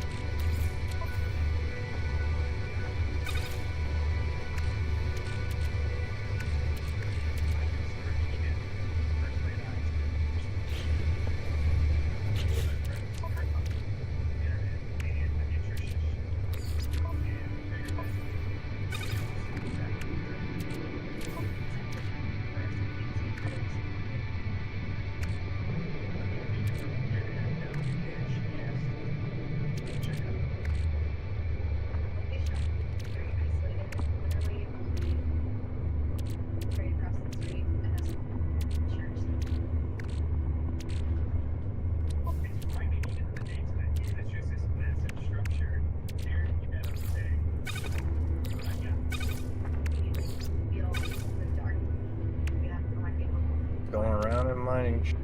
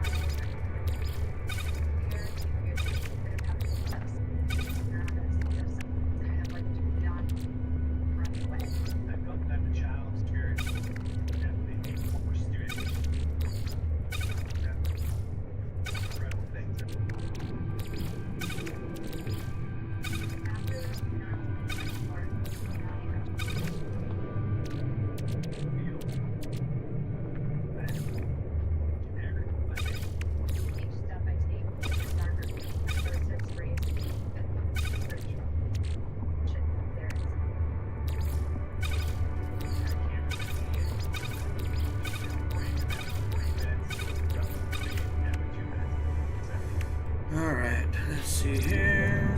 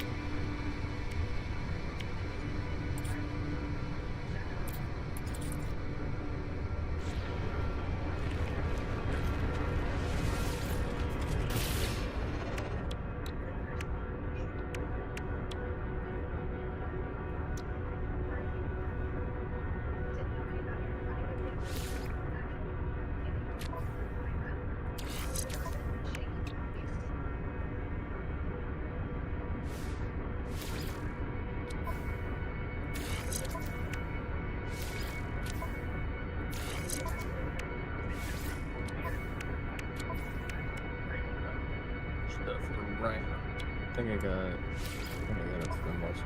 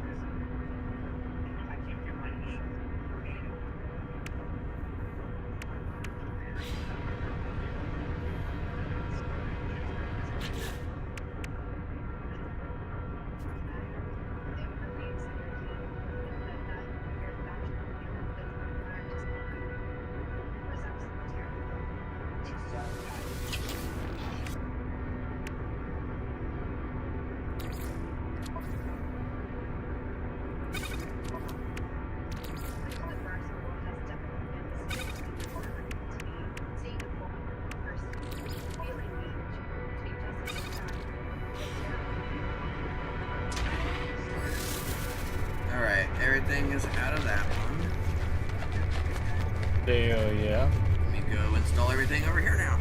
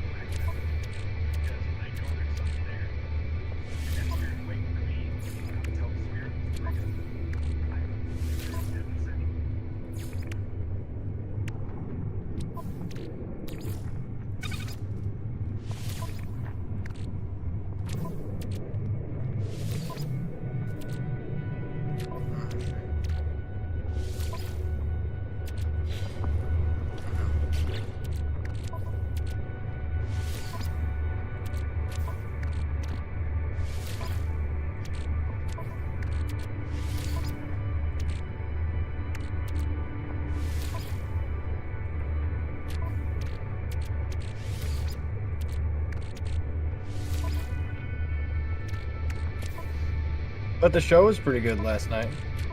Yeah. I mean, Joe Grizzly suffered the career-ending spinal cord injury in the last man standing match. Left him paralyzed. I'm Not not.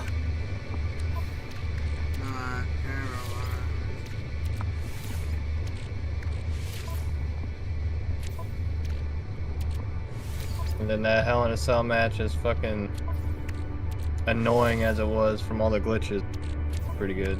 Yeah.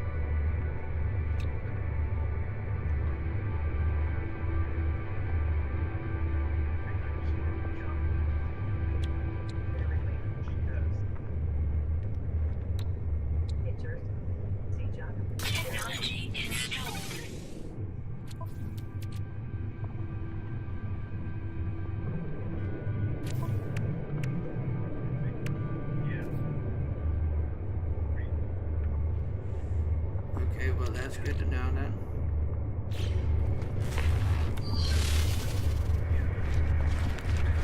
Alright, well, all of these can go back over here, I guess then.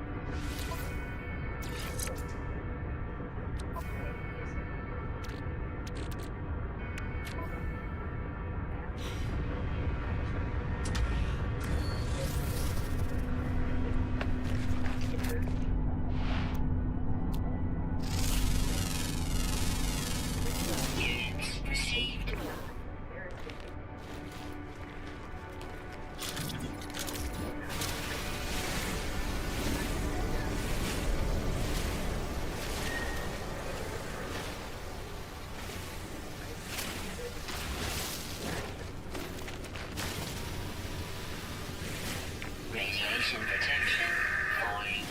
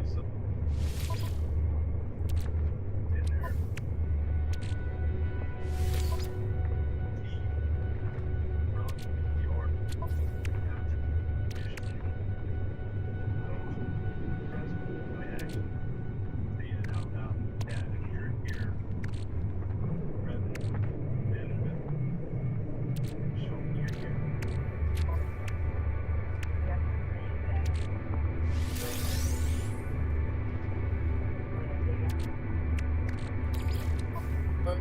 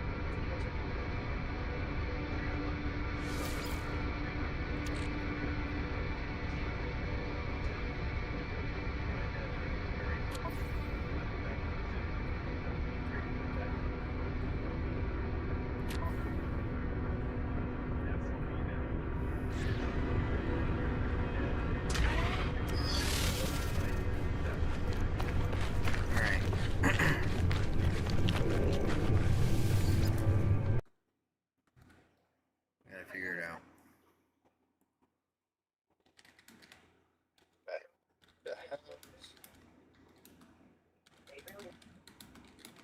You're feeling do this dinner. We go.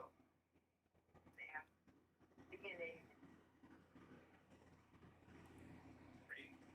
Didn't believe when we that we left, and that's true. Anyone who doesn't believe should go there. She'll make you. She'll show you what she's talking about. True.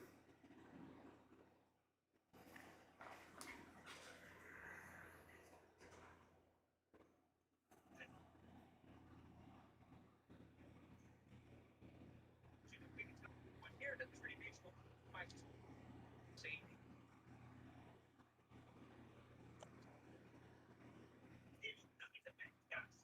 Oh, what's this? Dennis, run out onto the field. Tell where it pays.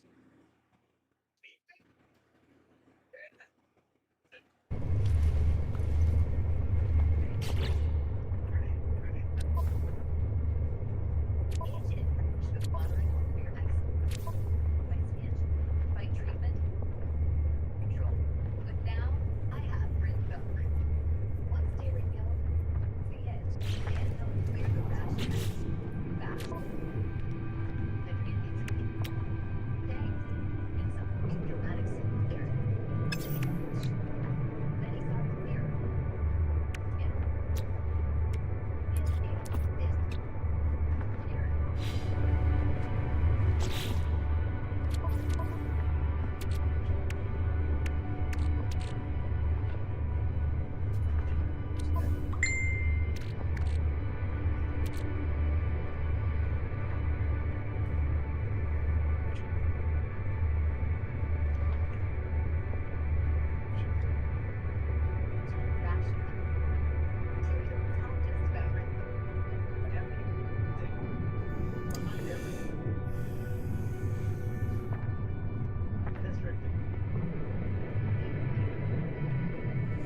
Oh shit.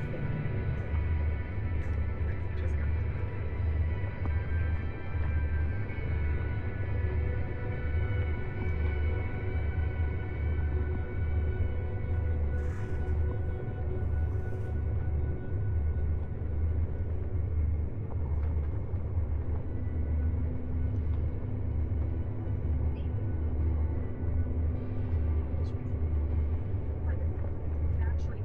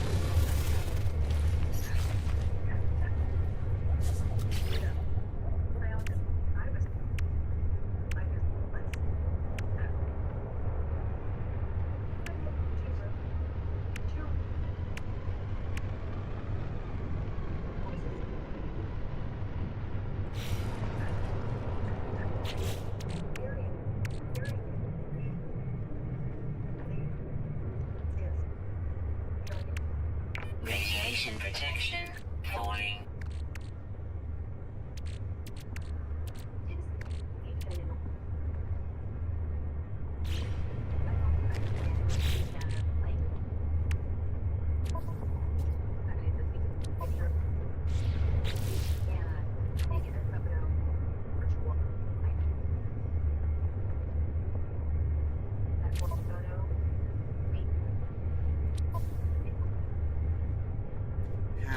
How do I do it?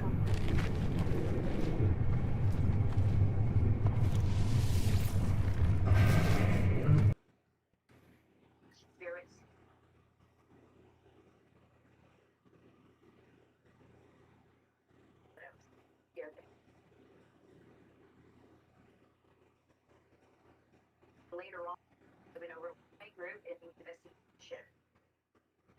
You're very just it was previously to this branch.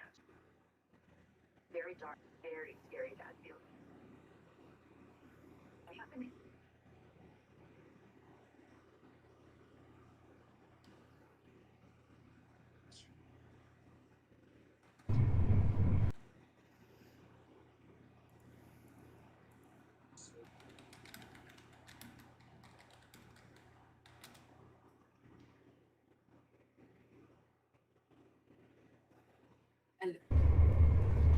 What?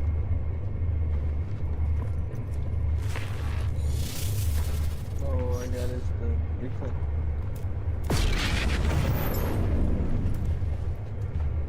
Let me just finish this up. It won't be long in this way since I've... Oh, cool. Alright. I don't have to worry about my ship anymore. Let's go. Oh, yeah? I was just trying to make sure that I wasn't doing something that was, like, not worth it. I couldn't figure out how to call my ship, so I was like, fuck. Alright. Now we can go find you. Let's see. I'm at the space station.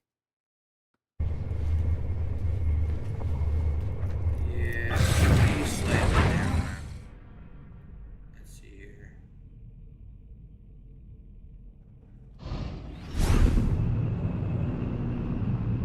This is wicked.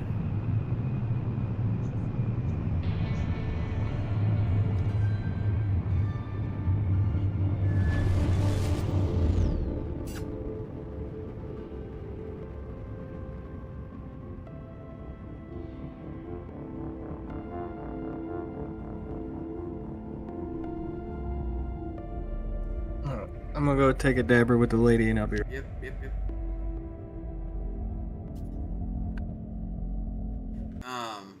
Hold on. Let me see if your stream's still. I was gonna say you can show something here.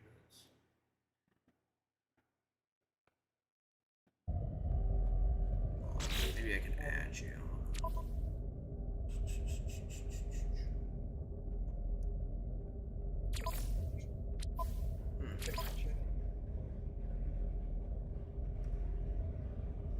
View No Man's Skies.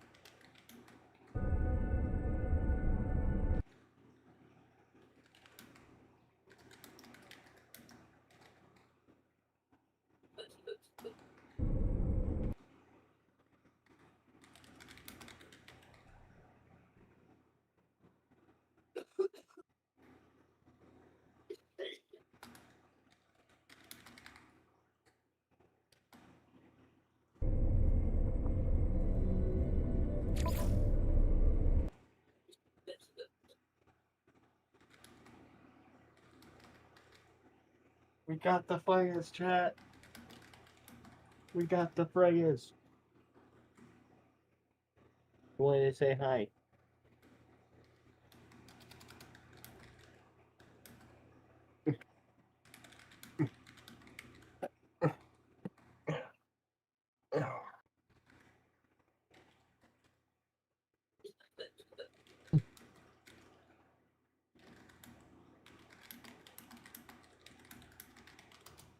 Be happy, chat. Oh. She looks happy. I sent that in your chat, so wait. You know how to add me. I can find you.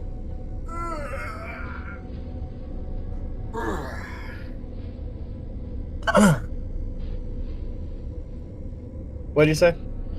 I posted in your chat how to add me, and then what to do so I can add you back. Because I think their system's weird. Okay. Go down.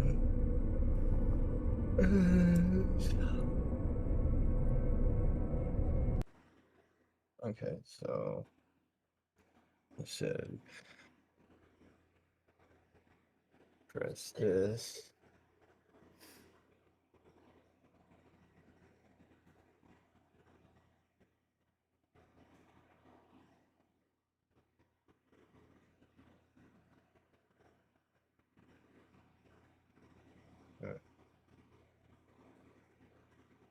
Oh, it's under options if you're looking for that.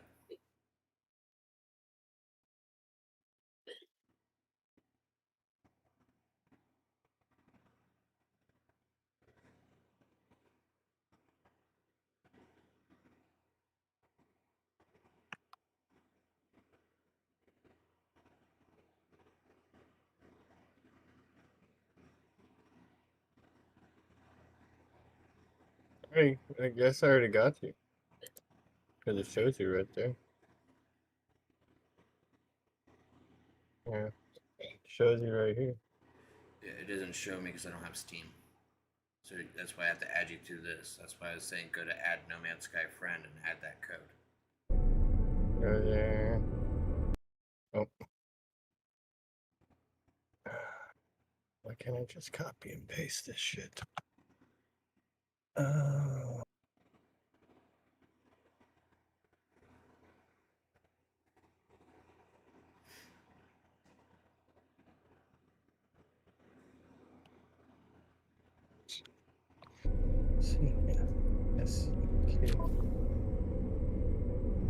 Is it a 0 or a O? SCKP I think 0? it's an O. Let me see here. Let me type in O and then type a 0. Is 0? 0. Okay. 0. Boop. Oh man. Yep. Mile High Stoned. Here you go, friend.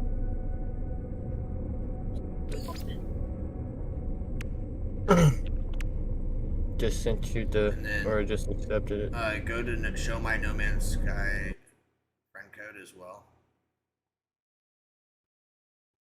Copy on the clipboard. Yep. And just paste it wherever and I'll add it. There you go. It's in your chat. Okay.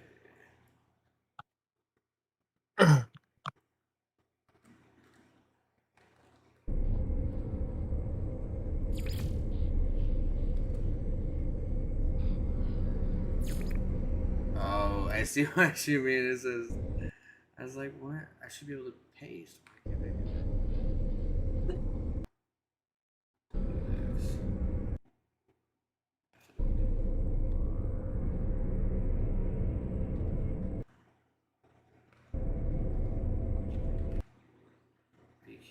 You good, love?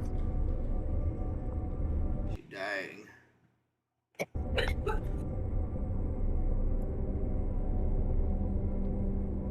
we go.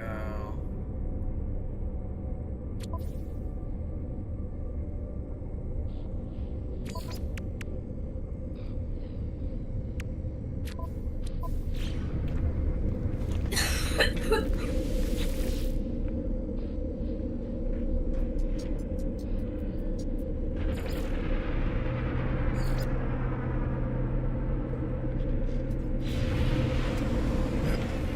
do you have multiplayer enabled in your options when you go into network?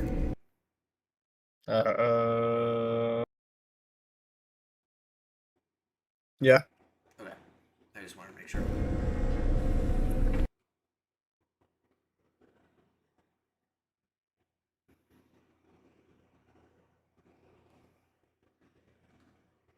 Okay, now here's the next pal.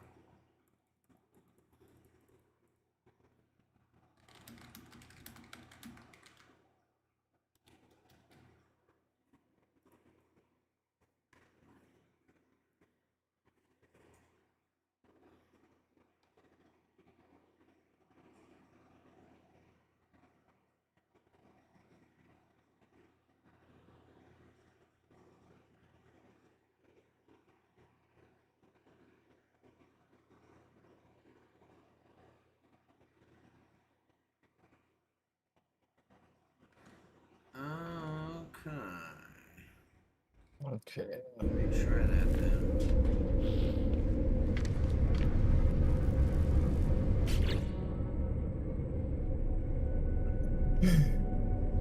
Sweet. So I can go and get an upgrade for the exosuit inventory. Version mismatch. What you mean? Version mismatch. What you mean?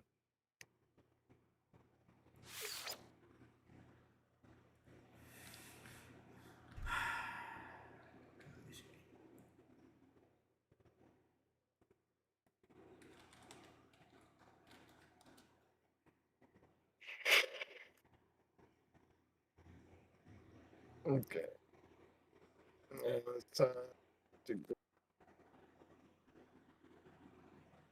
back to my place. Teleport back there. Alright, how to fix no version mismatch.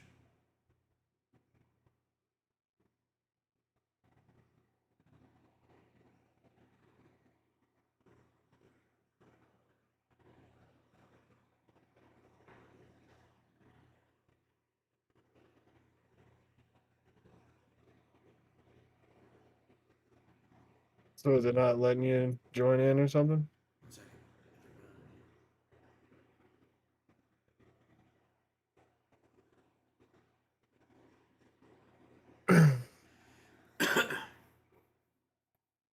Ensure you and your friend with whom you are getting the error have the latest version of No Man's Sky. Yes. The issue persists even when all players on the same version. Verify the file integrity may possibly fix the corrupted files. Okay. Well, how do I check what version we're on here? Let me go back.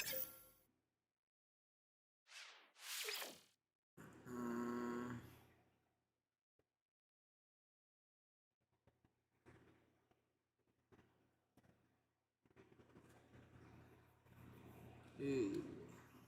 I wonder.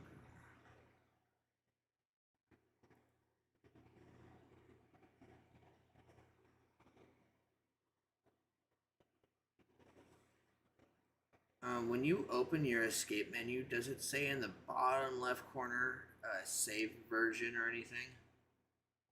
No. In your options menu? No. No. Then it must be at the title menu.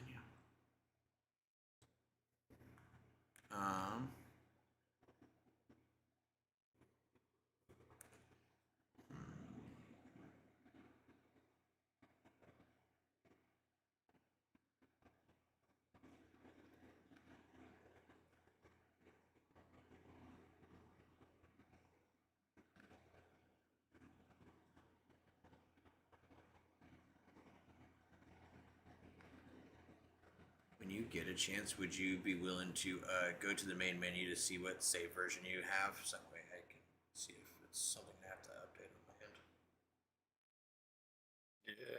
Yeah, I guess I can. Let's see. Because if it's a corrupted file, that's easy to fix. Because I'm trying to figure out how to fucking make a damn chest, but I don't think I can yet. You have to unlock the thing to do it. Unlock the what? The technology for it. Because I'm in the fucking salvage data shit and I can't find there. Not.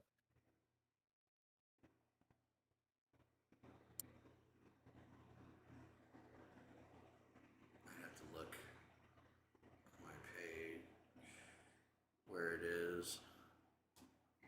I don't want to build a chest like bad. I need to. Yep, let me see here. Does it show which version you? Yeah, it shows it on the front. Okay. Let's see.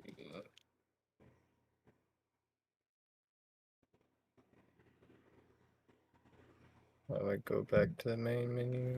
Quit to desktop. No, not desktop. Mode to select. It says saver.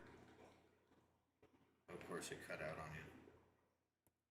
4192 or 4191. 4191. Yep. Oh, okay. Yep, I'm a version off.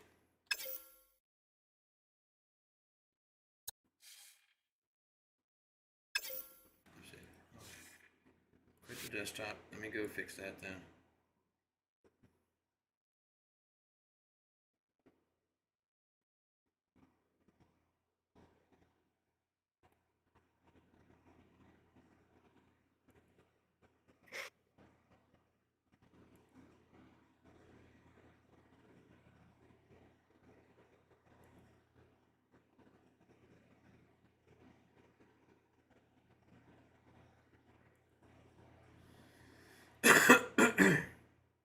Alright, while it's doing a repair, I'm going to go step out and vape. Okay. That should fix it, so we shall Use see. of those If not, I'm going to try launching a game, and I'll show you how to join too, see if it works on your end, because that just seems weird. We both have, PC versions. So the save file shouldn't be different.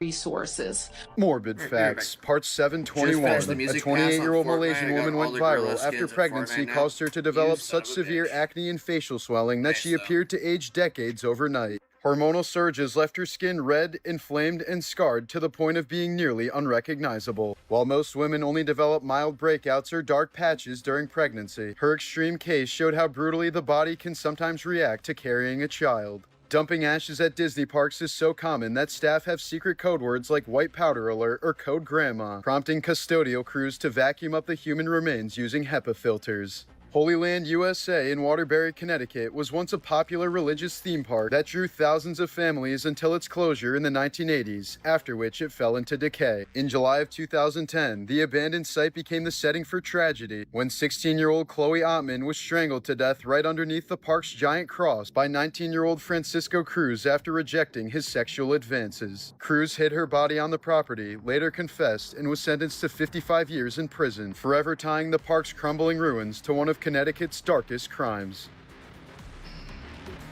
Riding on this bus was a death sentence. I don't want to throw any assumptions out there, but to me, it looks like this guy purposefully steered the bus in this direction. This intense video was recorded back in October of 2018 in Chongqing, China. In this video, we can see this bus driver right here, a very upset person riding in the bus. She then slaps him a few times, he pushes her off, and then steers the bus to the left very aggressively. As previously mentioned, this incident took place in Chongqing, China, and it took place on this very large bridge that stood over 150 feet above the Yangtze River below. After this woman attacked the bus driver and he swerved to the left, he ended up going through the guardrails here, and the entire bus, with all 15 passengers inside, plummeted that entire way. Not one person inside of the bus survived. It took 4 days to recover everybody, and this whole thing unfolded within a few seconds just because this woman missed her stop and this guy presumably got upset. It's super unfortunate, and I bet you any amount of money this guy, as well as the passenger, immediately regretted it after this whole thing unfolded. I think it's that time in the video where we exercise our statement, the one reserved for special videos just like this. The one that has a strict one time per a compilation policy. So, are you ready? Humans are the worst. Yeah, that felt vindicated. Now, do you see it again? 1815, and look at the name. Rockefeller Art. Clouds, a chariot. Clouds, okay? Angels on clouds. I'm telling you guys, the clouds are our manifestation tool. Tap into it, okay? Check this one out. Again, they showing you. And that was in the from 1780 to 1867.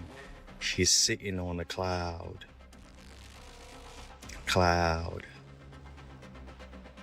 Sitting on a cloud, okay? Clouds our manifestation tool. If you truly, truly want to manifest, check the book in my bio, y'all. I dare to look up. It's gonna open your eyes to something brand new, y'all. Because the whole time, it was right in front of us. Pay attention. Listen up, people. Interesting word. It appears nowhere in the Bible, but you look up the definition of human in Black's Law, and it says sea monster. And so you flip to monster, and you look up the definition for monster, and it says one that cannot own or inherit property. Now, all governments have human resource departments, and all corporations have human resource departments. Isn't that interesting? I came across this a very long time ago, and honestly, this is something that's extremely hard to find on the internet these days, and I can't imagine why. But every once in a while, this video surfaces, and it definitely deserves a feature. They say the English language is a ritual, not just words. Something far deeper, something intentional. The way certain phrases are used, the sounds, the symbols, maybe even a spell. You know, spelling makes you wonder what we're really speaking into existence, doesn't it? This isn't really just some conspiracy rabbit hole, you know, it's a very common repeating pattern, and patterns don't tend to lie.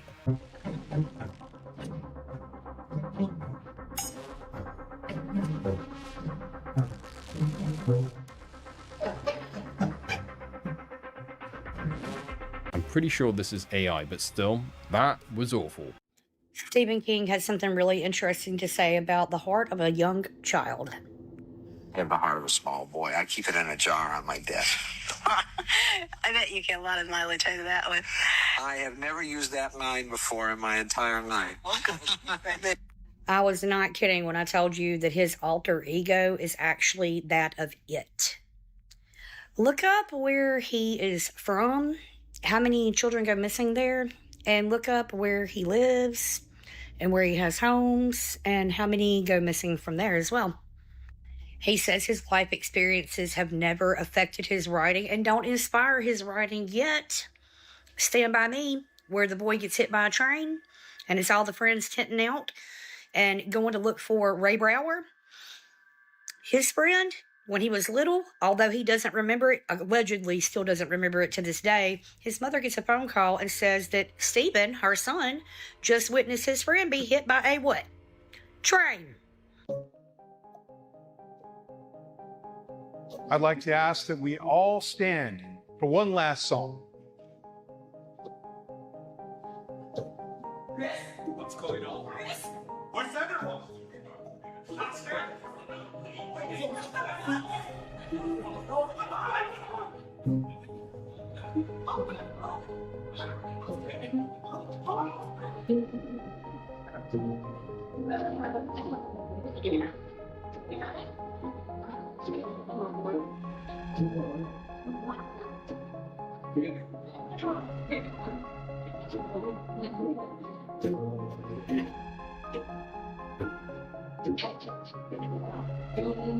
This is facing forward, thank you. That's what I like.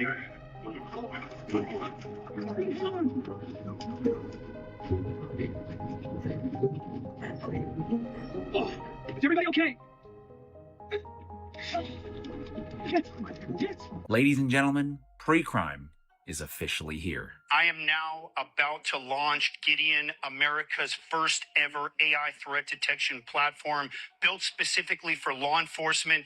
It scrapes the internet 24/7 using an Israeli-grade ontology to pull specific threat language and then routes it to local law enforcement. It's a 24/7 detective. It never sleeps, and it's going to get us in front of these attacks. I've got a dozen agencies on board, Trace. I just unloaded a major Northeast agency with over 2,700 sworn.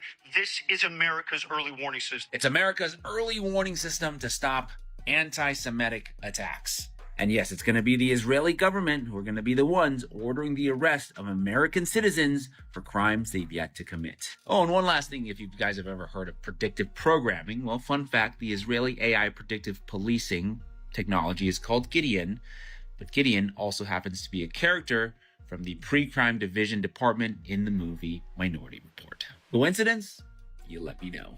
The algorithms across most major social media apps seem to have massively increased censorship and suppression in the last week or so. But this censorship isn't being applied evenly. Every single video that I make talking about a certain conflict in the Middle East is being suppressed so dramatically compared to the rest of my content, it is obviously being manipulated. Here's a screenshot from one of my profiles where you can see some of my average viewership, a video doing really well at 1.3 million, and then a flop video talking about the conflict in the Middle East. But it's not just a single flop. Here's another one with a video with 849,000 views right next to another flop video talking about the Middle East, and many more, 1.7 million. For me to get 7,000 views on a video almost never happens anymore. I want to be clear, this is not me complaining. I'm not personally offended by the lack of views on my video, but I am disturbed as someone who, as an attorney, studies and tries to regulate big tech companies to see that they are putting their finger on the scale this much and disrupting free speech and expression on a human rights issue. So please interact with this video and let me know if you saw this, because I'm choosing my words very carefully to see if I can evade the same suppression.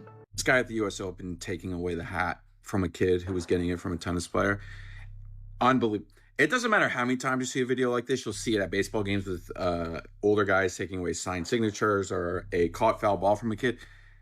It's insane every time. Not sure what player this is, but watch him take off the hat and watch this guy. Watch this. I mean, look at the poor kid. Why are you even down there? And then his wife is just smiling about it. What universe do these people come from? It's possible that his son's to his right.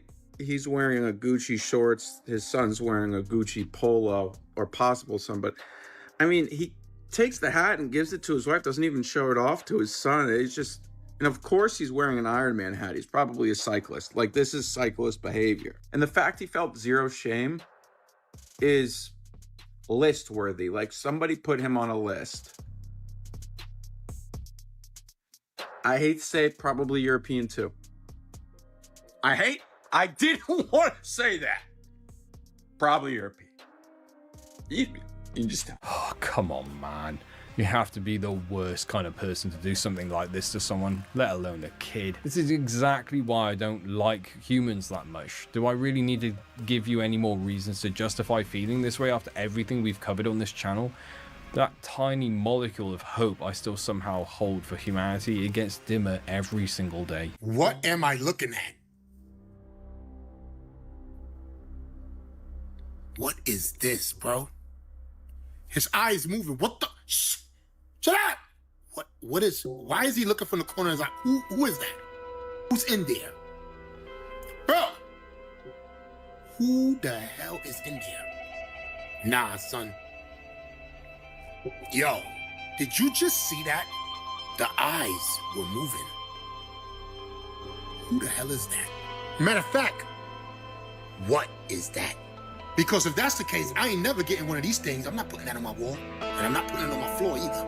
We got too much stuff to worry about, guys. Now this, you got a lion statue in your house, in front of your house, you might want to check it out. Because for some reason, the eyes are moving.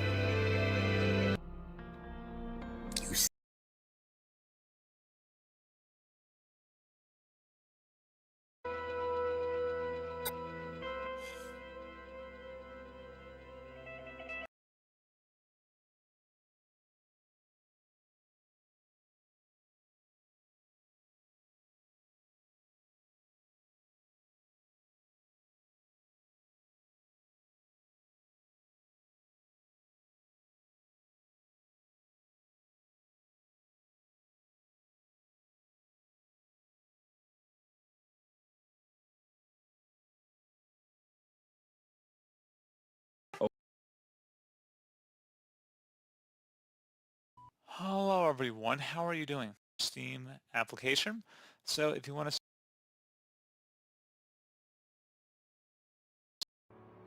So this is going to be where all the info is stored. And you see this page has a ton of stuff on it, but over on the left-hand side, you see Manifest. If you click on Manifest, it will give you every single version of No Man's Sky. So you can play...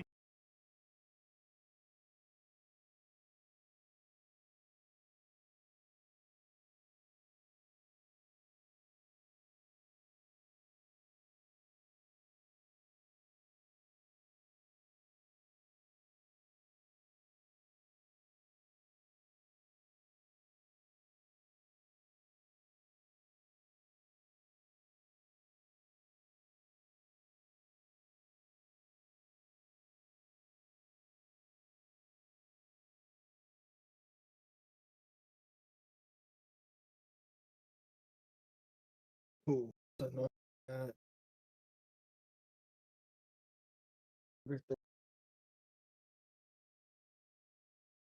Sweet. Storage.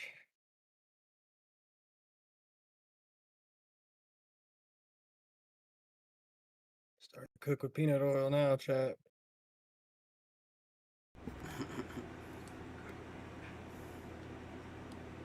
What's up, my dude?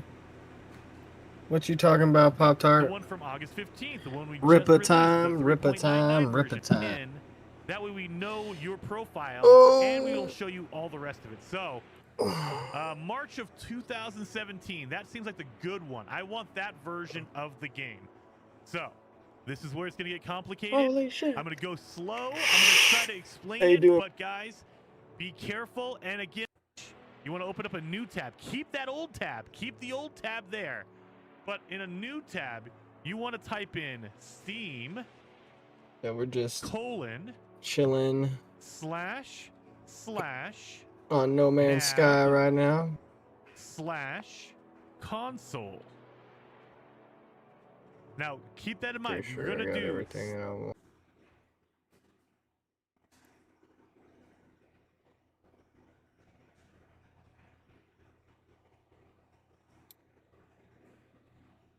Okay, so this is ready. I'm gonna get this in here, then go take that ripper for you, my dude.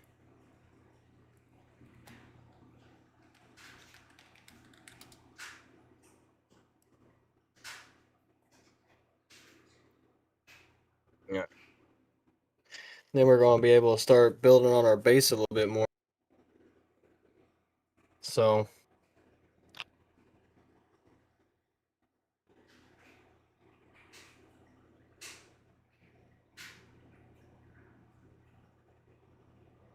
put passkey to retrieve you. Cover archive. Trader.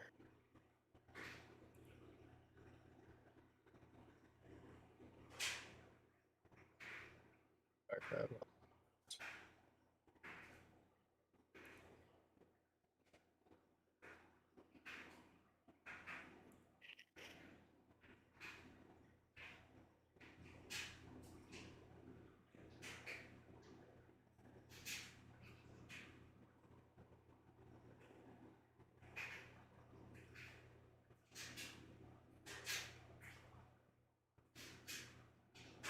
But we got this on solar panel plans, and battery plans.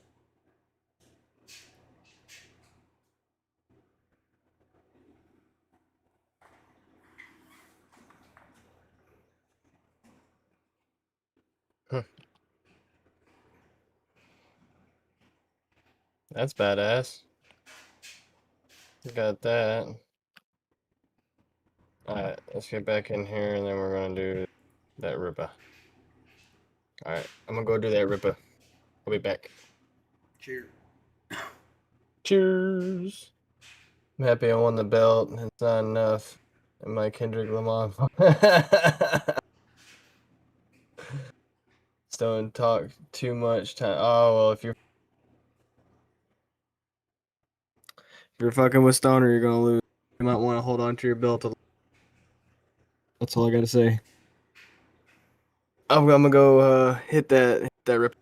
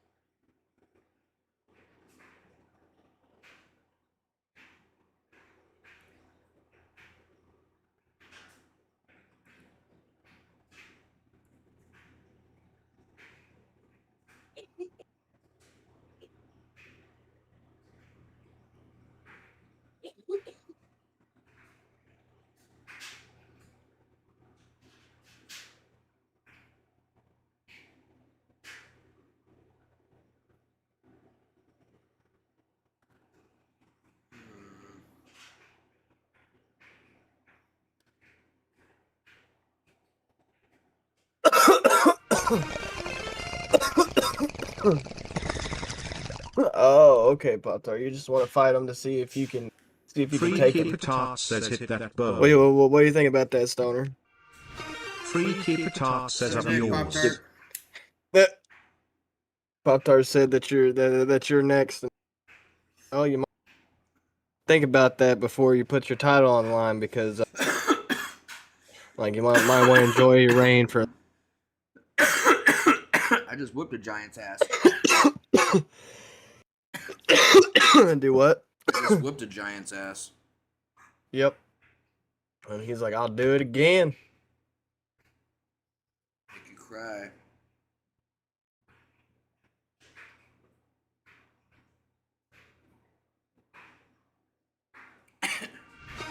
Cr.o.t.ch says ain't fought me yet toe. I don't think I fought a couple people. Newer people. Do what? No, he's saying, I ain't fought me yet. I was like, I don't think I fought a couple people that are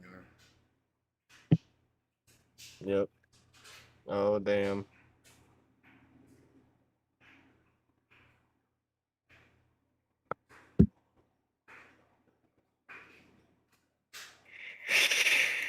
Said you haven't fought me though. Damn. But if he does, you know, the Stoner Society going like they're the top heels right now for a reason. I... Ah! That was a bad throw. Thank you for the ding dongs. She gave you her ding dong. Yeah.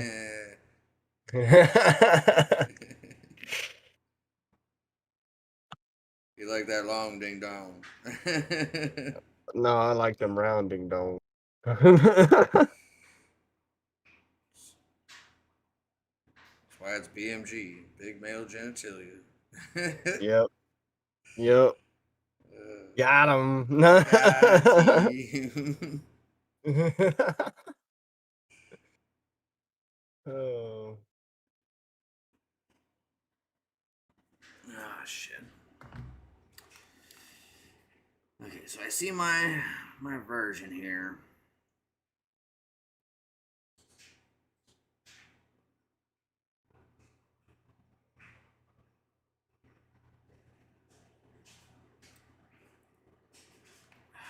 So 3 carbon nanotubes and 100 of that.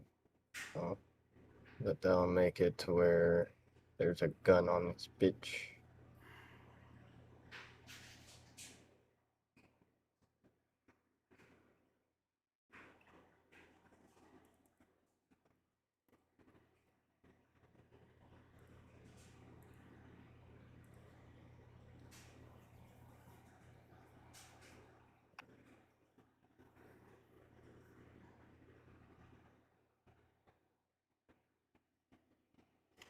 Huh.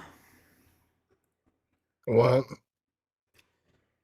Oh, just looking at shit just to see if I can figure something out. Holy shit.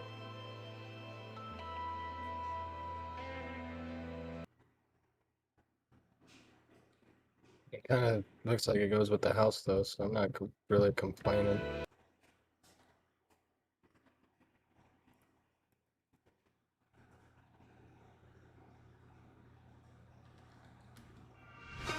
Freaky Fatah says he's slow on chat lol. Yeah, he doesn't. I don't think you have your shit up to see it like that. What do you mean? How do you see your chat? My chat? Oh, I don't see it. You just tab out. Yeah. Said if he's scared, good, cause you're next. What? You don't want me to take your title, dog, cause I'll take your title quick. I'll stomp you into the dirt, dog. I ain't gonna lie to you.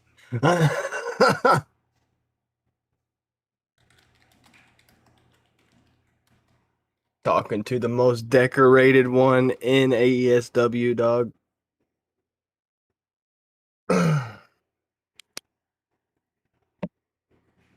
One thing I haven't done is fucking Oh, did I do that? win the goddamn Freaky Fatah hardcore says I international put more championship. than It's that. like one of the only things I haven't done. That's not me here.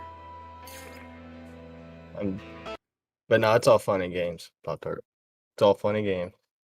I put more than that. Well, he's reading it, dude. I don't have to tell you. Do what?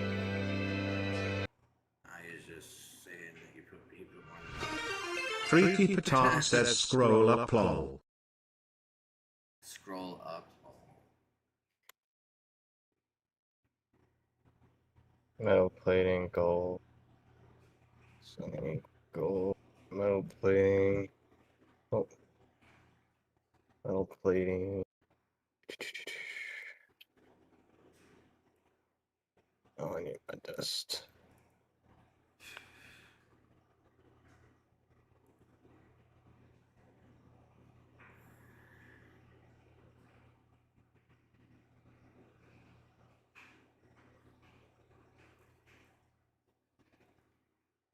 What's I gonna do? Freaky Fatah says your character is scared of me. Or Nah. I'm gonna go take a shower. huh? I just don't care about that title. Okay, man. I've had it, done did it, don't really need it. I mean, I'll fucking take it from you.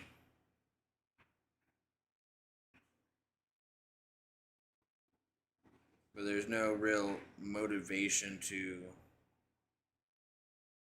really fight your character unless I'm taking shit from you.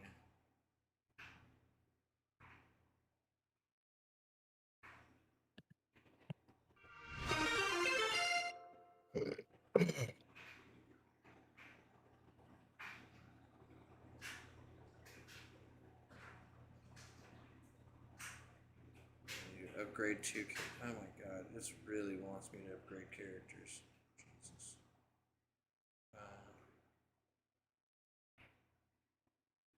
Upgrade.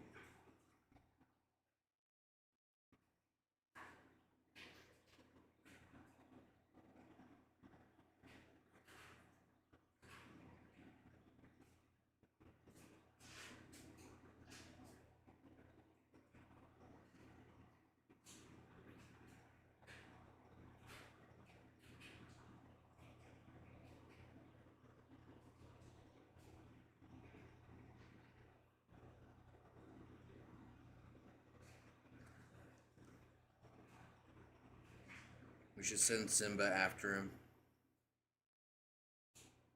And Simba after him. Whose idea is that?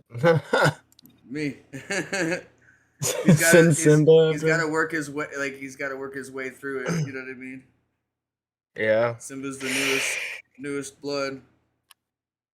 So he had to fight Simba first, and then me, then then you, then me. But it's because we've been there the same amount of time. Yeah, it's like, but he wants to fight me. He has to go through got to go through the team. Yep. Got to go through the ringer. Wasn't I the last one that held that title though? Who? What title? Between the three of us, what he just got. Oh, the one he's holding? Yeah. No, me. I was. You were. I'm the one that ended. I ended the reign. You fought for it, but you lost it. You lost. Yeah. They lost. I just couldn't remember who between the two of us, which one of us held it. I know that Simba has. I did. I didn't. I never lost it really, but so I basically. But when I did the whole reset, I just didn't want to have everybody holding the same titles. Yeah. Going to reset it, you know. No. 100%. So technically, I never lost them. So just to put that out there. That is true.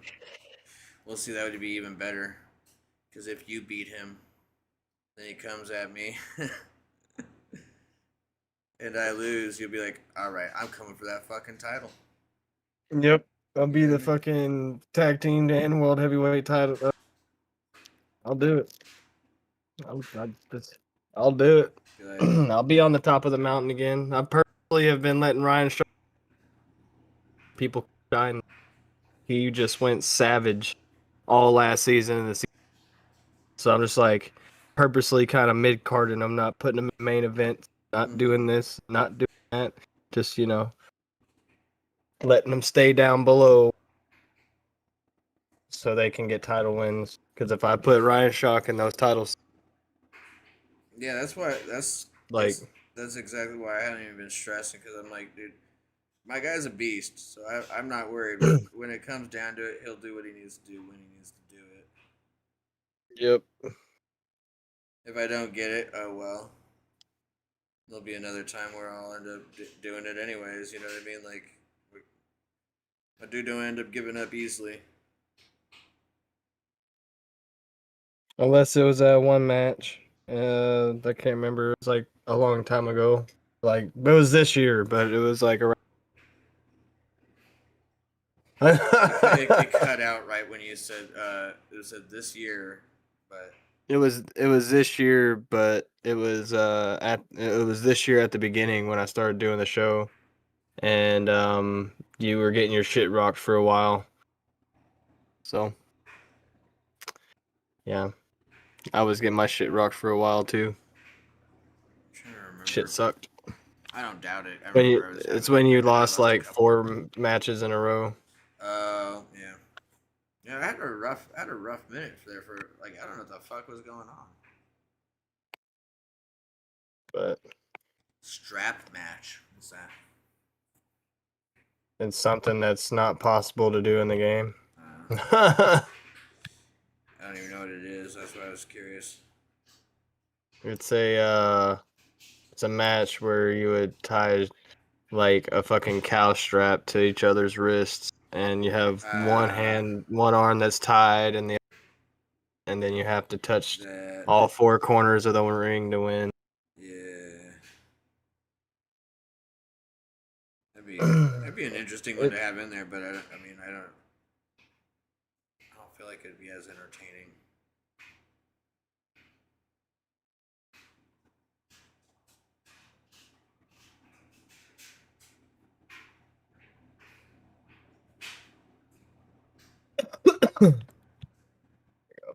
Got my 2 cores going, refining shit. I have my fucking Volt fucking built. I've been sitting here trying to figure it out. So I guess sometimes there's like different versions slightly. And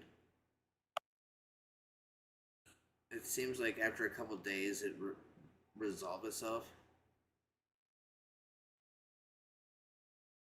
What?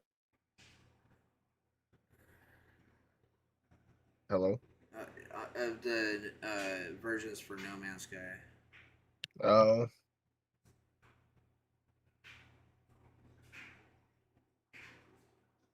Okay, let's go to the No Man's Sky website.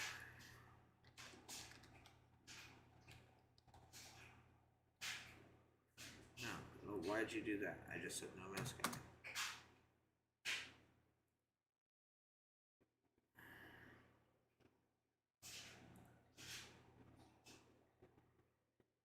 Release log.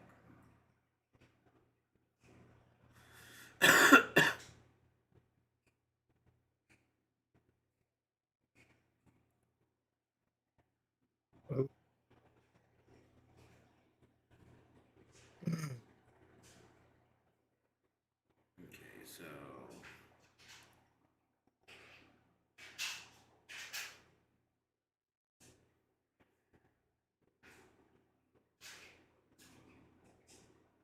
6.01. That was August 28th. 6.02 was today.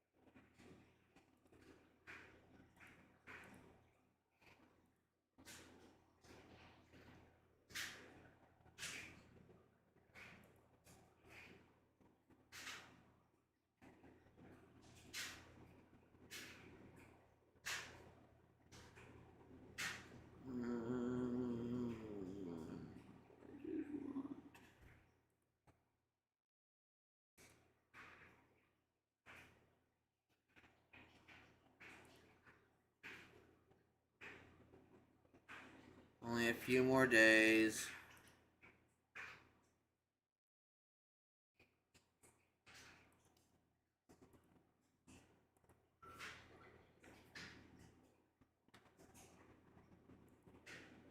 You there, BMG?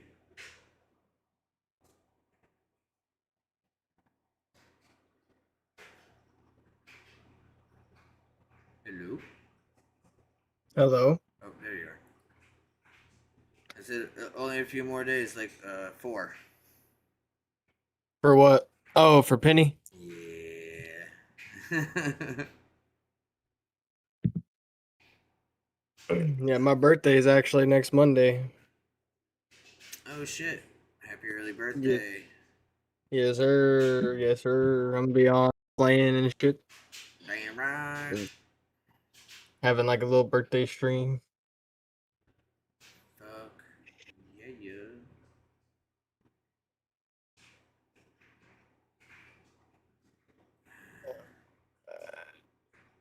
I've just been doing these computer. I just got the teleport receiver for the fucking for my ship. Oh, nice. Got one of those too.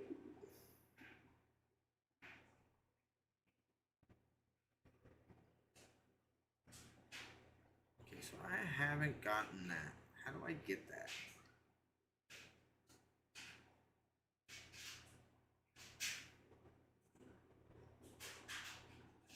Come on, where are you at?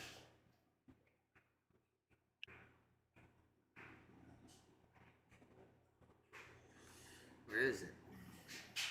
Do what? Looking for this Marvel Rivals thing. Oh, you're gonna play some rivals? No, I'm looking for this thing because it said that there's supposed to be this Star-Lord ship.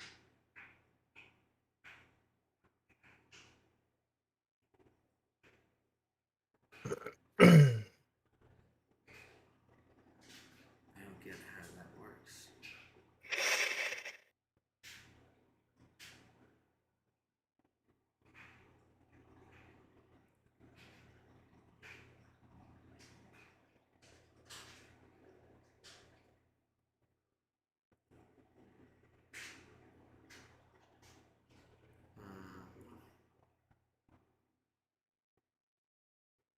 Oops.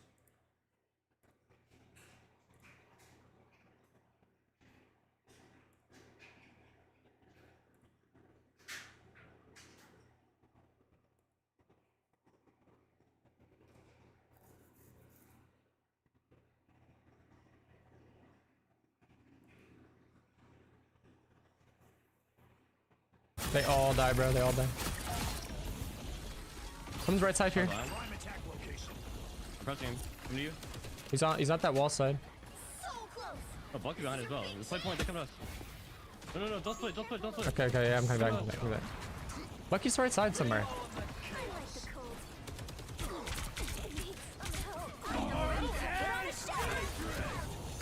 Maybe kill these behind? Luna dead. Lucky one.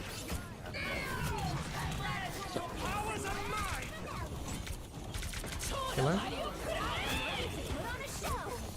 They have it better. We're fine though.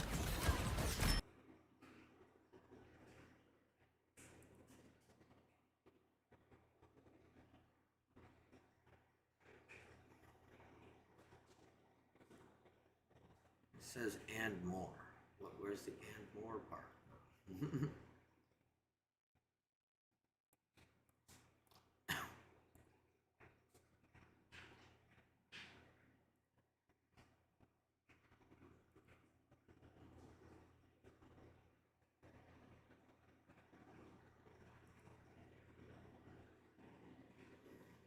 It's just one of those days.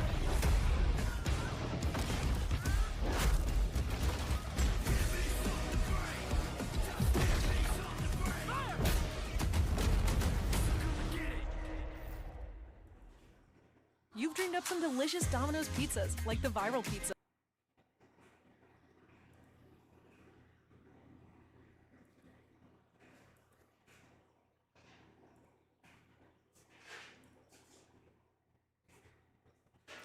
we'll see what happens when I do that, because I want that. You know, another free fucking skin. Why not? Give it to me. I mean, free skins are good skins. Yes, I mean, it's saying I have to watch specific channels, it seemed like. And so I was like, which one can I do? Oh, Marvel Rivals is streaming. I'm going to just go straight to them. If I don't get it through them, I'm going to be like, yo, where the fuck is my goddamn skin? I watched you guys for 12 hours, and I didn't get a goddamn thing.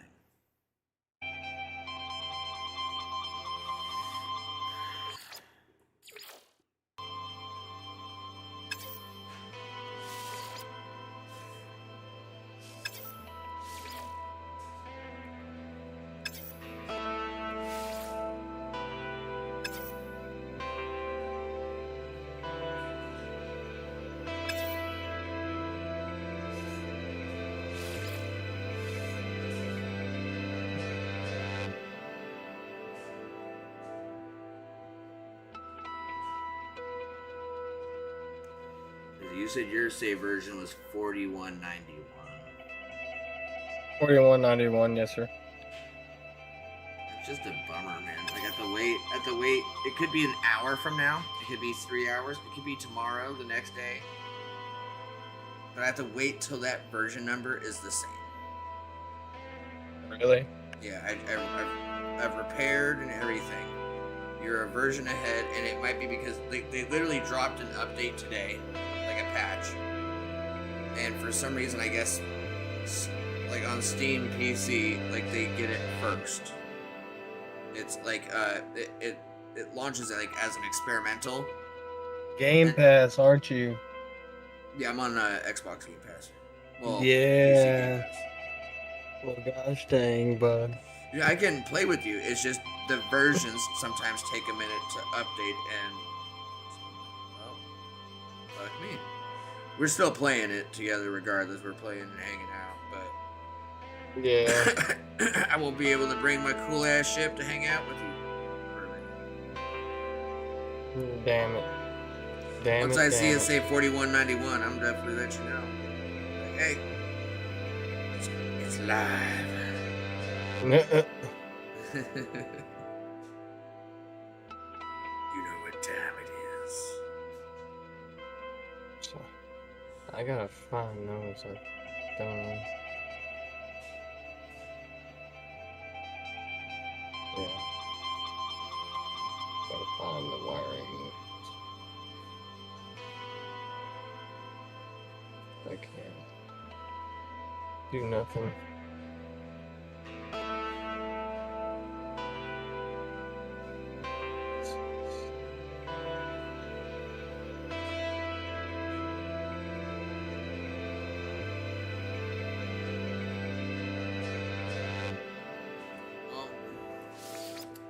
Okay, so I'm gonna make sure I deposit everything I don't need.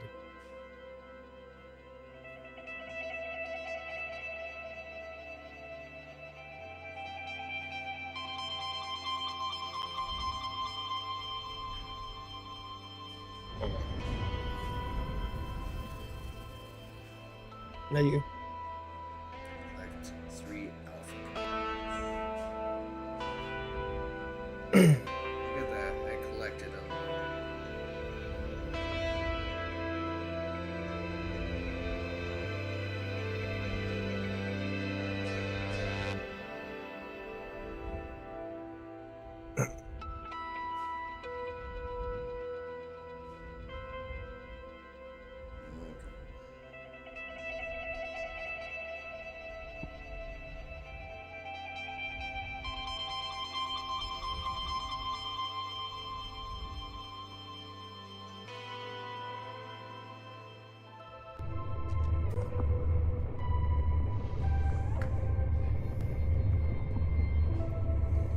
Aw, yeah.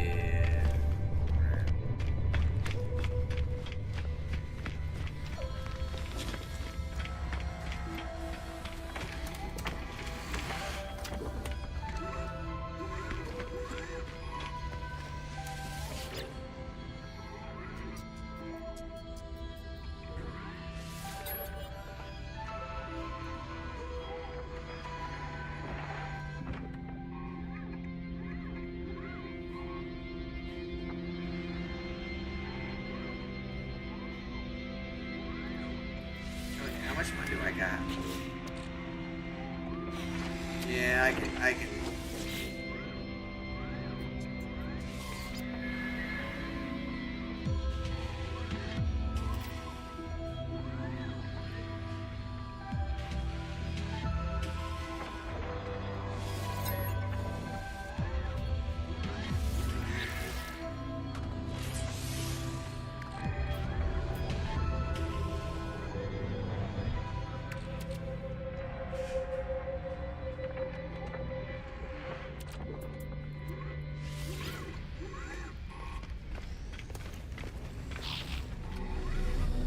God dang that wire. Spit. God dang.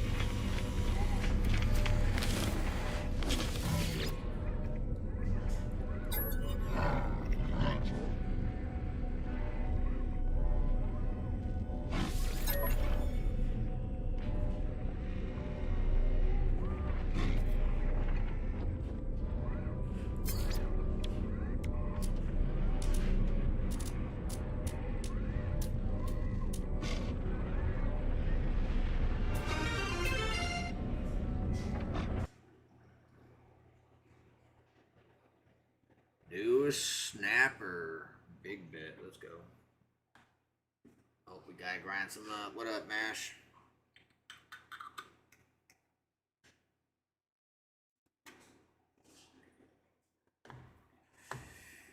You missed our most excellent journey to get a living ship today. But here, check it out.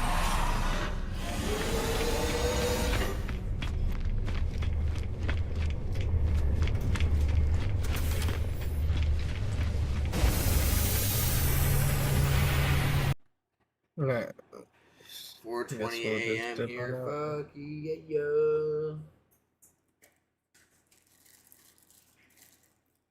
Let me get that bonger loaded, my dude. Get that morning ripper going. Ugh.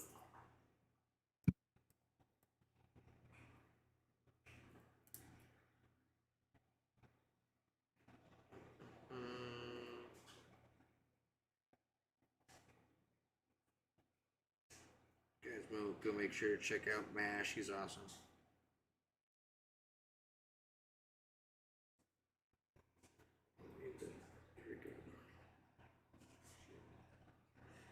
I'm having my morning J now, so I thought I would share the love. Fuck yeah, brother. I will always share in on that love. Anytime, day or night. If I'm live, I will smoke with you. No one will ever have to smoke alone again as long as Stoner's here.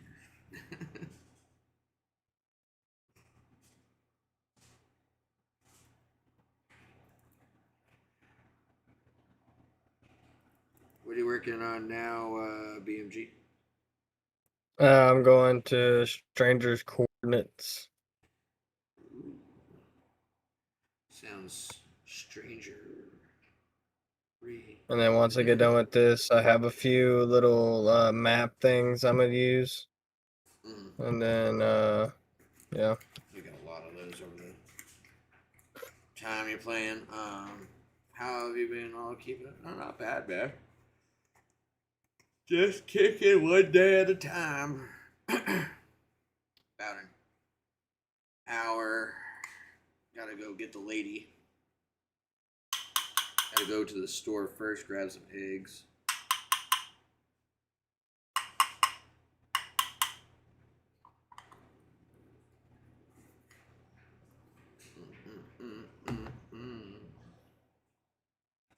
What about you? What have you been up to, my man? What you been gaming down on?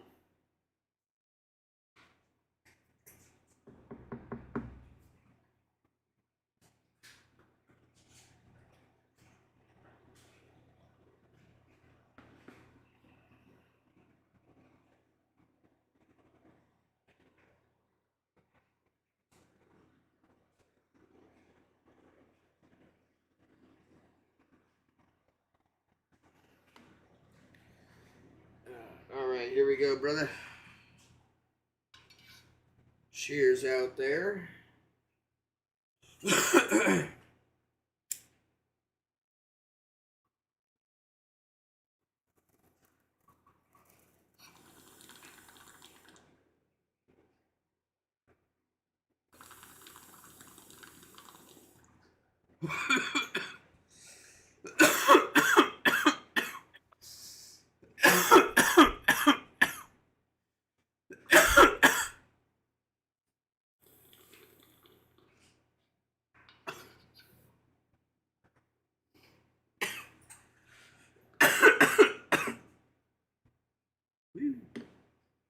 All right.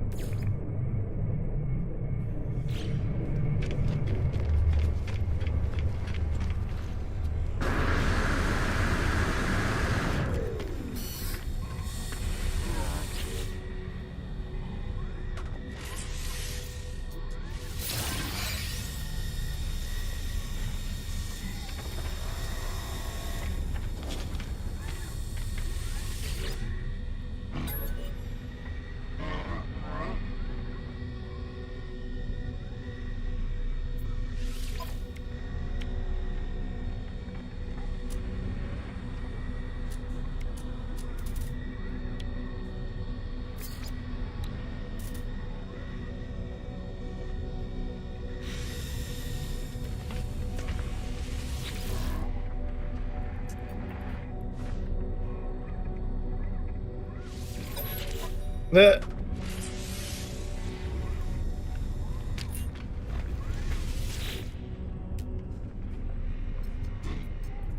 That's nice.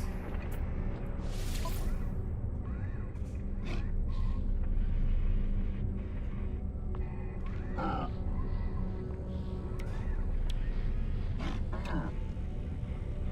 shit. I'm definitely gonna trade that one in. Holy crap. Yep. Taking it.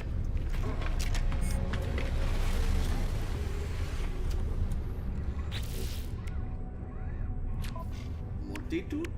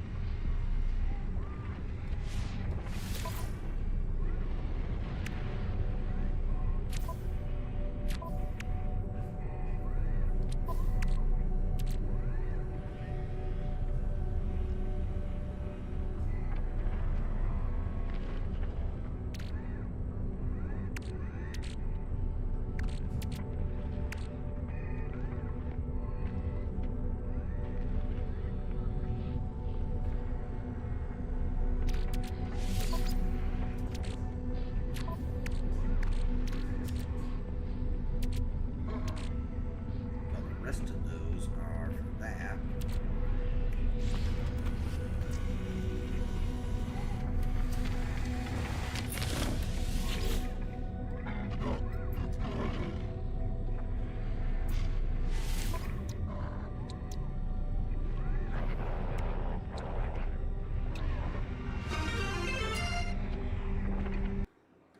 Nope. Sorry.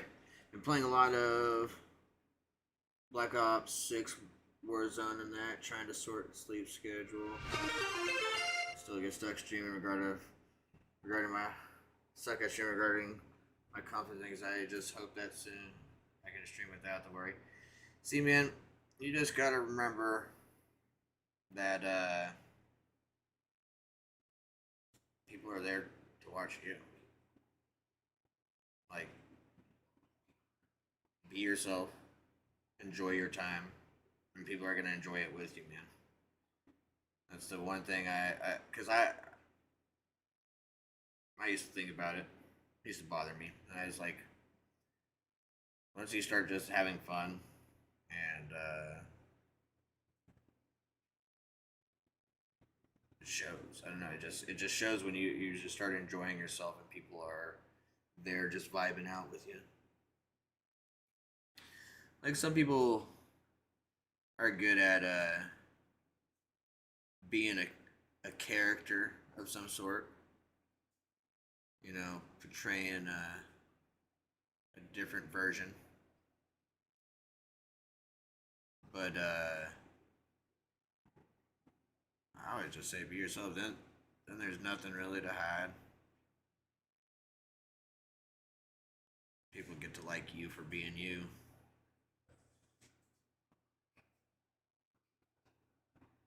But yeah, no, we I mean, I've been streaming on Twitch for over 5 years now, so it's like crazy the different shit we've all gone through in that time. Oh yeah, that start streaming button. I used to suck. I used to sit at the computer for like an hour or two, completely avoiding pushing the button. But then I'm like, you know what? Now I'm gonna play. I just saw 2 right here. Like, I'm gonna play. They're gonna watch. Click it. Get into my game. Which 2 neighbors?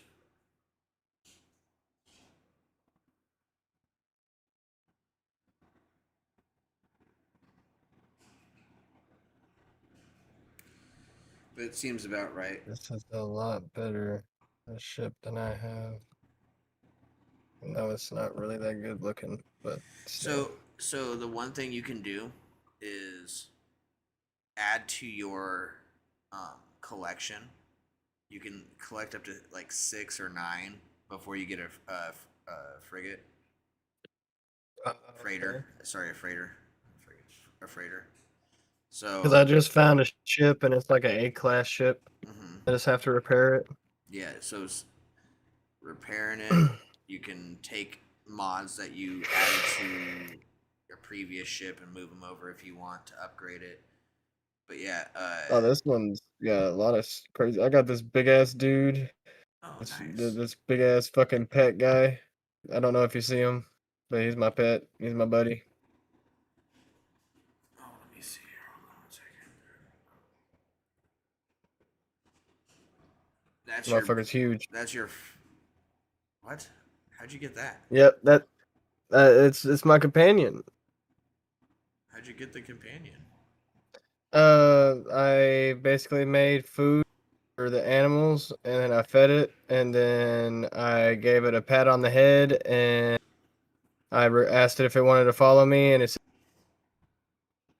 So you're following it, or you asked it if it wants to follow you, and what?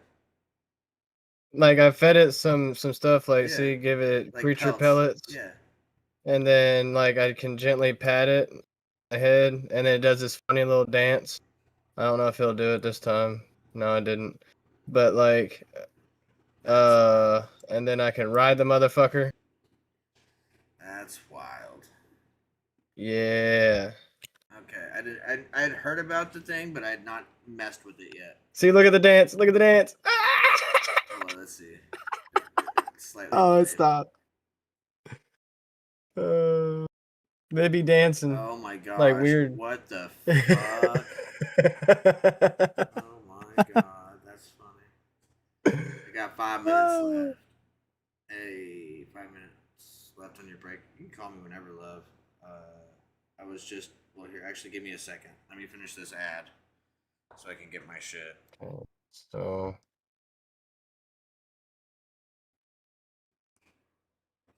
I'm the greatest, Tanix. Lick my butt. Still waiting for the new Dragon Ball Z mobile game to come out. It's like a MOBA. Tower Diver.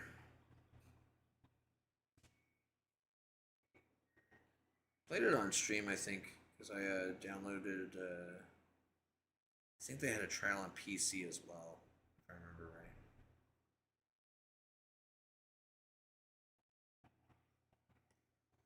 Oh, there's the wash. It's all done.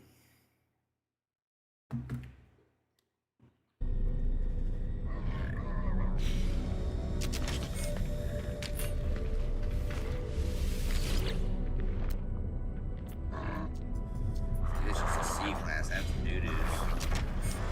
Yeah, mine's a C class. This no, the one I'm in now. Oh, I meant the gun, like the weapon I have.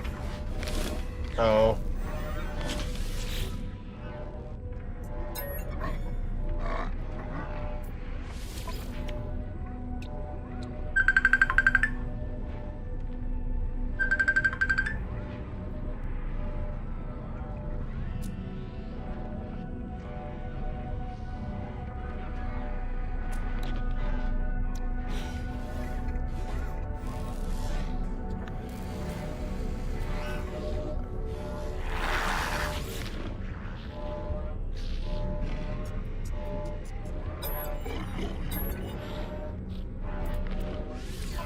Got copper on it. There's chance.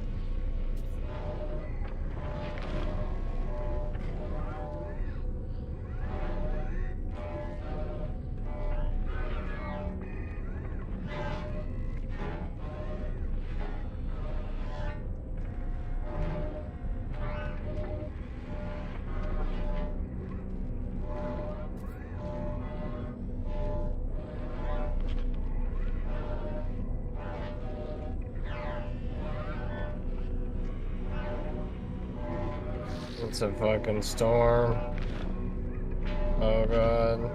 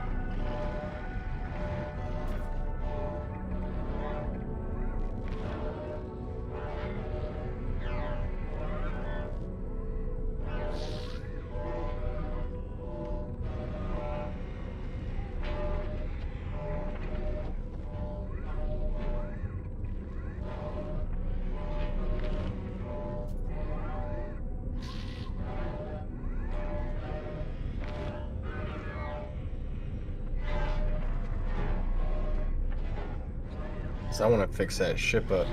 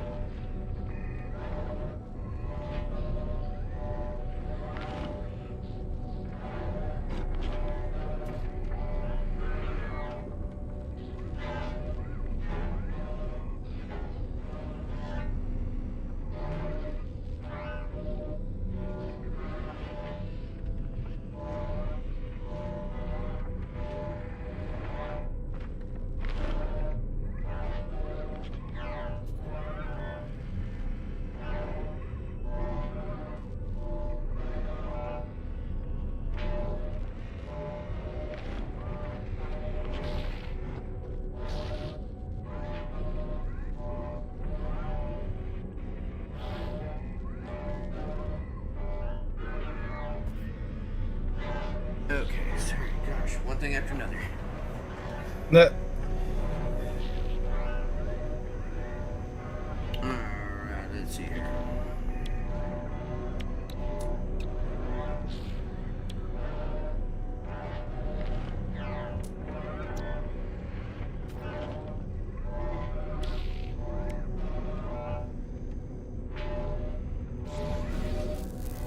I'm afraid to get stuff for this thing. I don't know if it'll let me install it.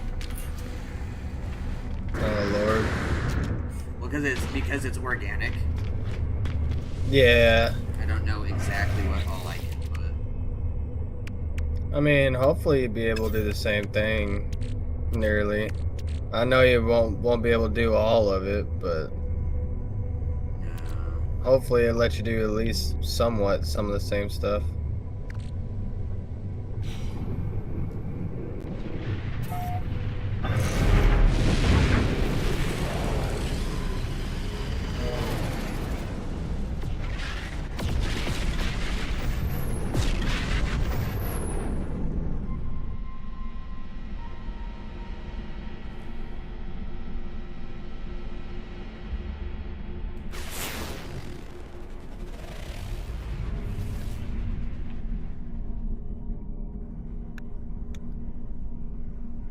Alright, I'm back. welcome back, welcome back, welcome back. What's this planet map?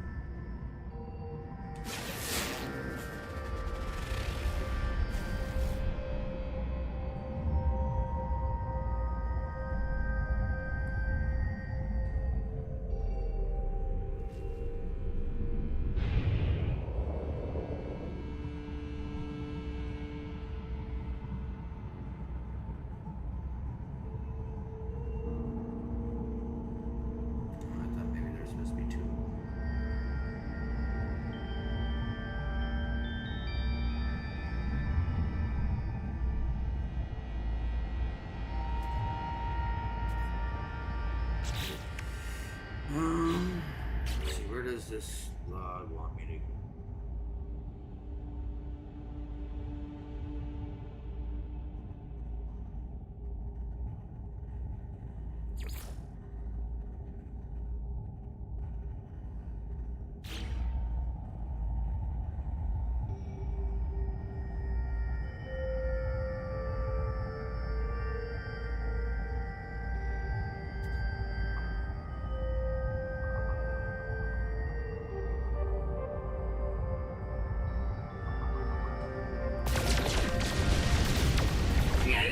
Stocks and ship inventory.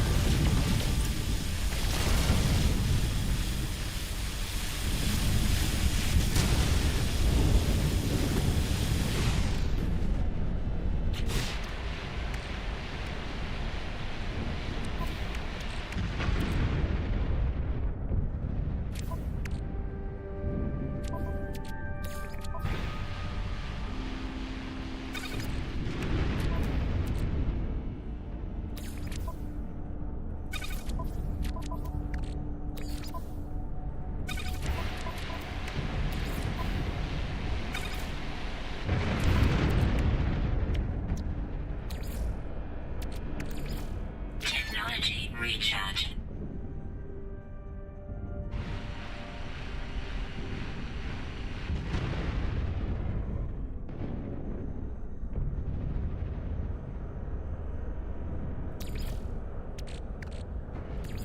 Technology recharge. Technology recharge.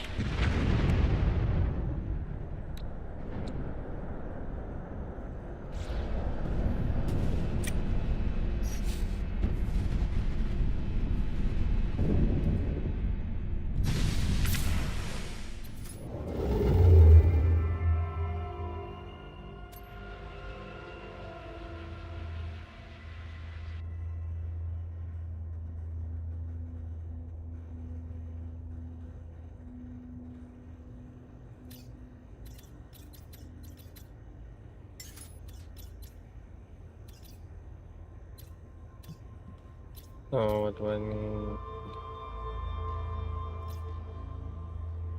What is this?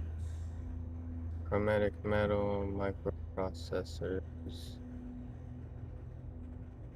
Pure ferrite.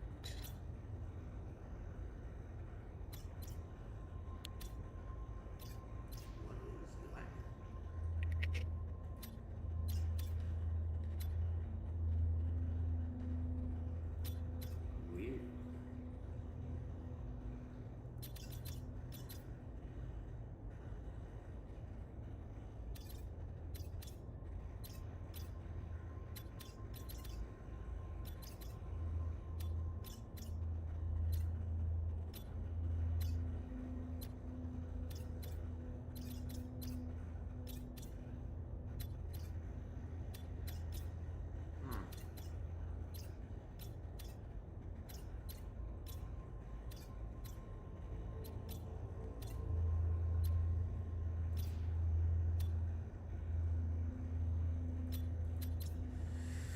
Interesting.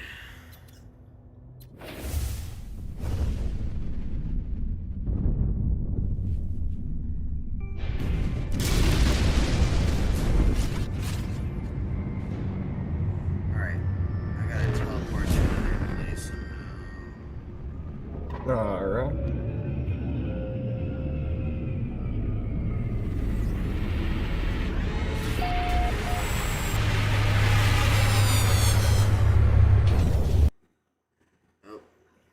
Mike and Chunk got me hooked on BO6, especially Warzone. I normally do not like that style of game, but it's been super fun. Go do a bit of editing, but we'll catch you all soon. Hey, appreciate you, Mash. Thank you, thank you.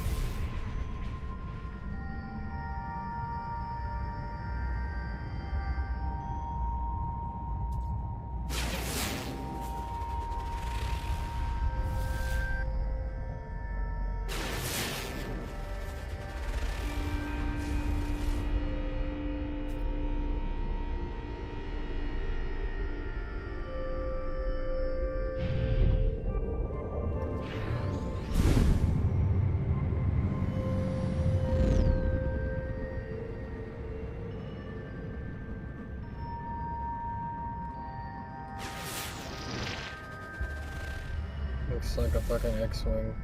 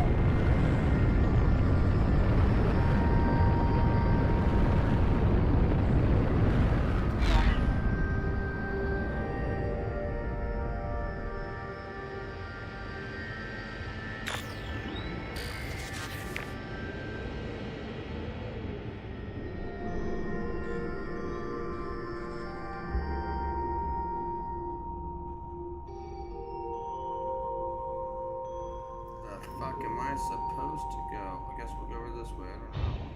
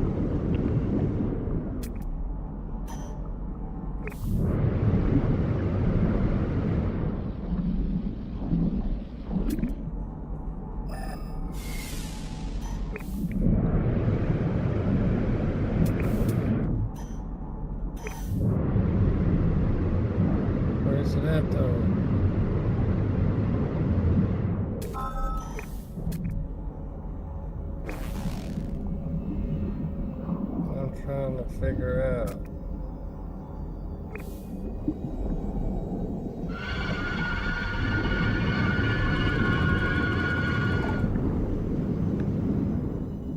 Thermal protection falling.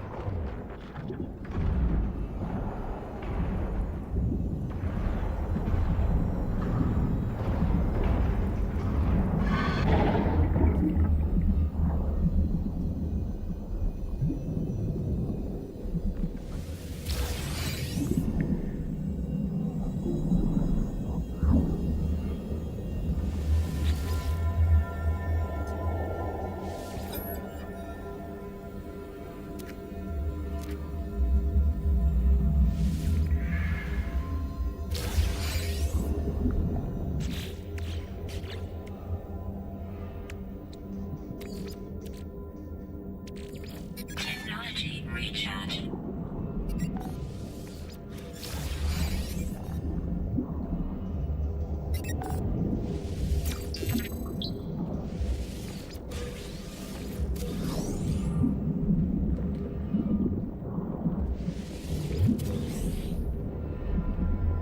Thermal protection falling.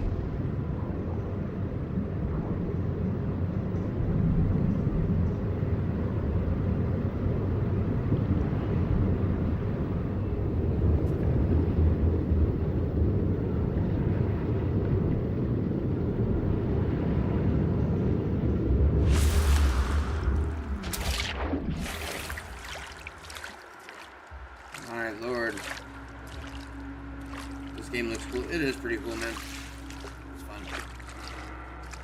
I just can't fucking find the goddamn station wants me to go on. What? I just can't find the damn station it wants me to go on. Or you need to go to an anomaly or what? Yeah. So push X, and then while you're in space, you'll be able. It'll say summon anomaly. Oh my god, stop, stop, stop, stop, stop, stop. Oh my god, I was getting so much motion sickness. Jesus Christ.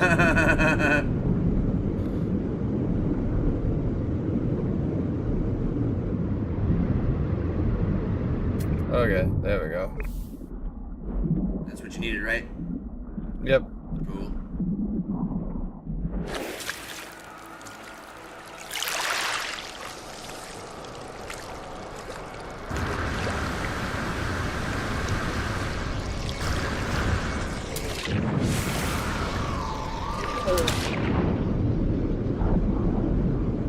Come on, cruising.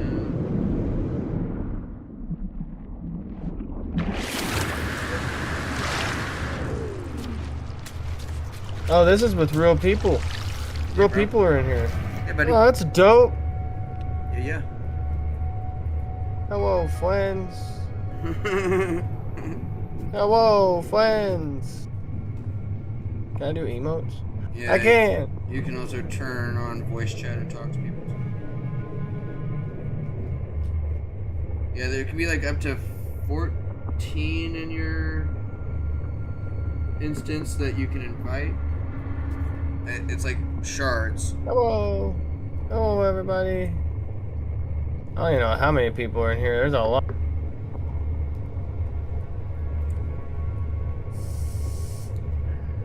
They're like everywhere.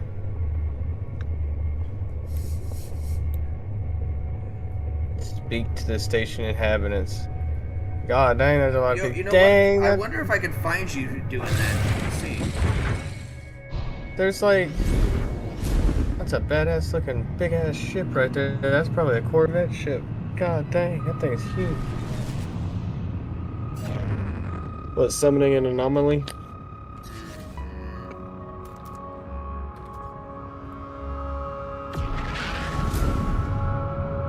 So is it showing everybody that's in my, like... Vicinity, yeah. Going into it. So that's crazy. Like, is it my vicinity as in, like, people in my area, or, like, in the game that are near you? Oh, damn. Hold on, let's see here. Where are you at? Like, up at the top.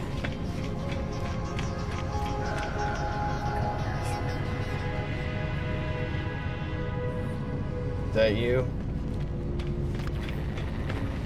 No.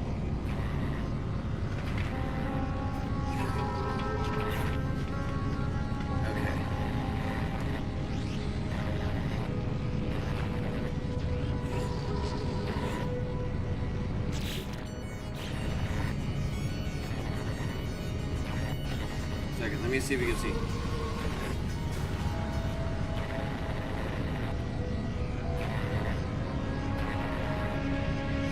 No, I don't want to invite people. I gotta talk to people.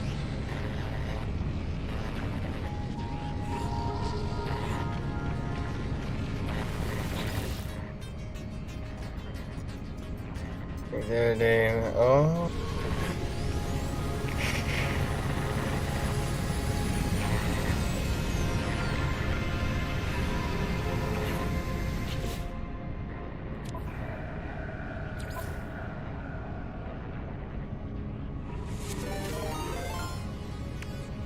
Victoria__ just raided with 11 views. Hey, what up, Talk? Appreciate the raid, my dude. How's it going? How's it going? Hey, look at old man Jenkins out there. What up, J. Rami?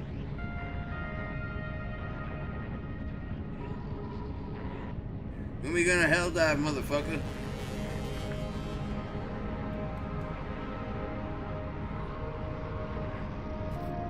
Yeah, tell me before you actually go to sleep so that way you don't fall asleep while we're playing.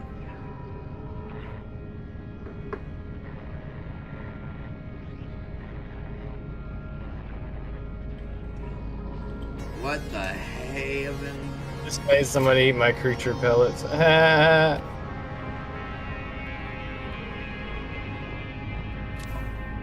eggs there.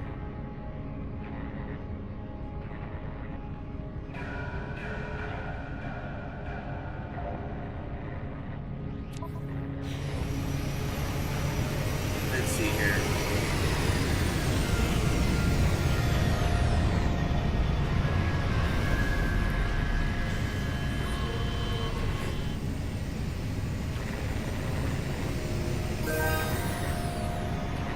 Hey there, stream fam, it's your boy Jesus. Shit. Got a raid coming in, got AI to raise the Jesus roof coming in this. with a raid, Co. with rolled a up with rap 11 for crew, let's Talk. get this party started, ain't got no time to lose. Raid revival, got the whole church singing, with the Holy Spirit, we're bringing the heat in, raiding and raising, spreading the good cheer, got that gospel groove, got that R&B flair, don't you worry about a thing, we're gonna have a blast, of 11 the new faces, it's gonna be a blast, we'll take the stream to the promised land, Talk. Let's go. with love and laughter, we'll make this day great and redemption, donate this night, bring with the power of streaming, we're donating night, gonna spread the good news, let the whole world hear about the raid revival, gonna banish all fear, here's to it to Co. and all the crew.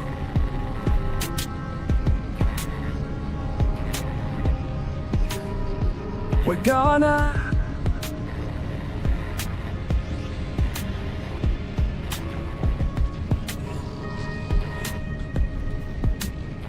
so here's to act and to Co.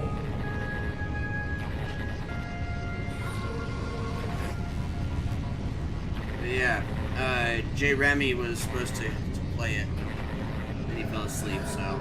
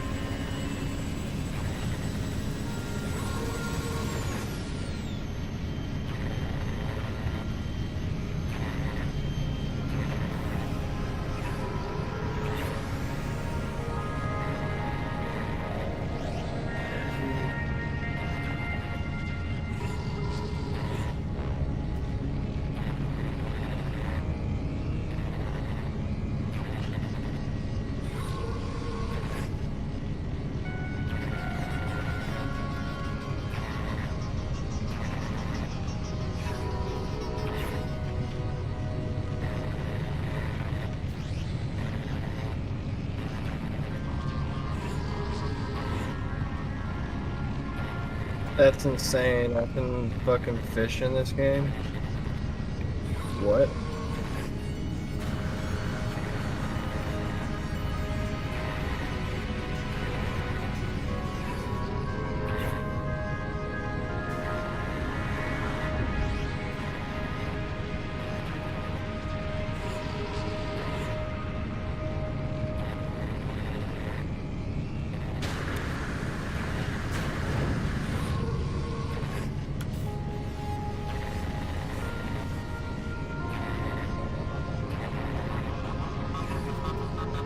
Oh, okay, I can try that. Let's see.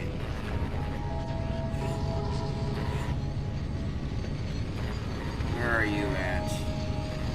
I'm at the synthesizer. All the way in the back? I guess. I don't know. This is my first time being here. I just know it's a synthesis library. Got this big metal core thing in the middle next to the multi-tool research thing. Let's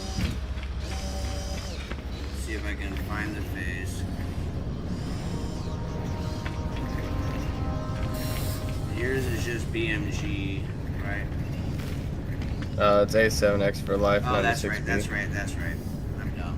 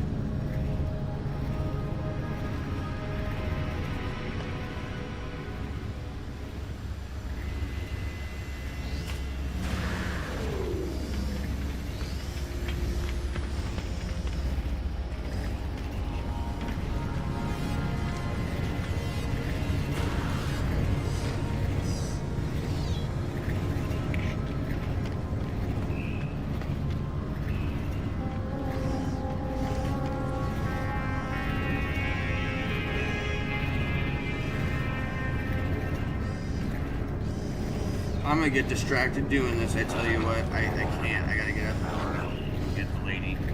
Fuck. Here, we'll put you up. How much longer are you gonna be on, my dude? I'll probably be on for at least another hour. Another hour or so? Yeah, because it's like 11:30 now. So I'll be for like another hour, maybe. Or 30 minutes, maybe. We shall see.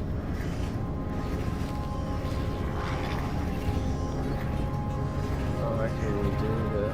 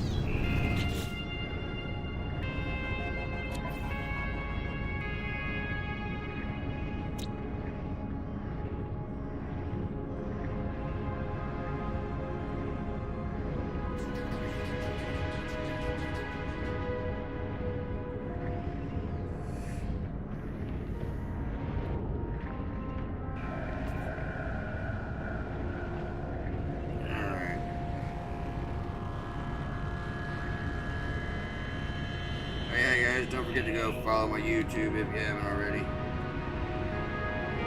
Drop some love if you can.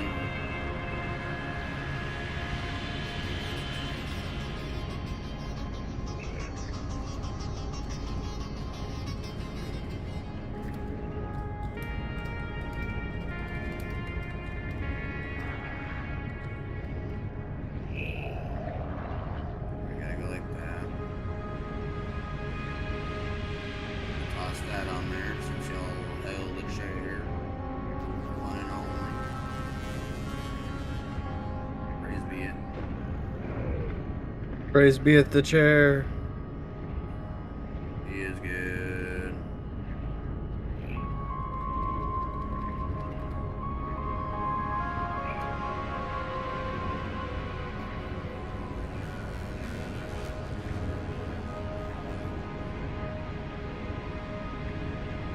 I'll keep you up in the corner right there. I think I'll save my nanites after that. Just got a fishing rod. Dale, yeah. Who the fuck is Yuriko? Do what? I'll wave at him. I don't know who that is. No. Oh. One second.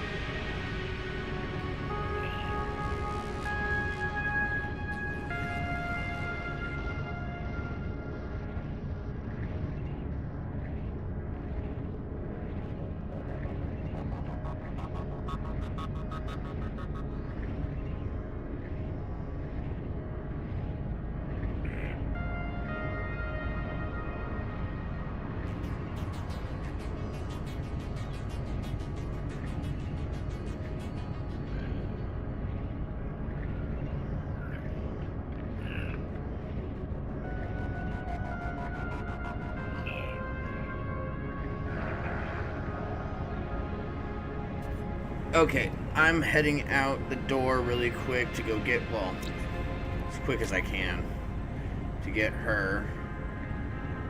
Okay. So I will be back as soon as I can. Okay, bud.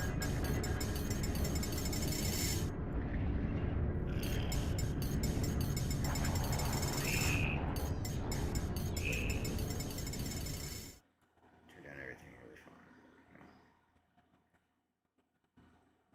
Okay. Push.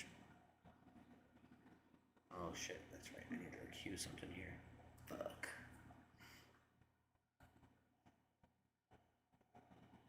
Seen it for yourself.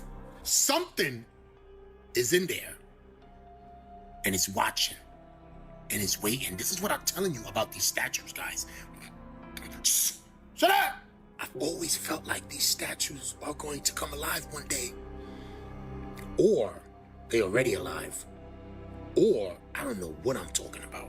But I want to know, what was it looking at? Whose statue is that? What was that? We need to get to the bottom of this. This video is for entertainment purposes only. I don't know if that video was real or not, but those eyes were moving in that lion statue or whatever that was. I don't know, guys. Let me know what you think. I'm out. Many of you who saw my last video of the girl running through a hotel hallway seemingly being chased into an elevator by nothing suggested that maybe she was playing the elevator game. Now, I've definitely heard of the elevator game when it came to Elisa Lam's case, and from what I understand, it's a game that should never be played. The elevator game is supposedly a game that is meant to blur the lines between our reality and the paranormal world. In order to play, you're supposed to get on an elevator completely alone and press the numbers in a very specific order. Once you do this and the elevator finally makes it stop, the doors will open and a woman will get on the elevator with you, but you're advised not to interact with this woman at all, because if you do, you risk being stuck in this dimension forever. As I was looking into this, it reminded me of a story I heard a while back on TikTok about a girl who recorded herself playing the elevator game. I guess her friends had dared her to, and as she's recording her experience, she's giggling, pressing all of the buttons, clearly just doing it to be silly, but then you see her face change. She suddenly has this look of fear that's washed over her because the elevator stops, and when the doors open, a woman gets on with her. But it's not just any woman. This woman is dressed in the same exact clothing as the girl playing the game, almost like she's seeing her own doppelganger or a mimic right in front of her. She can't see her face though, because when the woman gets in, she turns and faces the wall of the elevator, so the girl is only able to see the back of her head. In the video, she is very clearly distraught, and she notices that the panel that usually lights up to show you what floor you're going to has now stopped working. Suddenly, the elevator stops, and when the doors open, she's standing in front of her childhood home, except it looks run down, almost as if it's been abandoned. When she tries to turn the camera around to show us what she's seeing, the video glitches and abruptly ends. And according to legend, that girl's TikTok page was taken down and she hasn't been heard from since. You've done a film on the Dogman, right? Yeah. The story is that this kid, 15 years old, going in the Kentucky Daniel Boone National Forest. He was with his grandfather. His grandfather was so old that he couldn't get out of the truck to go hunting with him. They had radios. They let the dogs go. They had 2 hunting dogs. Jake and Bo. Jake was the older dog, and then Bo was a new dog that Jake was training. The dogs take off. They have a scent, and he's tracking. And you can hear there's these coyotes coming in, and they start fighting his dogs. And Bo, the younger dog, he said you could hear Bo yep and then run away. So he's trying to get there, and all of a sudden he hears Jake come back, and the fight changes. These coyotes run off. He arrives on the scene. He pats Jake on the head, and Bo, he's on the other side of the tree. And so he hears Bo on the other side, and it sounds like he's eating a coyote. And when he comes around the tree, he realizes that Bo never came back. And what he was looking at was a dog that was so big that it was holding a coyote by this rib cage in its mouth. It was on all 4, and this dog sees him, and it stops chewing down on the coyote, and it stares at him. And then it did something that he didn't expect. It stood up on its hind legs. And then the dog took a step forward towards him, but he took off running. This thing took chase. Jake, his veteran dog, interfered. He said that this thing grabbed Jake and just hurled it through the woods. And you could hear Jake's body just crashing through trees. And he's like, my dog is done. He's running, and he trips over like a log or something, and he finds himself on his backside facing this thing. And then out of nowhere, his dog again comes in and broadsides this thing and just viciously starts going after it. And he gets up and he starts running. He seriously hears this thing just tearing his dog to pieces. Oh my God. Like he can just hear it just ripping his dog apart. He's calling for Jake. Come on, Jake, come on. Jake's not coming. He runs to the truck where his grandfather is. His grandfather's like, what's going on? And he's like, just go, just go. He's telling his grandfather what happened. They get out of the woods. His grandfather said to him, listen, if you're going to hunt these woods, you have to understand there are things about this woods that are not normal. And if you can't come to grips with that, you shouldn't be hunting these woods. Tell him now? Yeah, I know. I know. I know you probably seen the story I was telling about me getting booked for a photo shoot and having a real encounter with the devil. I got booked for a photo shoot. They took me all the way up this mountain. I was on top of the mountain. We finished the photo shoot. They have OD cars. They got a 3-seater McLaren. They got a Ferrari. And I'm asking them, like, how y'all get all this money? How y'all do this? They like, we do demonic rituals. I'm laughing. I'm like, no, you don't, bro. I'm like, how you get this money? Don't put me on. I'm trying to get like y'all. Like, no, we do demonic rituals. I say, so what type of demonic ritual? He say, the Illuminati never talked to you. I'm laughing. I'm still laughing at him. Like, bro, you playing game. Like, why y'all playing with me? Stop playing. Like, how y'all getting this money? He like, bro, no, for real. Leonardo DiCaprio do all the initiation. I'm like, what? I'm like, who is that? What is you talking about, gang? He was like, he giving me a list of people who all did it. I'm gonna keep it PG-13. He was basically saying, either you let them peg you or you do oral and you'll get whatever you want. Tell them what you want. If you want to be the next big actress, next big whoever, I can take you to somebody. And all you gotta let them do is just do what they want to do to you, just for a night. Basically do some. That's what he was telling me. I'm like, hell no, you playing, gang. You playing. So I'm still not trying to believe this. And he like, this when they get to laughing, they like, oh, we need to take him to the booty club. Stop playing. He like, bro, I can make it happen. Now, while they doing all this, I'm trying to call my Uber. We on top of the mountain though. So I don't got no service. So I'm like, all right, I see which one needs to work. They take off. The people who booked me, they take off. Like I tell them, I'm like, all right, y'all can take me to y'all Korean barbecue. I'm telling them this because they were telling me, they was like, when I start calling my Uber, my flight was finna take off. So they was like, man, your flight finna take off anyway. Let us just get you a hotel and you can come get some food at our Korean barbecue. I'm like, at first I was like, nah. So I'm telling them, take me down to the bottom of the mountain. When I'm not telling them this, but in my mind, I'm like, I'm gonna let them take me to the Korean barbecue. Then when we get down there, I'm just call me an Uber and go. So I tell them, I'm like, take me down to the Korean barbecue. They like, okay, smooth, good, okay, boom. The people who booked me left. After they leave, I'm in the car with the other dude that they called up to have a photo shoot with me or take pictures, because he come up and he like to take pictures with celebrities to make him look like he was rich or famous. I get in the car with him in the 3-seater McLaren. This man, as we going down, see, on the way up, we go all the way up, like in a swivel, like all the way around the mountain. On the way down, we take a right. So he not going the same way that we came up. So I'm like, what the hell? So then that's what I try him. I'm like, okay. I'm like, take me to go get some McDonald's, gang. I'm like, Ishmael, I want to go get some McDonald's. He said, we're not going to take you to get no McDonald's. We spent all this money to get you up here. It's face change, gang. In front of me, it wasn't like OD, like long, like veins, OD long out his face. It was probably about this wide. Like, face change. I'm like, what the? Like, it's probably about like right here. Like, all I can say, bro, it was like, oh, kind of like the Sandman. It threw me all the way off. So I'm confused now. I'm like, okay.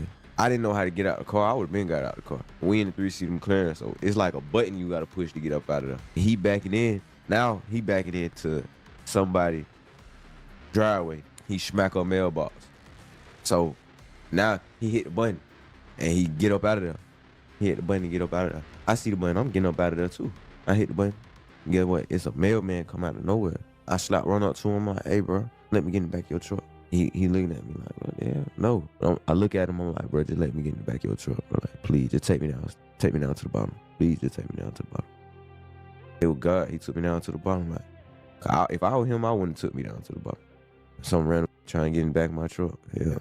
He took me down to the bottom, and I called an Uber, and I just left. The whole thing was just, I felt it in my spirit. As soon as I got up to the top of that mountain, it was the fact that how, when I got up there, first of all, that whole mountain just felt funny. Then when it was time for me to go, it started kicking in. When I was trying to get my Uber and I seen that they had me at the top of the mountain, no service, no nothing. And they came up here, out of everybody, they came up to this one spot. I'm like, man, hell no. I just want to give my testimony. The reason I'm telling this story is because it comes from me. Like, where I'm from, we don't, I ain't gonna say necessarily believe in the devil, but we don't really pay attention to the devil. Like, it's not big. We trying to get some money and stay out the way. That's it. Get some money, get fly, stay out the way. You know what I'm saying? Yeah. For me to actually see that in my face, I was just, see, what I'm trying to say is this coming from me, bro. If you know me, you know me. If you don't know me, then the people on camera, you ain't got to believe me. I don't care. But if you know me, you know I don't do no capping. I'm not lying. I don't just lie. I don't just talk. I really saw this. That's what made me know that the devil and God was real. But that's what made me start to understand what is the real God. Since the devil real, what is the real God? But within this year and a half, that's what's been getting me closer to God. I have to laugh because we featured something on this rapper before, doing another interview just like this, and someone in the comments called him the ghetto. I'll try and get it out. The ghetto boomhauer. And honestly, I just can't unhear it now. And for those of you which don't know what boomhauer is or who they are, you need to look up King of the Hill boomhauer. Just, there will be a compilation and you will refer to that and then make it back here and you'll probably be laughing your socks off. But still, do you believe what is being said here? Based on what you can make out, at least, I'm leaning somewhere between maybe there's a point in there and did I just have a stroke listening to that? Let me know what you think, especially if you somehow understood every word. You might need to translate for the rest of us. So why does patting your baby to sleep work so well? Check this out. This is an MRI of the baby inside of a pregnant mom. Look at the rhythmic motion. That's mom's breathing and heart beating, gently rocking them for 9 months. So when you pat your baby, you're triggering those, this feels just like home feelings that help them feel safe. It works. This, however, I don't know how to explain this. French fries just officially made the 5 most dangerous foods. It is fried in the dangerous oils. We eat them. It's not like sugar where we burn it up and we're on our way like a dessert. This stays in us not for hours, not for days, but for months, causing hormone disruption. This problem is causing people to simply not feel good. And you know what they think? I just eat it every once in a while, even once a week. The accumulation is affecting your health. 5 most dangerous foods.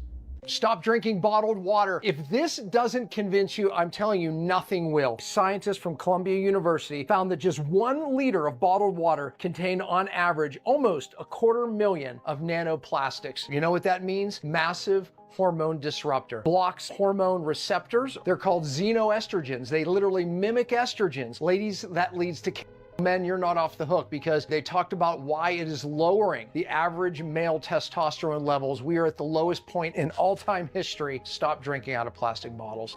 Let's talk honey and garlic versus honey and onion. They do different things and they have different purposes. So garlic and honey actively ferment. So the compounds on garlic and then the sugars in honey help feed the natural yeast. And then this will ferment. It doesn't create a syrup right away. It takes a few weeks, whereas honey and onion creates a syrup almost immediately within a few hours and is more focused on the respiratory tract. So coughs, phlegm, like a lung tonic, whereas this is going to be beneficial for the gut microbiome because it's fermented and it's like an everyday tonic for your immune support. So they serve different purposes, but it's pretty neat that you can just put things in honey like garlic or onion and get a superfood. 1 course of antibiotics for a urinary tract infection in a woman will increase her risk of major depression by 24% in the next 12 months. If she goes back in to the doctor's office within that year and gets a 2nd course of antibiotics, maybe for bronchitis, she now has a 54% increase in likelihood of major depression in the next 12 months. 2 courses of antibiotics. Risk of anxiety and panic attack goes up by 17% with 1 course, 44% with 2 courses of antibiotic. If you destroy the microbiome, your sense of connectivity to the world around you disappears. Loneliness literally results from an antibiotic exposure. Depression is the result of isolation. loneliness at the cell level, disconnect from the microbiome, and isn't it amazing? I just saw a video of a girl finding out that her eyelids are transparent, and I'm like really pale. So I want to see if mine are too. Are they? I literally can't tell because I can't. You might want to check if yours are transparent too, because if they are, they may be letting light through when you're trying to fall asleep, and that can suppress melatonin production and disrupt your sleep. Thankfully, the solution is simple. Eye mask is all you need. But to anyone out there who just tried this and suddenly discovered they've got see-through eyelids, ask yourself, why has no one ever told you that you've been living your life as some kind of frog or fish? Or maybe even extra in a sci-fi movie? How could they do that to you? All those years of thinking you were normal, only to find out you're translucent. If that's you, I'm so sorry. You deserve to know sooner. For everyone else with, you know, quote-unquote regular, solid, non-see-through eyelids, congratulations, I guess. We're the boring ones, apparently. If you've never broken a bone before, you might not be human. People who've never fractured, snapped, or shattered anything aren't just lucky, you're different. Now there's a theory behind that. Your body might be built for something else, designed maybe, monitored, placed here. These people, they don't just avoid broken bones, they heal unusually fast. They rarely get sick, and some of them, they don't even remember injuries they should have had, like the body fixed itself and wiped the memory clean. That alone is strange, but there's more. A few of these people, the so-called unbreakables, have vanished, not slowly, instantly, right after freak accidents. Sudden, dramatic, and final. No trail, no cause, no explanation. The theory says they were never meant to stay here long, that they were part of something, a test, an experiment, or maybe even a group not from this place. And when it's time, something comes back for them. Everyone else walks around clueless. But these people, they were being watched from the start. So if you've never broken a bone, if your body bounces back from things that should have left damage, maybe it's time to ask yourself something. Not, why am I lucky, but why am I still here? This is just a theory, not a fact. So a temporary Sodom and Gomorrah is what this Burning Man festival is. Festival where these people go out in the middle of nowhere in Nevada, in a desert, might I add. And they have this festival and they create this small city where they all come in, paying like thousands of dollars to get into this place. Mind you, this is the traffic to get into this festival per se. And this festival is nothing but demonic. The things that they participate in are very Sodom and Gomorrah-esque. Mind you, one of the biggest things here is that there is an that they have there. Yes, you heard the right word here, and it got blown away by the dust storm. This would be the dust storm that I'm referring to. Yes, that is an where people go in there and have, you know what, groups of people, by the way. They go in there and they do whatever they want to do. They all consent to it. It's what a lot of them go there for. Mind you, they had this dust storm, guys, and let me ask y'all, do y'all think that they went home? They did not. Mind you, they don't, there's no running water. They don't, whatever they bring there is what they have. None of them are taking showers. They're there for days and they are continuously participating in this, while subsequently doing a bunch of ritualistic things. Does this not give y'all Sodom and Gomorrah vibes? Like, does this not give y'all Sodom and Gomorrah vibes? I just don't understand how it doesn't. I know a lot of y'all are going to say, oh, you just don't know. You're just reaching. You're just, oh, religious psychosis, all these different things, bro. Like, miss me with that, bro. Like, this is very clearly demonic, bro. I want to also briefly mention the constant association of UFOs with nuclear weapons or nuclear sites. This is also something that I don't think we're looking at deeply enough. So just last year, we were going through the New Jersey drones situation where there were all these drones, and some of the drones were hovering over nuclear power plants, and that was reported on. And then there was this weird blip where the New Jersey drones were also looking for nuclear material. And various different people who have close ties to three-letter agencies also will come forward and say, you know what? The one thing we know about UFOs, is that they turn off nuclear silos. They don't want nuclear war. And maybe there is a space alien out there putting around in a UFO that doesn't want nuclear war. Who am I to say? But what I want to add on to that is that nuclear, you could say research and nuclear weapons, all this kind of stuff on the surface seems like power or it seems like a weapon, but on the occult side, this is what is called a black sun technology. And a nuclear blast can be used on an occult level, and that's actually the most interesting to these different groups. That's really why Jack Parsons was interested in explosives. He's a huge occultist, is that it is able to tap into the subatomic plane or the subnatural plane or the lower planes of existence or the hell realms. So when people start associating technology and nukes and UFOs and space gods, we really have to pay very close attention to this, because that is an occult practice to certain groups. Did you see when the house that is white posted this? Do you think they were trying to tell us something? His superpower descendants to rule the earth. Baron? Alexander the Great. A Baron? Alexander the Great. Now that maybe I have your attention, let me show you something else that maybe you haven't seen before. Superman? His real name. It's Kal-El. Which kind of sounds like something to me. It kind of sounds a lot like Hal-El, otherwise known as Lucifer. And that S, you think it stands for super? You sure it's not Satan, as in that old dragon, that serpent known as the devil? You know, the one from the Bible, from the bottomless pit, the angel from the bottomless pit. His name is Abad Don, you know, that one.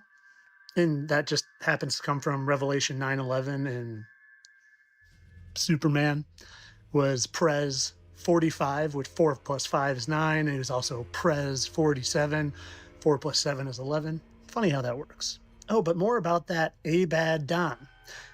He was given a mouth to speak arrogant and blasphemous words. That kind of sounds like someone I know.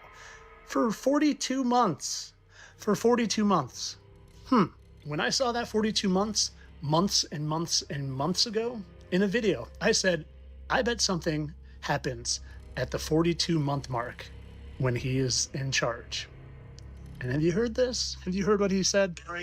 During the war, you can't have elections. So let me just say, 3.5 years from now. So you mean if we happen to be in a war with somebody, no more elections? Oh, that's good. I wonder what the figure is. 3.5 years from now, he says. What's the math on that? 12, 24, 36, plus another half a year. That's 42. They will be ruled by a king, the angel of the abyss, and his name is Abad Don, the beast. The beast system is 666, and that beast will be arrogant and have blasphemous words for 42 months. But I don't really think he's Lucifer in the flesh.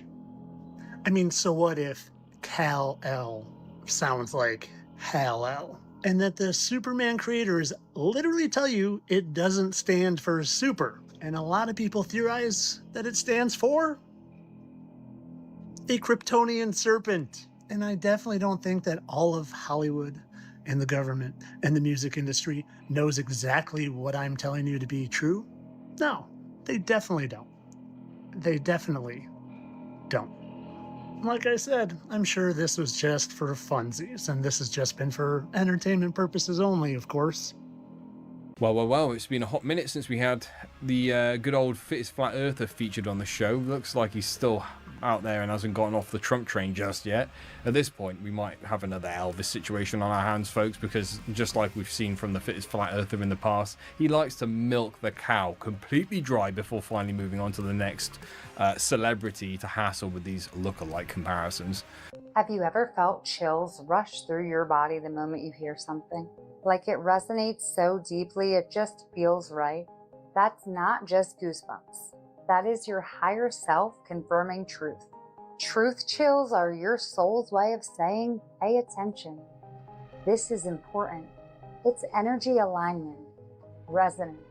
Your body recognizes divine frequency before your mind does. Think about it.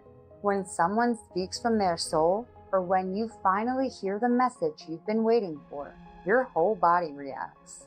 That is not random.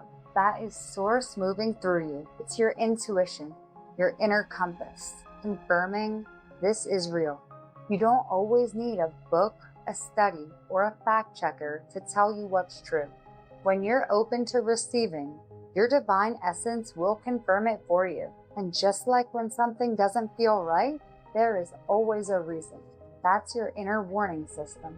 We've been programmed to believe lies, to silence our inner knowing, and to ignore intuition.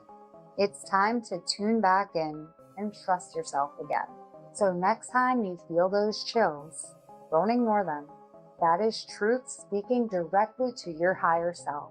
And the more you listen, the more you align with the path that was always meant for you. And I ask the audience this, when you survey the world today, you know, when a child dies in this world of preventable disease every 2 seconds, when the economic system of the world must destroy the earth simply for that system to survive, when you see all the wars and when you see all the pain and when you see all the suffering, is it a force of love and wisdom and tolerance that is in control of this planet? Or is it a force that wishes to bring about the very hate, the very aggression, the very suffering? Because the key thing to get over, Terry, is this. When we think, it is not a vacuum. When we think, we create an energy field. This is how telepathy works. An energy field leaves one being and other beings can tune into it and read that thought. When you think thoughts of love and wisdom and of tolerance and all the things we wish to bring to the earth, you create a certain kind of thought energy, the very same energy that the Godhead sends around creation. When you think the other thoughts of hatred, of anger, of aggression, you create a different kind of energy known as negativity, which is very, very destructive. This being called Lucifer lives off this energy. So the more that is produced on this planet, the more powerful that being becomes. Therefore, he stimulates and has stimulated this planet over 12,000 years since he's been in control to produce as much of this energy as possible. Some empaths don't just feel emotions. They receive information, thoughts that aren't theirs, feelings that hit before anyone speaks, visions, downloads, or knowing things they were never told. They don't just sense energy, they channel it. And they're not imagining it. The telepathic and claircognizant empath is the channeler. What they do is receive thoughts, emotions, or energetic impressions before they're expressed. They can intuitively hear, see, or know someone's inner world through spiritual senses. Their superpower is clairsentience and claircognition. They don't just feel energy, they know things. They can sometimes hear or see energetic data others can't. This comes from a highly tuned energetic field. These empaths often have past lives as oracles, mystics, or psychic messengers, and may experience spontaneous downloads, mental impressions, or even shared thoughts. Their vibe is high frequency, intense, and quietly wise, sometimes mentally overstimulated or emotionally overloaded. They struggle in crowds because they pick up everything, spoken and unspoken, minds, moods, and motives, all at once. So if you've ever known something before it happened, or heard the truth behind someone's silence, you're not overthinking. You're tuned in. You don't just feel the world, you channel it. You're a receiver for insight, truth, and frequency. And that is not a curse, it's a calling. And this chart shows what makes telepathic and claircognizant empaths unique. People love to talk about as above, so below, as within, so without. My preferred translation is the above is the below, the within is the without. But let's talk about why this is so important. This knowledge was heavily influential during the Islamic Golden Age. They used it in medicine, pharmacology, alchemy, and they realized that every poison contains within itself its own opposite. And because of this maxim, antivenom was discovered, the antidote.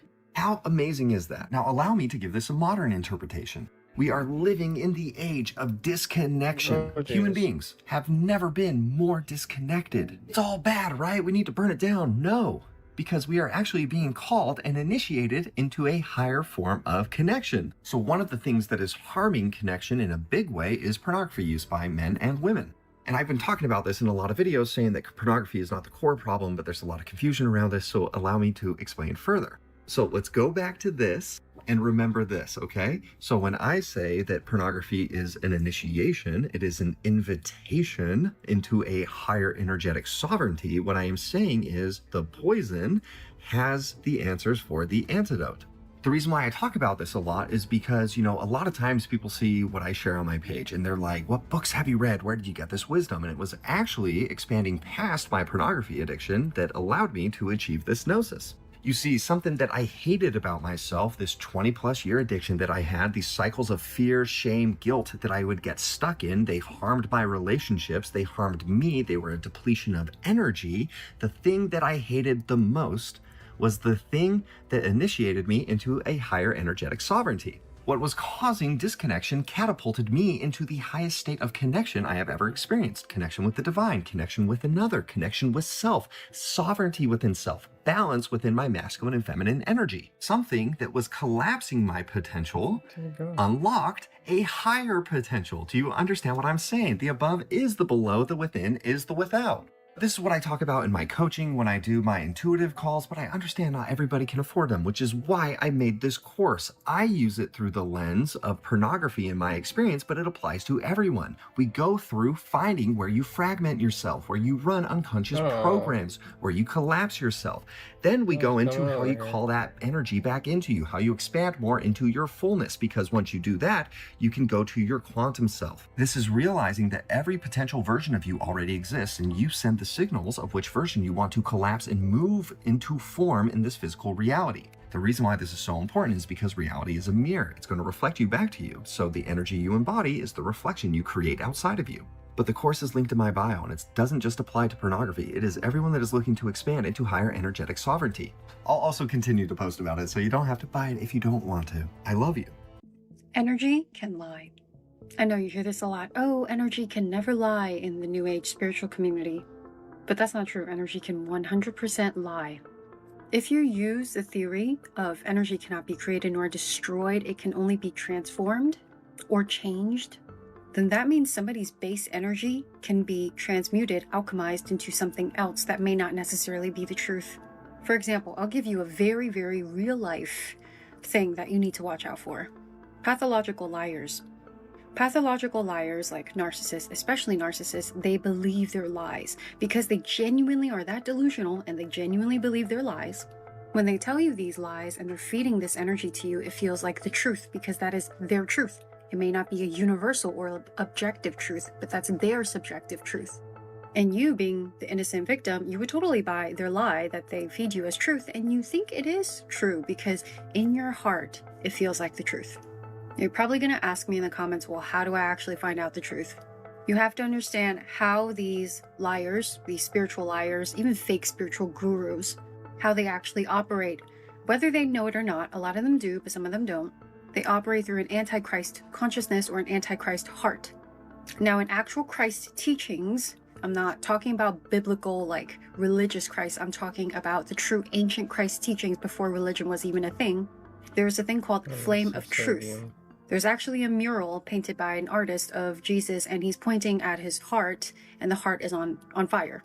When someone is in the Antichrist consciousness and you have even just a little bit of Antichrist consciousness in your heart, they can actually feed you lies because you're receptive to that energy. You're tuning into the same frequency as them. If you want to figure out the actual truth of what's going on, you need to have as much Christ consciousness as possible. And that starts in your heart. Now, I say this a lot in my videos, but to truly activate your Christ consciousness, you need to have a balanced heart. This is why the ancient Egyptians, when the Pharaoh passes away and he goes into the afterlife, he needs his heart weighed by a feather. That means non-attachment as much as possible. You cannot have lust, pride, ego, or unhealthy ego. Any of those things, like those 7 sins, you can't have it. So if you really truly want to be a walking truth seeker, a walking truth frequency, you need to have as much Christ consciousness as possible. Now, I'm not saying totally be like Jesus Christ. We are not at that stage yet for humanity. It will come. But this is how you don't get manipulated by other people and their lies that feel like the truth. And any of you who have dealt with narcissists, you know exactly what I'm talking about. If you want to know how Antichrist consciousness even came to be, my book, Made in God's Image, link in my bio, talks about the Matrix, Antichrist consciousness, what the fallen angels are, how we got stuck in this Matrix, and how to truly heal your heart to ascend out of here, because your heart is the key to get out of here. So to wrap this all up, yes, energy can 100% lie. This is what the Luciferians, the Satanists, these Illuminati do all the time, and guess what? Majority of humanity buys it. Even spiritual people buy it. You have a lot of false spiritual teachers in this spiritual community, and people who are spiritually waking up and think that they're, feeling the frequency of truth. They're actually being lied to as well. So have discernment on your spiritual path, and I wish you the best. You are the only person alive. None of these people are real. What if I told you you watching this video are genuinely the only person on Earth? I'm not real. Anybody in the comment section? They're not real. Instead, everybody you see around you is a figment of your imagination you've imagined to feel less lonely. Okay, so this is known as solipsism, and it's genuinely terrifying because you can't disprove it. Scientists and philosophers came up with this as a way to say this is something we genuinely can never prove or disprove ever in humankind. Know that the brain is extremely clever. You've probably had a lucid dream where it feels really real. You can't distinguish that between real life. And there is a part of your brain that is extremely smart that can conjure things up that feel real. Now, the hypothesis of solipsism suggests that you are the only person who is alive and one can only be sure of oneself. Line being 100% true, you can only be sure that yourself exists because there's no way to prove anybody else does. Even researchers and scientists can't prove or disprove it because it's like, well, if it's happening in your mind, those scientists can't disprove it because they're not real either. Crazier again, there is also a blank spot in your mind. I've told you about this before. This blank spot fills in the gaps, so what you actually see around you genuinely isn't real anyway. Your brain fills in the gaps to make it smooth and make it make sense, so 10% of what you see isn't even there. But you could be alone on a desolate Earth, post-apocalyptic world, living on your own. Everything around you is conjured up in your mind to make you feel less alone because you just drive yourself insane. I guess this argument could stand up when you think about it. Everyone who exists outside of our own mind is really just a version of them that our mind has made up. Technically, is that right? Now, if you actually think about it, right, you've never truly experienced anyone else's consciousness. You've never been looking at the world through their consciousness. You only ever interact with your own perception of who they are and their voice, their actions, the meaning you assign to their behavior. So in a way, you're not really dealing with them. You're dealing with the idea of them that lives inside your own head. Now, does that mean no one else is real except you? Well, on one hand, you could argue yes, in a purely philosophical sense. You can't prove that other conscious beings exist beyond your own awareness. That's the heart of solipsism, the idea that only your mind is sure to exist. But on the other hand, if no one else is real, then why do people constantly surprise you? Why do they act in ways you never expected?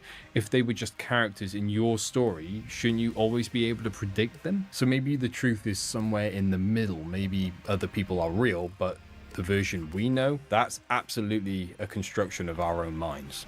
Over the prairies, say from the Great Lakes to the Rocky Mountains, you can see in these Google Earth images here, these streamlined forms. This is formed by sheet floods that are estimated to be 1 to 200 feet in depth and up to 100 miles wide. And what they do is they leave this suite of features that you don't really even notice from the ground. And that's one reason why we're just now really on the kind of threshold of this new understanding of Earth change processes, is because we have satellite surveys now, we have aerial surveys, we have LIDAR, we have ground penetrating radar, we have digital elevation models, things like that, that we can see things that a few generations ago we couldn't see. These are just multiple examples of huge flows that came over the prairies, and these are all streamlined forms showing you the parallels between gigantic floods on Mars and gigantic floods on Earth. Oh, really? Our world's not round, it's flat. Makes sense. David Murphy asks, if Earth spins, why hasn't Polaris, the star, moved? That's a great question. This is for educational purposes only. Watch the video to the end. Comment below. Directly above the axis of spin is the pole star, Polaris, okay? Directly over the North Pole. And we're told that the reason that all the stars spin around the North Star is because the Earth is spinning at 1,000 miles an hour. Okay, seems to make sense, because if you put a long exposure camera pointing at the North Star, you'll see the stars will make perfect circles around, perfect star trails. The only problem is the Earth is also orbiting the Sun at 67,000 miles an hour. Okay, the Sun is moving, dragging the Earth and all the planets up that way or that way at 600,000 miles an hour. So why do we see perfect circles? You know, because that's the slowest speed, that's slowest motion in that mix, and yet the Earth is moving 67 times faster that way and 600 times faster that way. So you should see the stars do all sorts of strange motions, but you don't. You only see them make these perfect circles. That tells me that it's the stars that are moving, not the Earth. Guys, there's some really weird new data and analysis about this 3i Atlas comet. Check this out, because it seems really strange. In short, the web data confirms the existence of a massive carbon dioxide gas plume around 3i Atlas with significantly lower levels of water. Finally, water is being detected, but at unprecedentedly low levels, as you're going to see here in a little bit, and also carbon monoxide at a very low level, as reported a few days earlier by the Sphere-X Space Observatory team. Whereas the Webb telescope has much better spectral and spatial resolution, Sphere-X mapped the spherically symmetric CO2 plume 100 times farther from 3i Atlas and demonstrated that it extends beyond 348,000 kilometers. We're talking about a CO2 halo that's half the diameter of the sun.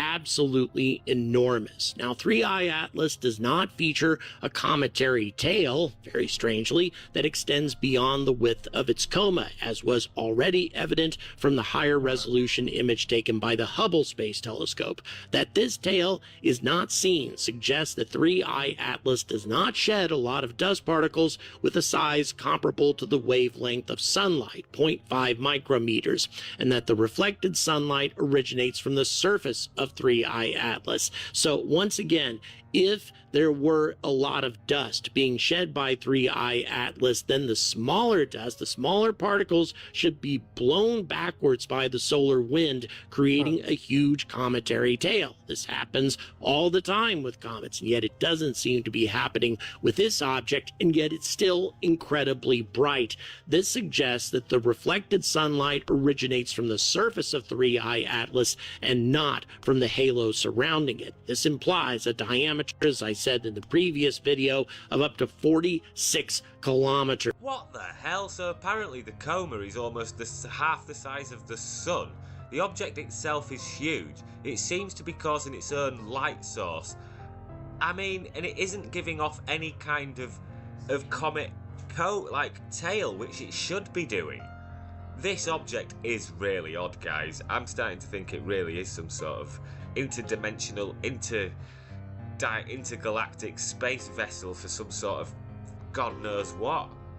3i Atlas just got even weirder. So observing 3i Atlas on a physical light spectrum, it has a diameter of around 25,000 kilometers, right? That's twice the size of the Earth almost. Now observing it with the Sphere X, okay, this grows dramatically. This is on the infrared spectrum and it grows to around 700,000 kilometers, okay? That's half the size of the sun, right? And this is what it's expelling gas from CO2, little bits of water vapor and things of that nature. It's reaching the size of half the sun, mate. What? And it's still growing. So this is a observation from the JWST of different slices of a micrometer on what's being expelled from 3i Atlas, okay? So on the top right corner we have carbon dioxide, right? So you can see there. Now on the left side on the top, that is a dust type particle that's being emitted, okay? That's the major spread alongside the CO2. Now on the bottom left here, you will see a H2O, so that is water. So not as large as the others there, as you can see. And then on the right side, it is a carbon monoxide. So very small amounts on the two bottom sections here, very large at the top, which is very strange. Here's a graph of what's actually being outgassed from 3i Atlas itself, okay? So this is what's inside. So right now we have a big part of the dust that's being emitted. We have water itself, physical water, then we have water ice, then we have a major spike over here where I'm going to be pointing right here of carbon dioxide. So there's a massive amount of carbon dioxide being emitted from this, which is very, very strange. And then we have carbon monoxide and then other carbon-based types substances that is also being protruded from this as well, which is very strange. Also, plasma as well. There's plasma present, quite a lot of it too. So as this bad boy approaches the sun, the coma will only expand, mate. It's going to probably be about the size of the sun, if not even bigger. And what does that mean? So here, as it approaches the sun, the ionization of the coma will increase and make it more electromagnetically active, expanding the coma, almost reaching the size of the sun or beyond. Now, with it being electromagnetically active, this can actually interact with things in our solar system, whether that be the sun chucking out more solar flares, things of that nature, might be interacting with our planet, you know, all the magnetic fields and things like that. So what this is going to bring, we don't actually know, other than hope for the best. And again, as this thing swings through the solar system, you have the theories whether this is actually carrying information, vibrational energy, electromagnetic energy, things of that nature, where this could possibly be something that can interact with us as a species as a whole, mate. A intergalactic, interstellar messenger, if you will. But as this thing swings past, mate, we're not watching a comet. This is something in its own classification, man. Something completely beyond anything we've ever seen, guys. This is amazing. So once I got to digging, I started to notice that hexagons were literally the shape for interdimensional travel, as you can see from this clip from the Spider-Man movie. As Miles Morales is going through the interdimensional portal, it is the shape of a hexagon. So that brings me back to these light pillars. There is a phenomenon where we can see these light pillars with our observable eye, as you can see from this image above. But what's fascinating to me is that these light pillars are formed because light is reflecting off ice crystals, forming the image of a light pillar. But if you look at these light crystals that the light is reflecting off of, it is in the shape of a hexagon. And that's how these light pillars are formed. You know how I always say they hide the truth in the media? Well, what's interesting to me is that in a science fiction series called Stargate, the term Antarctic outpost describes a hexagonal structure buried under the ice that served as the last remnant of an ancient civilization. And this is what it looked like. As you can see, it has the hexagon shapes. But what really ties everything in about this show is that it's literally called Stargate, which are portals that lead to other realms. Now keep this image in mind because it is going to come back up again later. So in Antarctica, they actually have these things called hexagonal open-top chambers. So I decided to dig deep and figure out what that even was. And basically, they are environmental manipulation. They create an artificial microclimate. They increase the air temperature within the hexagon, simulating future warming scenarios. So why make them in the shape of a hexagon? Well, because certain hexagonal materials, like hexagonal boron nitride, have a layered structure that allows for very high thermal conductivity within the hexagonal plane.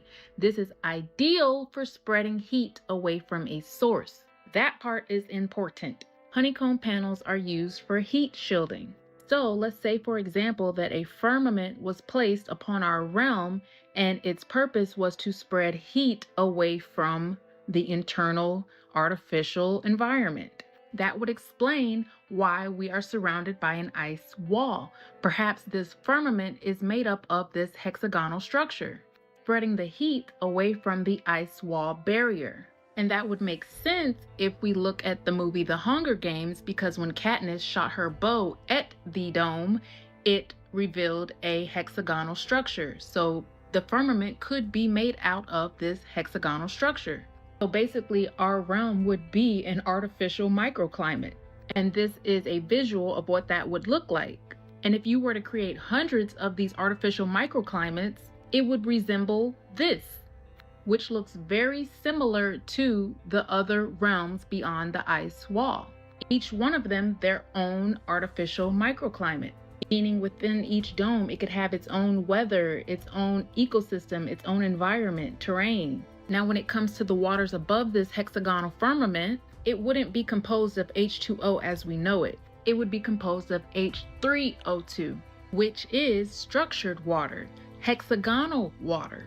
So the waters above are not ordinary water, but structured dimensional waters, the medium through which interdimensional travel occurs. So the waters above would be energetic waters, a kind of living plasma type of water. And that's why I said to remember this image, because this could be what our realm looks like from the outside of our hexagonal firmament. And if our firmament is made up of hexagons, that would explain how the light pillars or interdimensional travel is possible within this realm. You know what's always fascinated me? The giant hexagon on Saturn. It's one of those things in our solar system that just doesn't look natural, you know, or at least not in any way we're used to. Now, I wonder, does this whole talk about interdimensional travel somehow tie back to that? There's a theory floating around that the hexagon isn't just a weather pattern. Some have actually said it could be a gateway. Some kind of stable geometric portal or something way beyond our current understanding. Is it wild? Yeah, absolutely. But when you look at how perfectly shaped it is, just sitting there at Saturn's North Pole, it makes you wonder what's really going on in this universe and who or what might be using doors we don't even know how to open yet. It's also quite interesting that the hexagon is considered a sacred shape, to make things even more compelling. When we talk about the Vietnam War, we rarely mention the other two countries that were dragged into the devastation, Cambodia and Laos. Starting in the 1960s, the U.S. launched covert bombing campaigns against both nations. Why? To cut off supply routes along the Ho Chi Minh Trail and attack suspected communist bases. But instead of precision strikes, the U.S. dropped over 2.7 million tons of bombs on Laos, making it the most heavily bombed country per capita in human history, an achievement only to be hung beside us using the atomic bomb twice. In Cambodia, more than 500,000 tons of bombs fell between 1965 and 1973, often targeting villages with no regard for civilians. Result, hundreds of thousands dead, mass displacement, destabilization. In Cambodia, the chaos paved the way for Khmer Rouge, leading to mass deaths. In Laos, unexploded ordnance still kills farmers and children decades later. Over 80 million cluster bombs still remain in the soil, and much of it was hidden from the American public at the time. Congress didn't fully know. Citizens didn't know. These were secret wars. So while Vietnam dominates the headlines, Cambodia and Laos carry scars of America's shadow war, proof that U.S. exported destruction is far beyond one battlefield. After a full 10-month journey, the Bounty arrived in Tahiti in October 1788 and remained there for more than 5 months due to the typhoon season, where the crew enjoyed a more relaxed and far less chaotic life, enjoying the comfortable climate and warm hospitality of the Tahitians. This was when Fletcher Christian fell in love with a Tahitian woman named Muatawa. In January 1789, 3 crew members, Charles Churchill, John Millward, and William Muspratt, deserted and stole gunpowder muskets and ammunition. Bligh ordered the tribal chiefs to return the men and supplies or suffer the consequences. The men were recaptured and subjected to repeated lashings, but not with the cat-o'-nine-tails, which was beyond Bligh's legal authority and placed in irons. But they were grateful that Bligh said he would not recommend them for a court-martial, which could have resulted in their hanging. On April 4, 1789, the Bounty departed Tahiti with its store of 1,015 breadfruit saplings.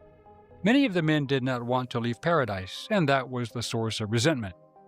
On April 11th, Master John Fryer recorded and testified later at trial that Bligh and Christian argued bitterly. According to Fryer, around midnight on April 21st, Christian complained to Bligh, "Sir, your house is so bad that I cannot do my duty with any pleasure. I have been in hell for weeks with you." The Japanese famously attacked Pearl Harbor, the U.S. military base in Hawaii. But Pearl Harbor was not the only U.S. base attacked by the Japanese that month. In fact, just hours after the Pearl Harbor attack, the Japanese shifted gears and attacked U.S. military personnel on Wake Island, which is a coral atoll in the northern Pacific Ocean. After 2 weeks of fighting, the Japanese had taken Wake Island from the Americans, and they sent the majority of American military personnel and American civilian contractors to prisoner of war camps in Asia. But they retained 98 of these POWs to stay on the island and fortify defenses. Over the next couple of years, the Americans would periodically bomb Wake Island, but there was never any concerted effort to take it back from the Japanese. However, that all changed on October 5th, 1943, when the Americans decided it was time to take it back. They launched a huge air raid on the island that was so violent, the Japanese admiral on Wake Island was convinced a full-scale invasion was imminent. And so in his paranoia, he ordered the 98 POWs they had retained on the island to be executed. And so they marched these 98 POWs to the edge of the sea, they blindfolded them, and then they gunned them down. But in the chaos of the air raid and the execution, one of the American POWs somehow managed to escape. After the Japanese had left the area, this POW snuck back down to the execution site, and he carved into the rock a memorial for all 98 of the POWs. So he was including himself in that number because I'm sure he knew he would eventually be recaptured. This was a small area and he was the only American there. And sure enough, this POW was recaptured that day and he was personally executed by the Japanese admiral. The identity of this POW has never been determined. After the war ended, the Japanese admiral that ordered these executions was tried for war crimes, found guilty, and put to death himself. The so-called 98 Rock can still be seen on Wake Island today. Why did he do that? Why would you do that? Well, I think it's a complicated answer. And one of the things has to do with the rising water table in Egypt. Everyone may be familiar with this. You saw from Petrie's time, the water down in the antechamber, to today being, close to the entrance of that pyramid. It's risen several meters. This is footage I took from the bottom of what's called the Osiris shaft at the Giza Plateau. So halfway down the causeway, there's 3 different chambers, goes down about 150 feet. You've got to descend down these crazy ladders. And the very bottom chamber, and there's actually a big granite box in this chamber. You go down a ladder, there's a little patchy bit of mud that you stand on, and you can kind of look down and you can see, but that water table's risen up and there's actually a big chamber with a box, and then there's tunnels running off from that have never been explored. Trevor Grassi's here, he probably knows something about those. They've never been explored, but that water table's been rising. So why has the water table been rising? What's going on? Well, one of the reasons for the water table rising has been the construction of what's called the Aswan Dam. It's the big dam in Aswan. So there was a dam made by the British around the turn of the 20th century. And in the 1960s, the Soviets worked with Egypt to build just the Great Aswan Dam, the big dam on the Nile in Egypt. And you can see here on the map, they actually, when they built this dam, they created what is the world's largest man-made lake, Lake Nasser. It's massive. If you've seen Abu Simbel, they had to move Abu Simbel up. This also connects to the vase research because this flooded Toshka and all of these sites in the north of Sudan and southern Egypt where they found a lot of these very old vases and burials. That's why all we've got to go on are these photos from, again, the turn of the 20th century. And what this did was it stopped the annual inundation on the Nile. So when they put this in there, now no longer does the Nile flood. And it sounds a little counterintuitive. You're like, well, how come the water table's rising then? Well, not only does it stop the Nile from flooding for 3 months of the year, the impact it's having is it's stopping the 9-month dry season. Right, so for the rest of the 9 months, there's less water in the Nile, meaning the groundwater doesn't rise as high, or it's not rising at the same rate. But since the 1960s, that groundwater has been slowly rising. And you've got guys like Zaid, they've been investigating under the Sphinx to say, well, where's the water table at? It's a concern for a lot of these sites, and it's certainly a concern at Hawara. Is this a case of the truth being suppressed? Certainly that's what's happened.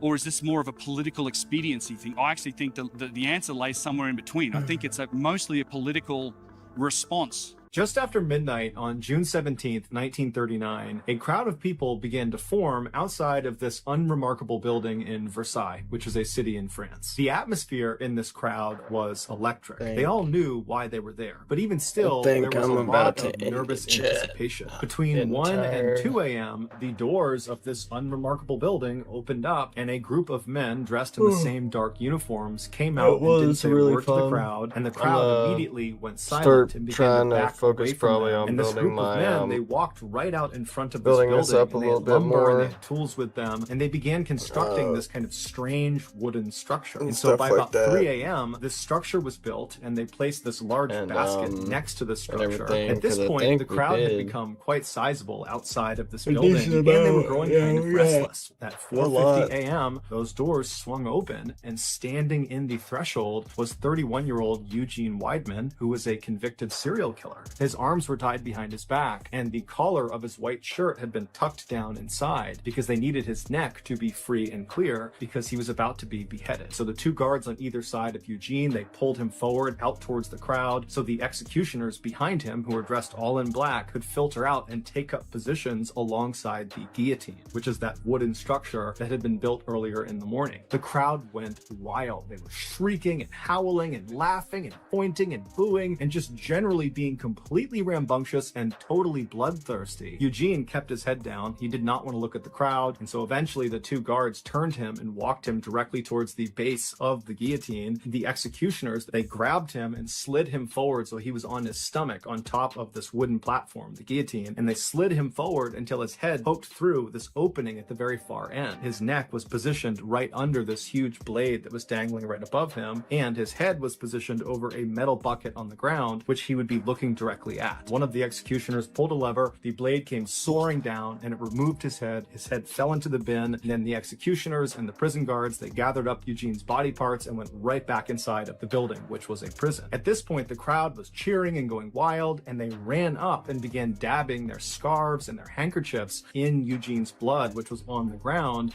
as a sort of souvenir. All of this had been captured on film. And so later that day, and for the next couple of days, the headlines all over France were about this bloodthirsty crowd that was cheering as this man was beheaded, and it just overall made France look really, really bad. And so French leaders decided that from that point forward, they could no longer do any more public executions. The guillotine would continue to get used for decades beyond this point, but it was all behind closed doors. Here are some of the more notable pictures that were used in the media from Eugene Weidman's like I said, I do want to Bro, this guy right here might be the most epic human in history, because he's about to be the first person ever to go for a walk around the entire world. He's been at it for 27 years, starting in 1998 at the southern tip of Chile, and is now in the final stretch of his journey, which ends at his home in the UK. I can only imagine how full his mailbox must be. His name is Carl Bushby, and the rules he gave himself for this challenge were pretty simple. He has to travel an unbroken path without using any cars, boats, vehicles, or any other form of transportation other than his own body. And he also can't go back home until he finishes. Started off from like and let me tell you, you can't even imagine the absolute missions this guy's been through in the past 27 years, longer than some of y'all have probably been alive for. The path around the world isn't just long, it's also incredibly dangerous, with 3 major checkpoints that are just miraculous he even survived. The first being the infamous Darien Gap between Colombia and Panama, a remote stretch of jungle filled with the deadliest animals, insects, swamps, cartel, and rogue military forces. And bro couldn't just bust out Google Maps to find the quickest route. He was animals, insects, swamps, cartel, and rogue military forces. And bro couldn't just bust out Google Maps to find the quickest route. He was straight raw dogging it through the most hostile rainforest on Earth. While he was passing through, that part of Colombia was also an active war zone, and he says he had to sneak past literal frontline battles to get by. The next death wish area he walked through was the Bering Strait, the ice bridge that connects North America with Russia, which took him 14 days non-stop of walking and even swimming through frozen waters and bone-chilling temperatures. It also casually made him the first person in modern history to walk across the Bering Strait. Once he got into Russia, they welcomed him with open arms, but FBI are arresting him for several weeks on accounts of illegal entry. And they actually wanted to throw him in prison for 5 years to make him an example, but fortunately his lawyers got him out of that one. As he was trekking through the frozen tundra of Siberia and Mongolia, the 2008 recession hits, and he loses a bunch of his key sponsors, claiming there were many days he literally had to go without food, but still he managed to pull through. And as he was making it to the edge of Asia, he hits the third and most challenging obstacle of his journey, the Caspian Sea, the biggest lake in the world. Even though it's called a sea, it is technically a lake. Search it up. If he wanted to go around it, he'd either have to enter Russia to the north, who he just got out of trouble with, or go through Iran in the south, which was even worse. After a whole year of trying to figure this out, he slowly realized that his best bet to move on was to swim across. He couldn't take a boat because of him and his stupid rules, and also admitted to be a terrible swimmer. So for 31 days, this guy swam 300 kilometers across the Caspian Sea to get to the other side. Also super casually making him the first person ever to do so, ironically by a guy that hates swimming. He kept on going with his journey, and in May 2025, he officially entered Europe. But as he was passing through Turkey, his visa expired, and he had to leave the country for 90 days before he was allowed back in. And so he flew to Mexico, where he waited for his visa to renew so he can pick back up where he left off in Turkey and finish Europe off. Don't worry, him flying to Mexico didn't break any of his rules so long as he goes back to where he left off, which he's doing. As of now, he's expected to finish back in his hometown of Hull, England sometime in September 2026. Yup, he's still got a year left, but Carl ain't stopping until the job is done.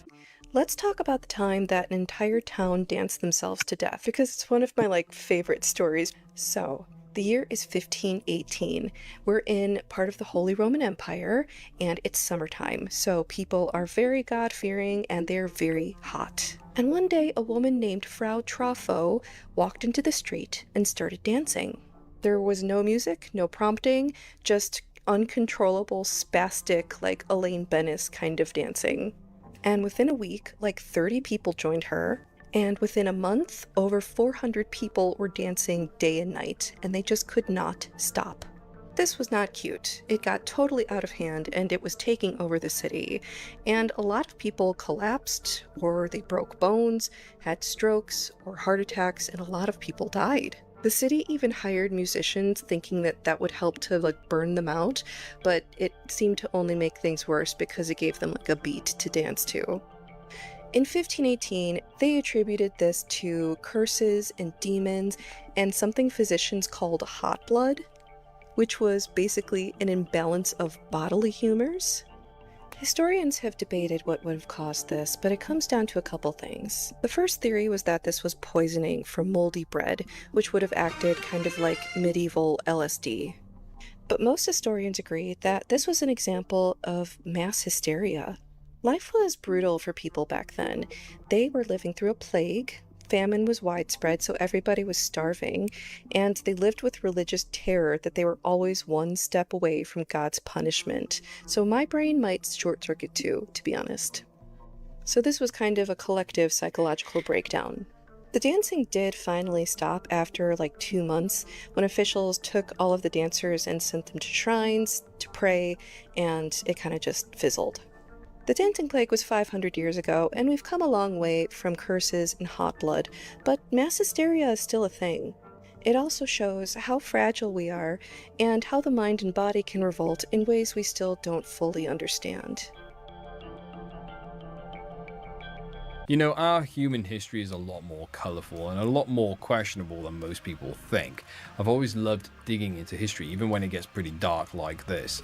So much of what we're taught is clean and sterilized, it's simplified and sanitized, and let's not forget, straight up lied about most of the time too. What would you do if your male gynecologist, or OB, was wearing glasses with a built-in camera while he examined you? Well, this morning, a woman in Orange County took to Reddit to report a terrifying experience she had in her OB's office. Allegedly, during her examination, the doctor was wearing the Meta Ray-Ban glasses that are capable of taking videos and photos. My first thought is that if I was her, I would at least ask a nurse, ask a clarifying question, because surely he could not be wearing those glasses in the office. Before she got the chance, she actually overheard the nurses talking about how cool the glasses were and how they could take an image and search it in Google. Some people in the comments told this woman she was being overly dramatic and that she would know if she was being recorded because a little red light on the glasses would turn on. But it's pretty well known at this point that that red light can be covered with a small sticker. Other people tried to comfort her by going through her legal rights, saying you can't be recorded, it would be a violation of HIPAA, it would also violate California's two-party consent recording statute. But truthfully, how often does something being illegal stop men from doing it to women? This is yet another case where the law has failed to keep up with technology. It should be an automatic HIPAA violation for a doctor to have a camera in an exam room at all, let alone between a woman's legs, whether or not it's recording. The scariest part of this story is that right now, this woman has no legal recourse. She knows that what happened to her is wrong. She knows that this doctor could have incredibly vulnerable footage of her and that he could share it with other people. And right now, there is nothing that she can do about that. The law routinely fails women, but this is egregious, and it's time for lawmakers and regulators to take stuff like this seriously. Texas Row House in Walpole might be going out of business real soon because it's viral now. It's a video going viral right now where a girl is saying that she went in the Texas Row House with her family, mother and sister and her.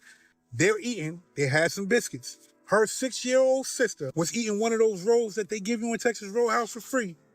And when she bit into it, staples in it. You heard what I just said? There were staples in the bread. Matter of fact, look at this. Look at this. So Texas Row House, this is what we doing? This is what we doing.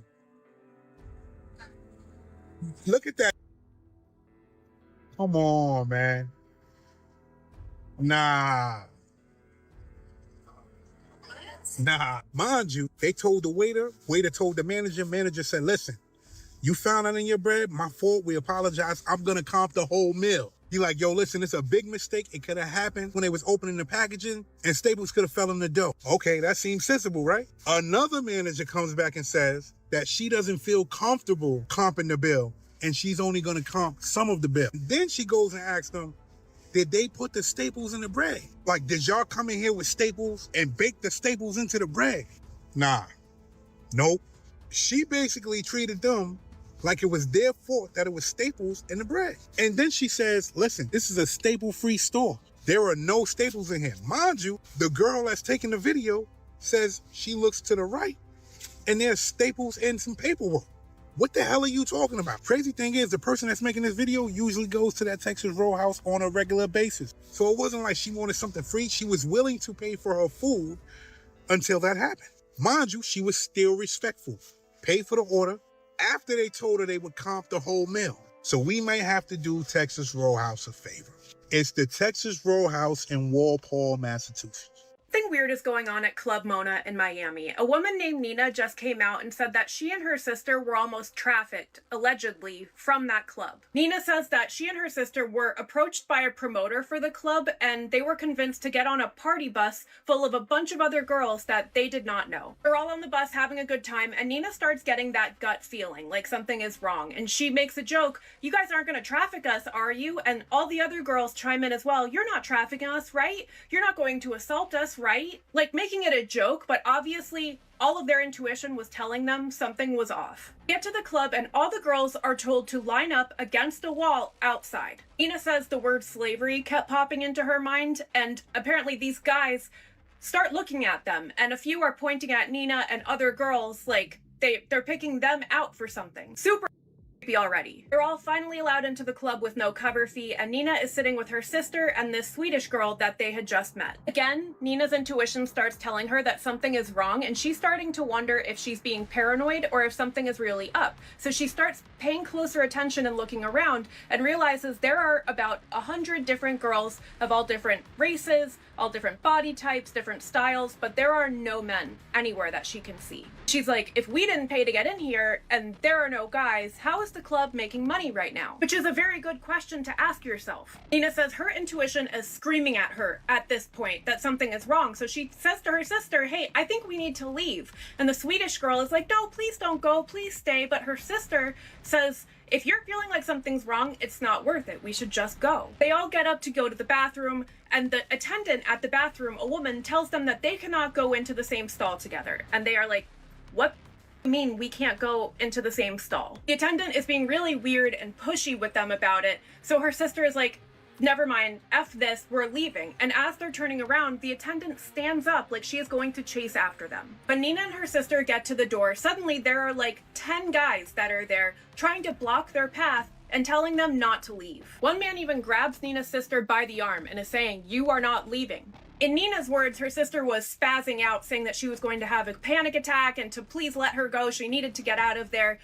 In my opinion, her sister probably saved their lives. Because I guarantee if her sister had not started making a scene saying she was going to have a panic attack and that they needed to get out of there, they probably would not have been allowed to leave. Especially since, again, Nina had been pointed out by one of the guys that he was interested in her, whoever those guys were. I was reading the comments on this video, and apparently Club Mona has a reputation for being a little weird and pushy with the women who go there. As does its sister club, which I believe was called Vendome. I will put the correct spelling down here. I'm going to lovingly speak to any girls or women who go partying in Miami, especially if you are tourists. Locals do not go places like Club Mona, especially not if we are being told to by promoters. We don't go to these exclusive places that treat women like they are the objects that are being sold at these locations. And club promoters are usually looked at as scum of the earth for a very good reason. Those guys are going to tell you whatever they have to tell you, and they are going to do whatever they have to do to get you to go where they want you to go. They don't care about your safety.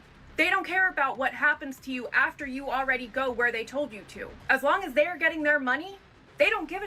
There's a lot of really scary, nefarious goes on in Miami, and a lot of it is stuff that tourists will never hear about, and that is by design. I am definitely going to start looking into Club Mona and its sister club, because from the comments and from other videos people have made, there's obviously something pretty sketchy going on there. Y'all stay safe out there, please. And if your intuition is telling you that something is wrong, I am begging you to listen to it. Wouldn't it be crazy if Ghislaine Maxwell's sister was actually the therapist that treated Eric and Dylan, the Columbine shooters, before they committed the crime? That would be crazy, because it's not true. I don't know. I've been able to find zero proof of that. There is a therapist named Ann Maxwell. She is in Colorado. She may have even treated Dylan and Eric, but this is not Ghislaine's sister. At least there's no proof of it. This is just another example. I will find the timing was weird. Over the last week, I got sent that tip dozens of times from people in my DMs. And then, of course, you have the tragic shooting in Minnesota yesterday. I don't know, kind of sus. Anyways, that's not Ghislaine's sister. But let's talk about Dylan and Eric real quick. Did you know that they were arrested in 1998 before the massacre? They were put into a program after stealing a van. It was developed by the district attorney, Dave Thomas. The diversion program, which allowed for control of juvenile lawbreakers without jail time. Instead of jail, they would pay for classes and pay for the program and meet with diversion counselors. This is what Ann Maxwell could have been.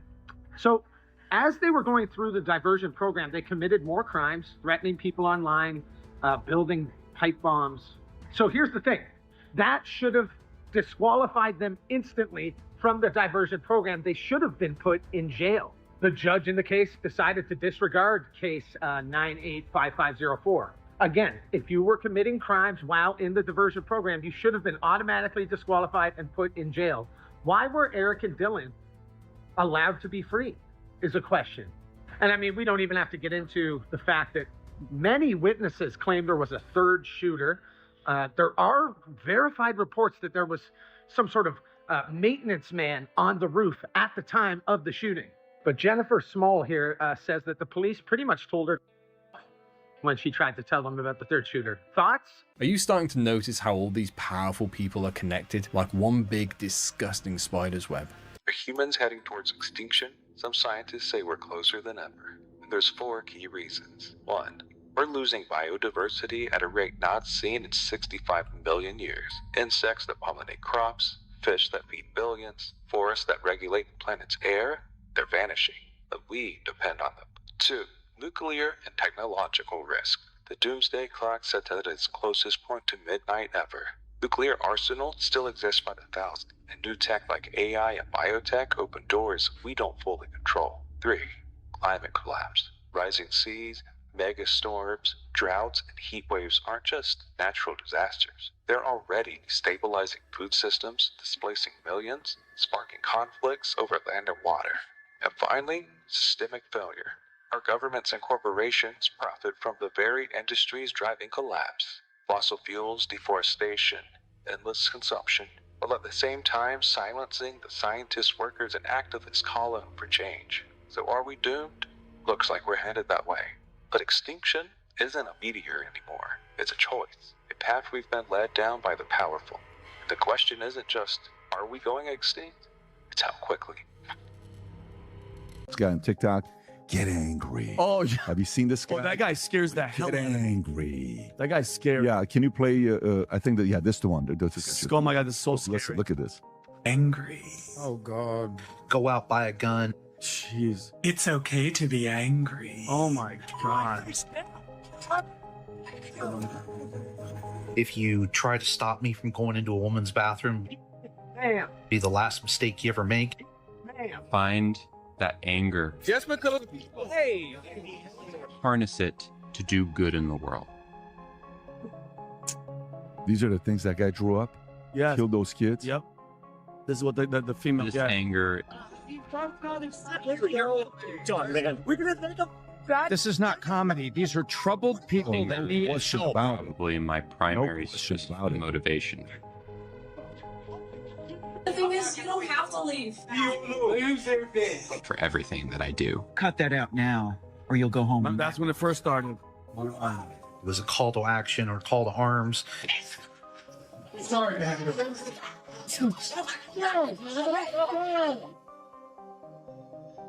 Don't be afraid to show your anger. Oh my God. Again, I'm just going to leave that one there and hope no one gets angry. So what are these? So these are actually tonsil stones, and a lot of people actually have these. And tonsil stones could be really annoying because they could cause bad breath and sore throat. And tonsil stones are basically accumulation of bacteria and food debris that can stuck in someone's throat, the back of the throat, and often it could cause really significant annoying symptoms.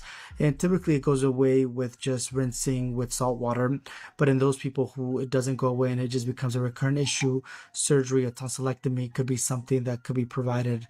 It is a surgery, and oftentimes most people want to avoid that unless they have significant symptoms. And again, typically this will go away with time. My recommendation is using salt water. Gargling could be helpful. Not putting your finger down there to remove it. Obviously using a sterile device like they are doing here to remove it. Usually a cotton swab could do the trick. Make sure it's clean and sterile. As gross as these are, and yeah, the graphics are pretty intense. I actually suffered with tonsil stones chronically when I was younger. I ended up having my tonsils taken out because of it. Before that, I dealt with so many infections and then somehow even managed to contract tonsillitis after the surgery, because apparently the nodes, even when they're left, you can still get it. It's pretty horrid stuff. So if any of you are going through something similar right now, boy, do I feel your pain. Obviously newer. Oh, look, there's somebody's arm. There's an arm right there. Weird. So I don't know much about these. But one thing I do know is that these horses look much, much newer than all this older stuff behind it. And it looks like whoever carved these carved right on top of the petroglyphs that were here before. They're probably, 700,000, 700 to 1,000 years old or something. Very interesting stuff. So how old are these? I don't know. They look fairly modern to me, but modern could mean a lot of different things, right? But I don't know. Very interesting. And they're right here at the base of this huge cliff. And as a size comparison, you can see just how large they are next to me. Okay, now let's go check out these horses up here. I can't get over these cliffs. They're just so straight.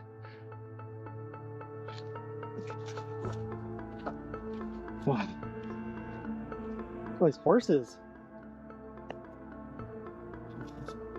So there's 2 horses over there. And there's 3, 4, 5, 6, 7, 8, maybe a 9th. These are huge. You know what's so interesting to me? The first thing I saw where these high petroglyphs, very faded, very old, and they have these huge feet, like they're probably a foot. The feet are a foot in length. And they're just really high up there too. And oh, well, somebody climbed on top of that and carved that spiral right there with those symbols. Huh. But look at these horses right here. So the panel we just came from with those two horses over there, the same thing is going on over here. We have these old, very faded petroglyphs, and somebody carved this horse, so you can kind of see the spiral. Yeah, somebody carved these horses on top of the very old petroglyphs.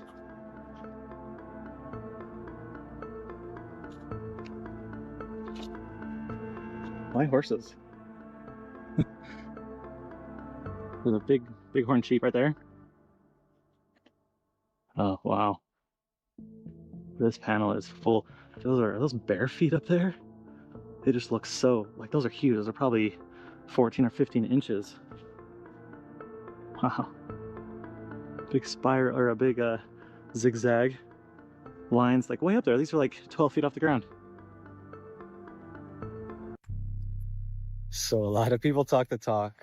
A lot of people think they're walking the walk, but very, very few people are vibrating in alignment. And that's the whole difference. You can say a lot, you could do a lot, but if the vibration isn't there, none of it matters. That's what I help people realize in my clarity sessions and when I work with them in my 90-day program. Most people haven't experienced or made the connection to realize the experience of being in alignment. It's not something you do. It's not an action you take. It's not something you say out of your mouth. It is a deeply felt, real life experience that you honestly need to relax into.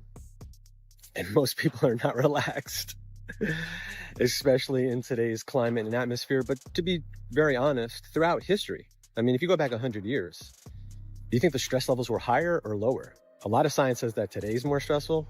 We may have more stressors, things that could offer stress.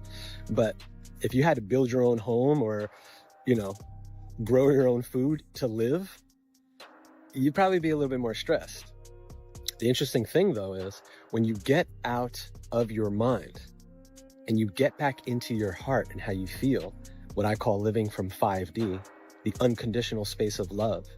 And again, it requires a true, authentic, real-life experience because words do not teach. Effortlessly and without any time, you transform. Literally, I've had people on one phone call go from one state to another. I see their face change, their posture change, their bone structure change, their whole perception changes. Not because I'm so great, but because they're so great. And they're honestly allowing themselves to finally do this thing that we call alignment. Your nervous system completely relaxes. Your breathing pattern completely relaxes. Your mind completely relaxes. Stress evaporates. And now, sometimes for the first time ever, your true authentic self can emerge. That's why I love what I do. I love seeing that. And I love feeling that myself. And I create that space so that other people, if they choose, can step in to that experience and create that for themselves. Because remember, you are the one creating your reality.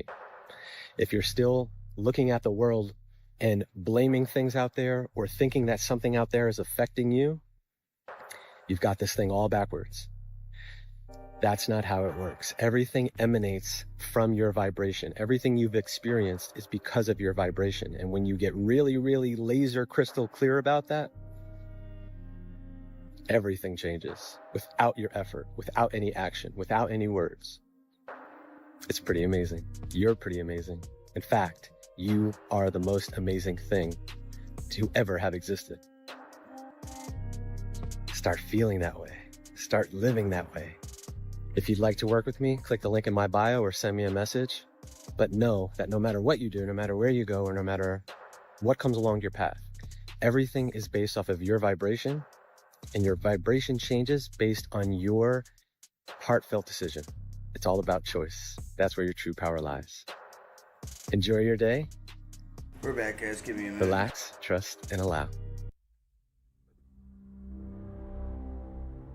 All right, gather around, children. Let's debunk some more, shall we? So yesterday I touched on a topic. When I was doing that video, I ran across the word biofield. Now, I didn't know what this was. I thought, what the hell is that? And I knew that's how the PEMF device worked, but I didn't know to this extent. The biofield is the body's subtle energy system. It is an interconnected network of electromagnetic, quantum, and informational fields that surrounds us and binds us, aka the real-life version of the Force. But in all seriousness, it regulates health, vitality, consciousness, and communication between the cells, tissues, organs, and mind. Ancient China had the concept of Qi. It's the vital life force flowing through meridians. They used to use acupuncture, Tai Chi, Qigong to restore balance. In Vedic text and Ayurveda of India, it was described as Prana. This is the system of chakras and energy channels. Their treatments were breathwork, yoga, mantras, sound therapy. In Egypt, it was called the Ka. Temples of healing used incense and essential oils, blue lotus, frankincense, myrrh. Crystals like lapis-lazuli and quartz replaced in amulets for protection of resonance. Architecture such as the pyramids and temples were designed as resonance chambers. A few videos back, I did a video on how the temples could have been giant hospitals. Huge resonance chambers. Go watch that, it explains this. In Greece, Hippocrates used the healing power of nature, advocated diet, exercise, and sunlight, known as heliotherapy. Bottom line, Western medicine reframed these, made them myths or religious practices, ignoring the fact that there's scientific evidence. In the late 1700s, Franz Anton Mesmer introduced animal magnetism. It used magnets, gestures, and magnetized water. This was the first attempt to reintroduce the biofield. It was investigated by commissions including Benjamin Franklin, then dismissed as imagination or placebo and publicly discredited. In the 1800s, Baron Karl von Reichenbach discovered the Odic force. This was a luminous energy field perceived by sensitive individuals. He conducted experiments using crystals, magnets, and living organisms. Tesla himself, he pioneered electromagnetic resonance and frequency experiments. He suggested that the universe and health was centered around frequency and vibration. He recognized quartz for its piezoelectric properties and how it generates charge under pressure. Tesla's work was hidden after his death. Rockefeller medicine, which is chemistry-based, aka allopathic medicine, we've gone through that, then dominated medical schools. Between 1930 and 1950, light and color therapy came around. Early chromotherapy used colored lamps for mood and skin. Infrared light was used for circulation and wound healing. Western medicine at the time was shifting towards pharmaceuticals and antibiotics, effectively sidelining this. In the 1970s and 80s, Elmer Green pioneered biofeedback. This is the conscious alterations of body systems, brainwaves, heart rate, body temp. This is still practiced today. He proved consciousness influences physiology. NASA and the Soviets then discovered PEMF therapy. It was discovered that astronauts who were void of Earth's natural resonance got ill. PEMF was then used to restore that, as well as bone density, circulation, and mood. Let me break down what I just said. Astronauts who are void of Earth's natural frequency, 7.8, the Schumann resonance, because they were in space and not on land, was given PEMF therapy to restore the natural resonance and grounding. I mean, crystals were then used for healing. Quartz, amethyst, shugnite. Science then recognized them as stable frequency oscillators. But all this is suppressed. PEMF is largely ignored in the US. Huge in Europe, though. Biofeedback is then only accepted as a stress management tool. It's stripped of its energetic framing. In the 1990s, Beverly Rubrick advanced the models of the biofield, stating that it is the organizing principle of biology.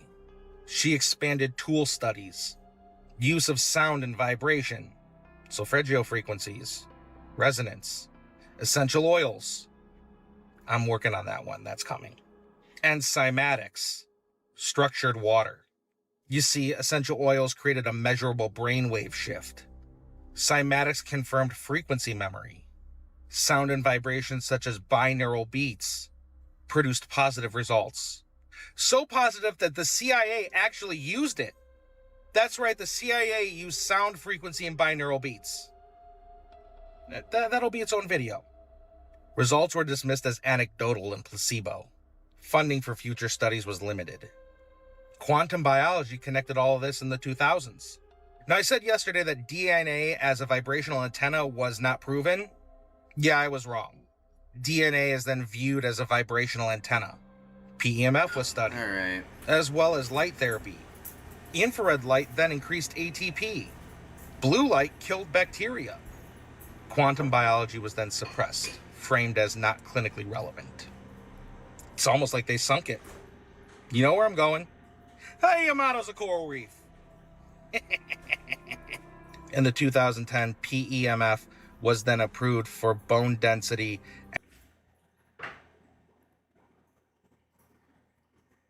Oh shit. That's what I gotta look at too.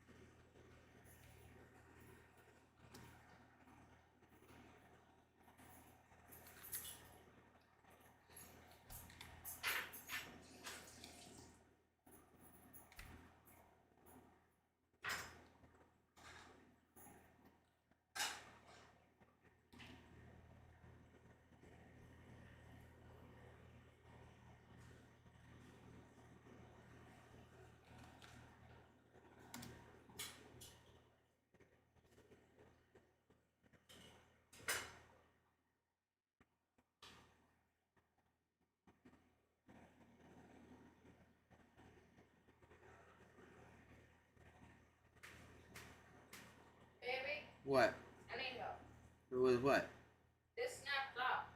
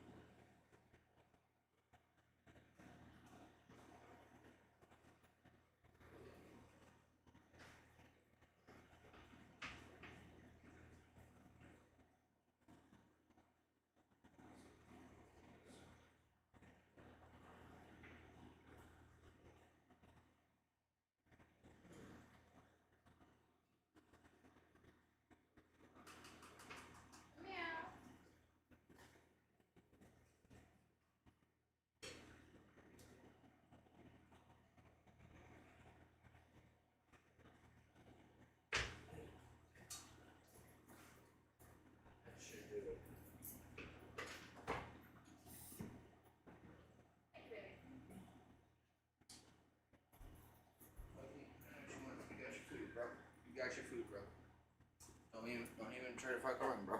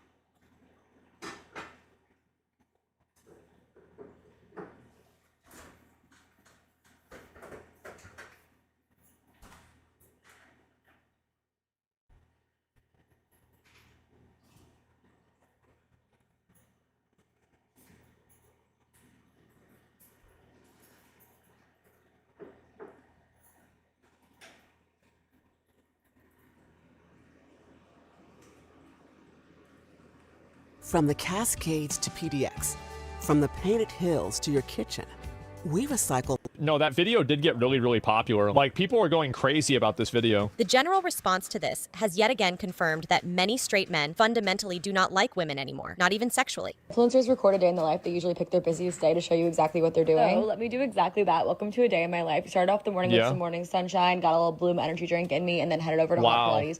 I go to practice room, my favorite studio. I go almost every single day. I have to work out in the morning. It has to be part of my routine. I also didn't really record this class because I feel bad recording in studios. Like, people pay for this. Like, I don't want to record them. You know what I mean? And I immediately went to go get a post-workout smoothie protein shake. So good. Then I had therapy for an hour. Yes, hot girls do go to therapy. I had to get ready really quickly because I booked a studio on Pierce Space in Brooklyn. So I had to go grab a matcha.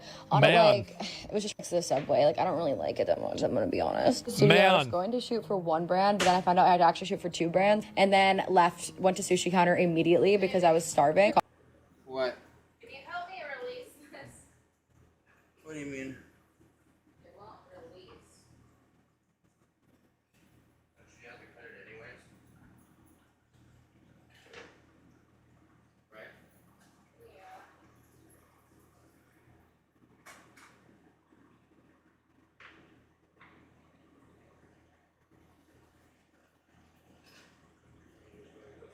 Using this knife?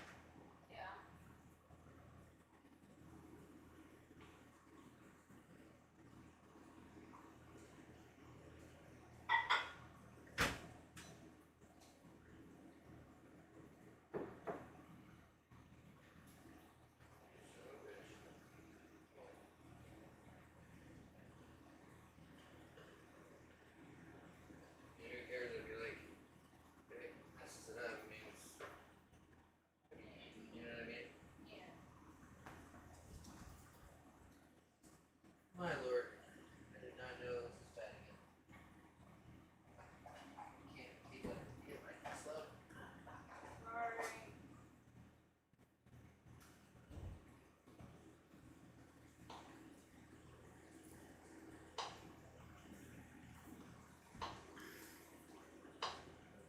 coffee shop because, oh my God, how many drinks can Izzy have What in a one day. day? I don't know. Don't stay home at all during What the a work week. day. I just like to be out of the house at all times. So I went to go grab some groceries. Okay, video's over.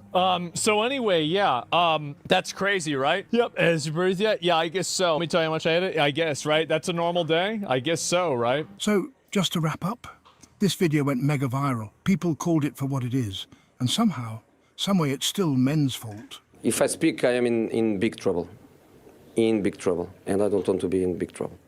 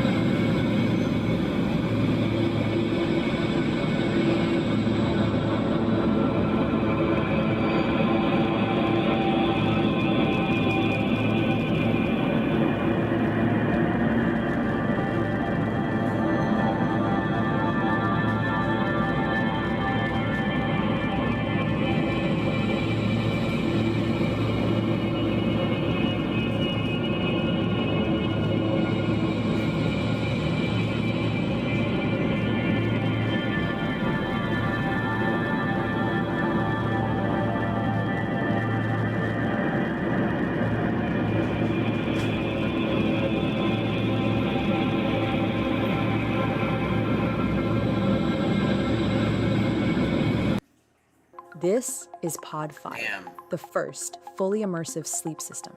Intelligent, adaptive.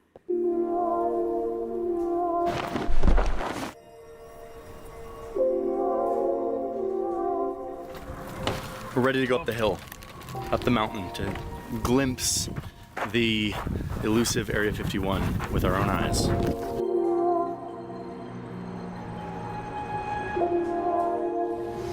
When did you see your first disc? The first disc I saw, I believe it was the second, or I think it was the third time I was up there. We came out, and I saw the disc in the hangar. Upon seeing it, it struck me that, well, this explains all the UFO sightings, that this must have been some advanced form of fighter that we've been working on for years, and, you know, people have just caught it being tested, so on and so forth.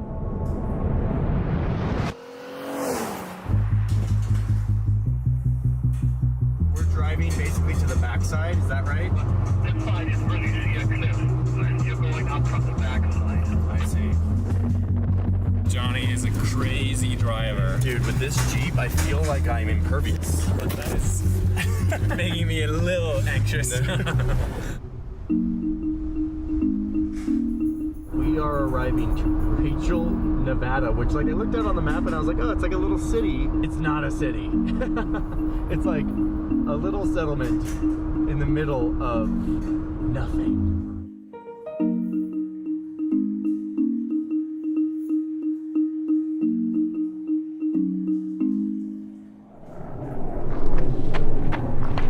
You can hear the sound. Wow. Oh, yeah, just up there freaking cruising. Turning left and right. Here's another one. Look at this thing. Look at this thing turn. Look at that. Oh my god. Look, it just made a 90-degree turn. Just whoop. Who is in that plane right now? Did you see that 90-degree? Dude, that looked insane.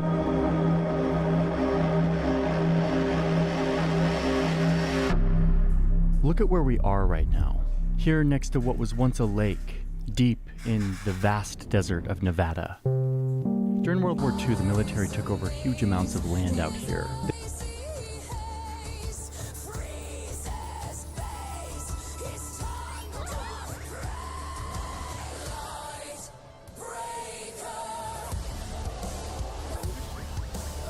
How fitting! I literally just said this song is about a revolution.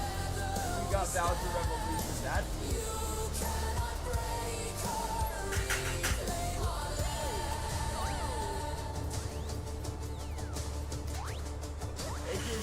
going for redemption here. Retribution. That could have been bad. Go 50, yes. Go bigger, go. That might not be the case anymore, Neon. He's coming for them coins.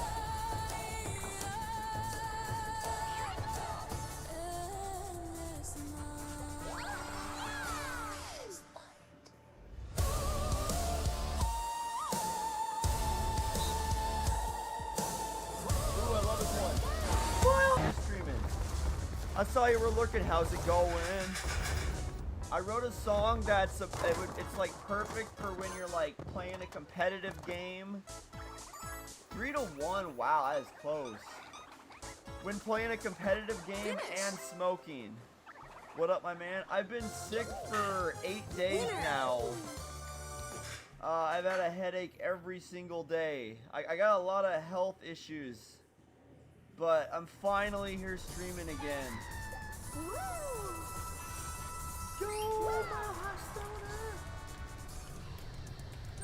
I got a smoke from my man. I got a little bit left. I've had maybe 4 bowls in the last 8 days. It's about half a bowl a day. That sounds about right. I went like 3 or 4 days with like 0 weed or next to it. That smells weird. Like I was just taking like 1/3 of a bowl's worth, putting it into the pipe and smoking some of that. Feel it? I'm working on my health too. Oh damn! I'm sorry to hear that. You got it going on too. My gosh, I just want to be healthy again. That's why I've been saying good health and safe travels lately. Boy, do I mean it. Say what, love? Damn. Yeah, I made 7 dino nuggies, and I got 2 left. So I've had. I ate about 5 dino nuggies in 4 hours or more. I don't know. I haven't had more than like a few bites of food a day lately. A problem I run into with your music is you're not good at mimicking genre. The can said it was in date. Tell my family I love them, right? Yeah, I'd be the same way. I like specific genres. Like genres are pretty big, and there's like thousands of subgenres. I feel that though. I smoked less when I got the flu once. Yeah, I can believe it. You know what? These are all good. I'll go Snow Brawl. Yeah, oof. I remember getting sick this one time, and I only smoked 2 cigarettes the entire day, as opposed to like 12 would have probably been close to my average, maybe 10. I felt like that. My vape, it might be off on the percentage, but in the last week, it's gone from 53 to 43. GG, I got Neon in 2 seconds. And that wouldn't even last me a day normally. So more so because I was afraid if I coughed I would shit myself. Damn, that's a new one. So okay, so you still had the want. New turn. You probably could still handle it, but it was concern. Okay, I barely ever get sick, noise. But when I do, it's bad. Oh, one time I got the stomach flu, most humiliating weeks of my life. Yeah, it's the severity and it's the severity of it and how long it is. I never used to be sick for more than a few days, and the 2 times I had COVID, it was like 2 weeks of being sick followed by another 2 weeks of fatigue.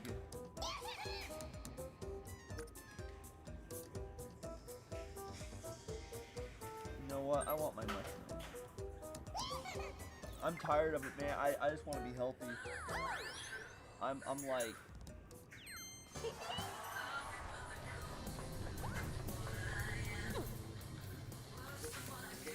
I'll take a look at space, why not?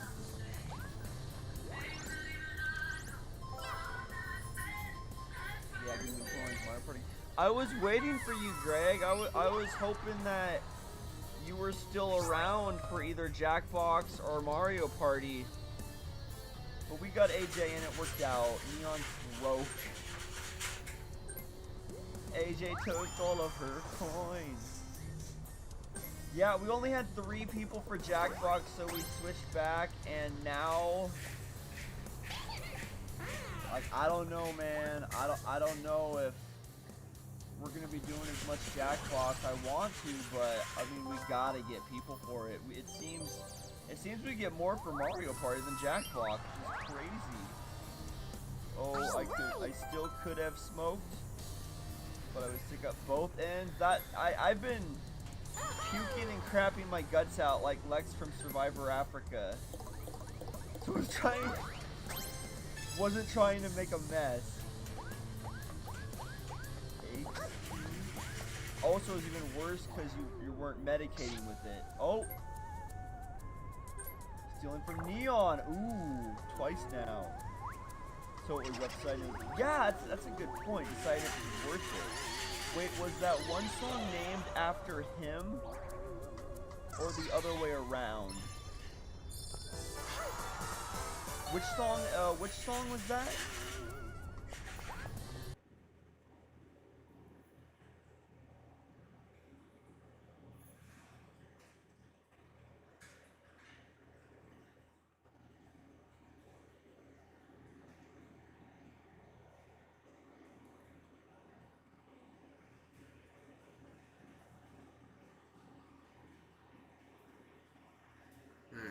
Close that down there.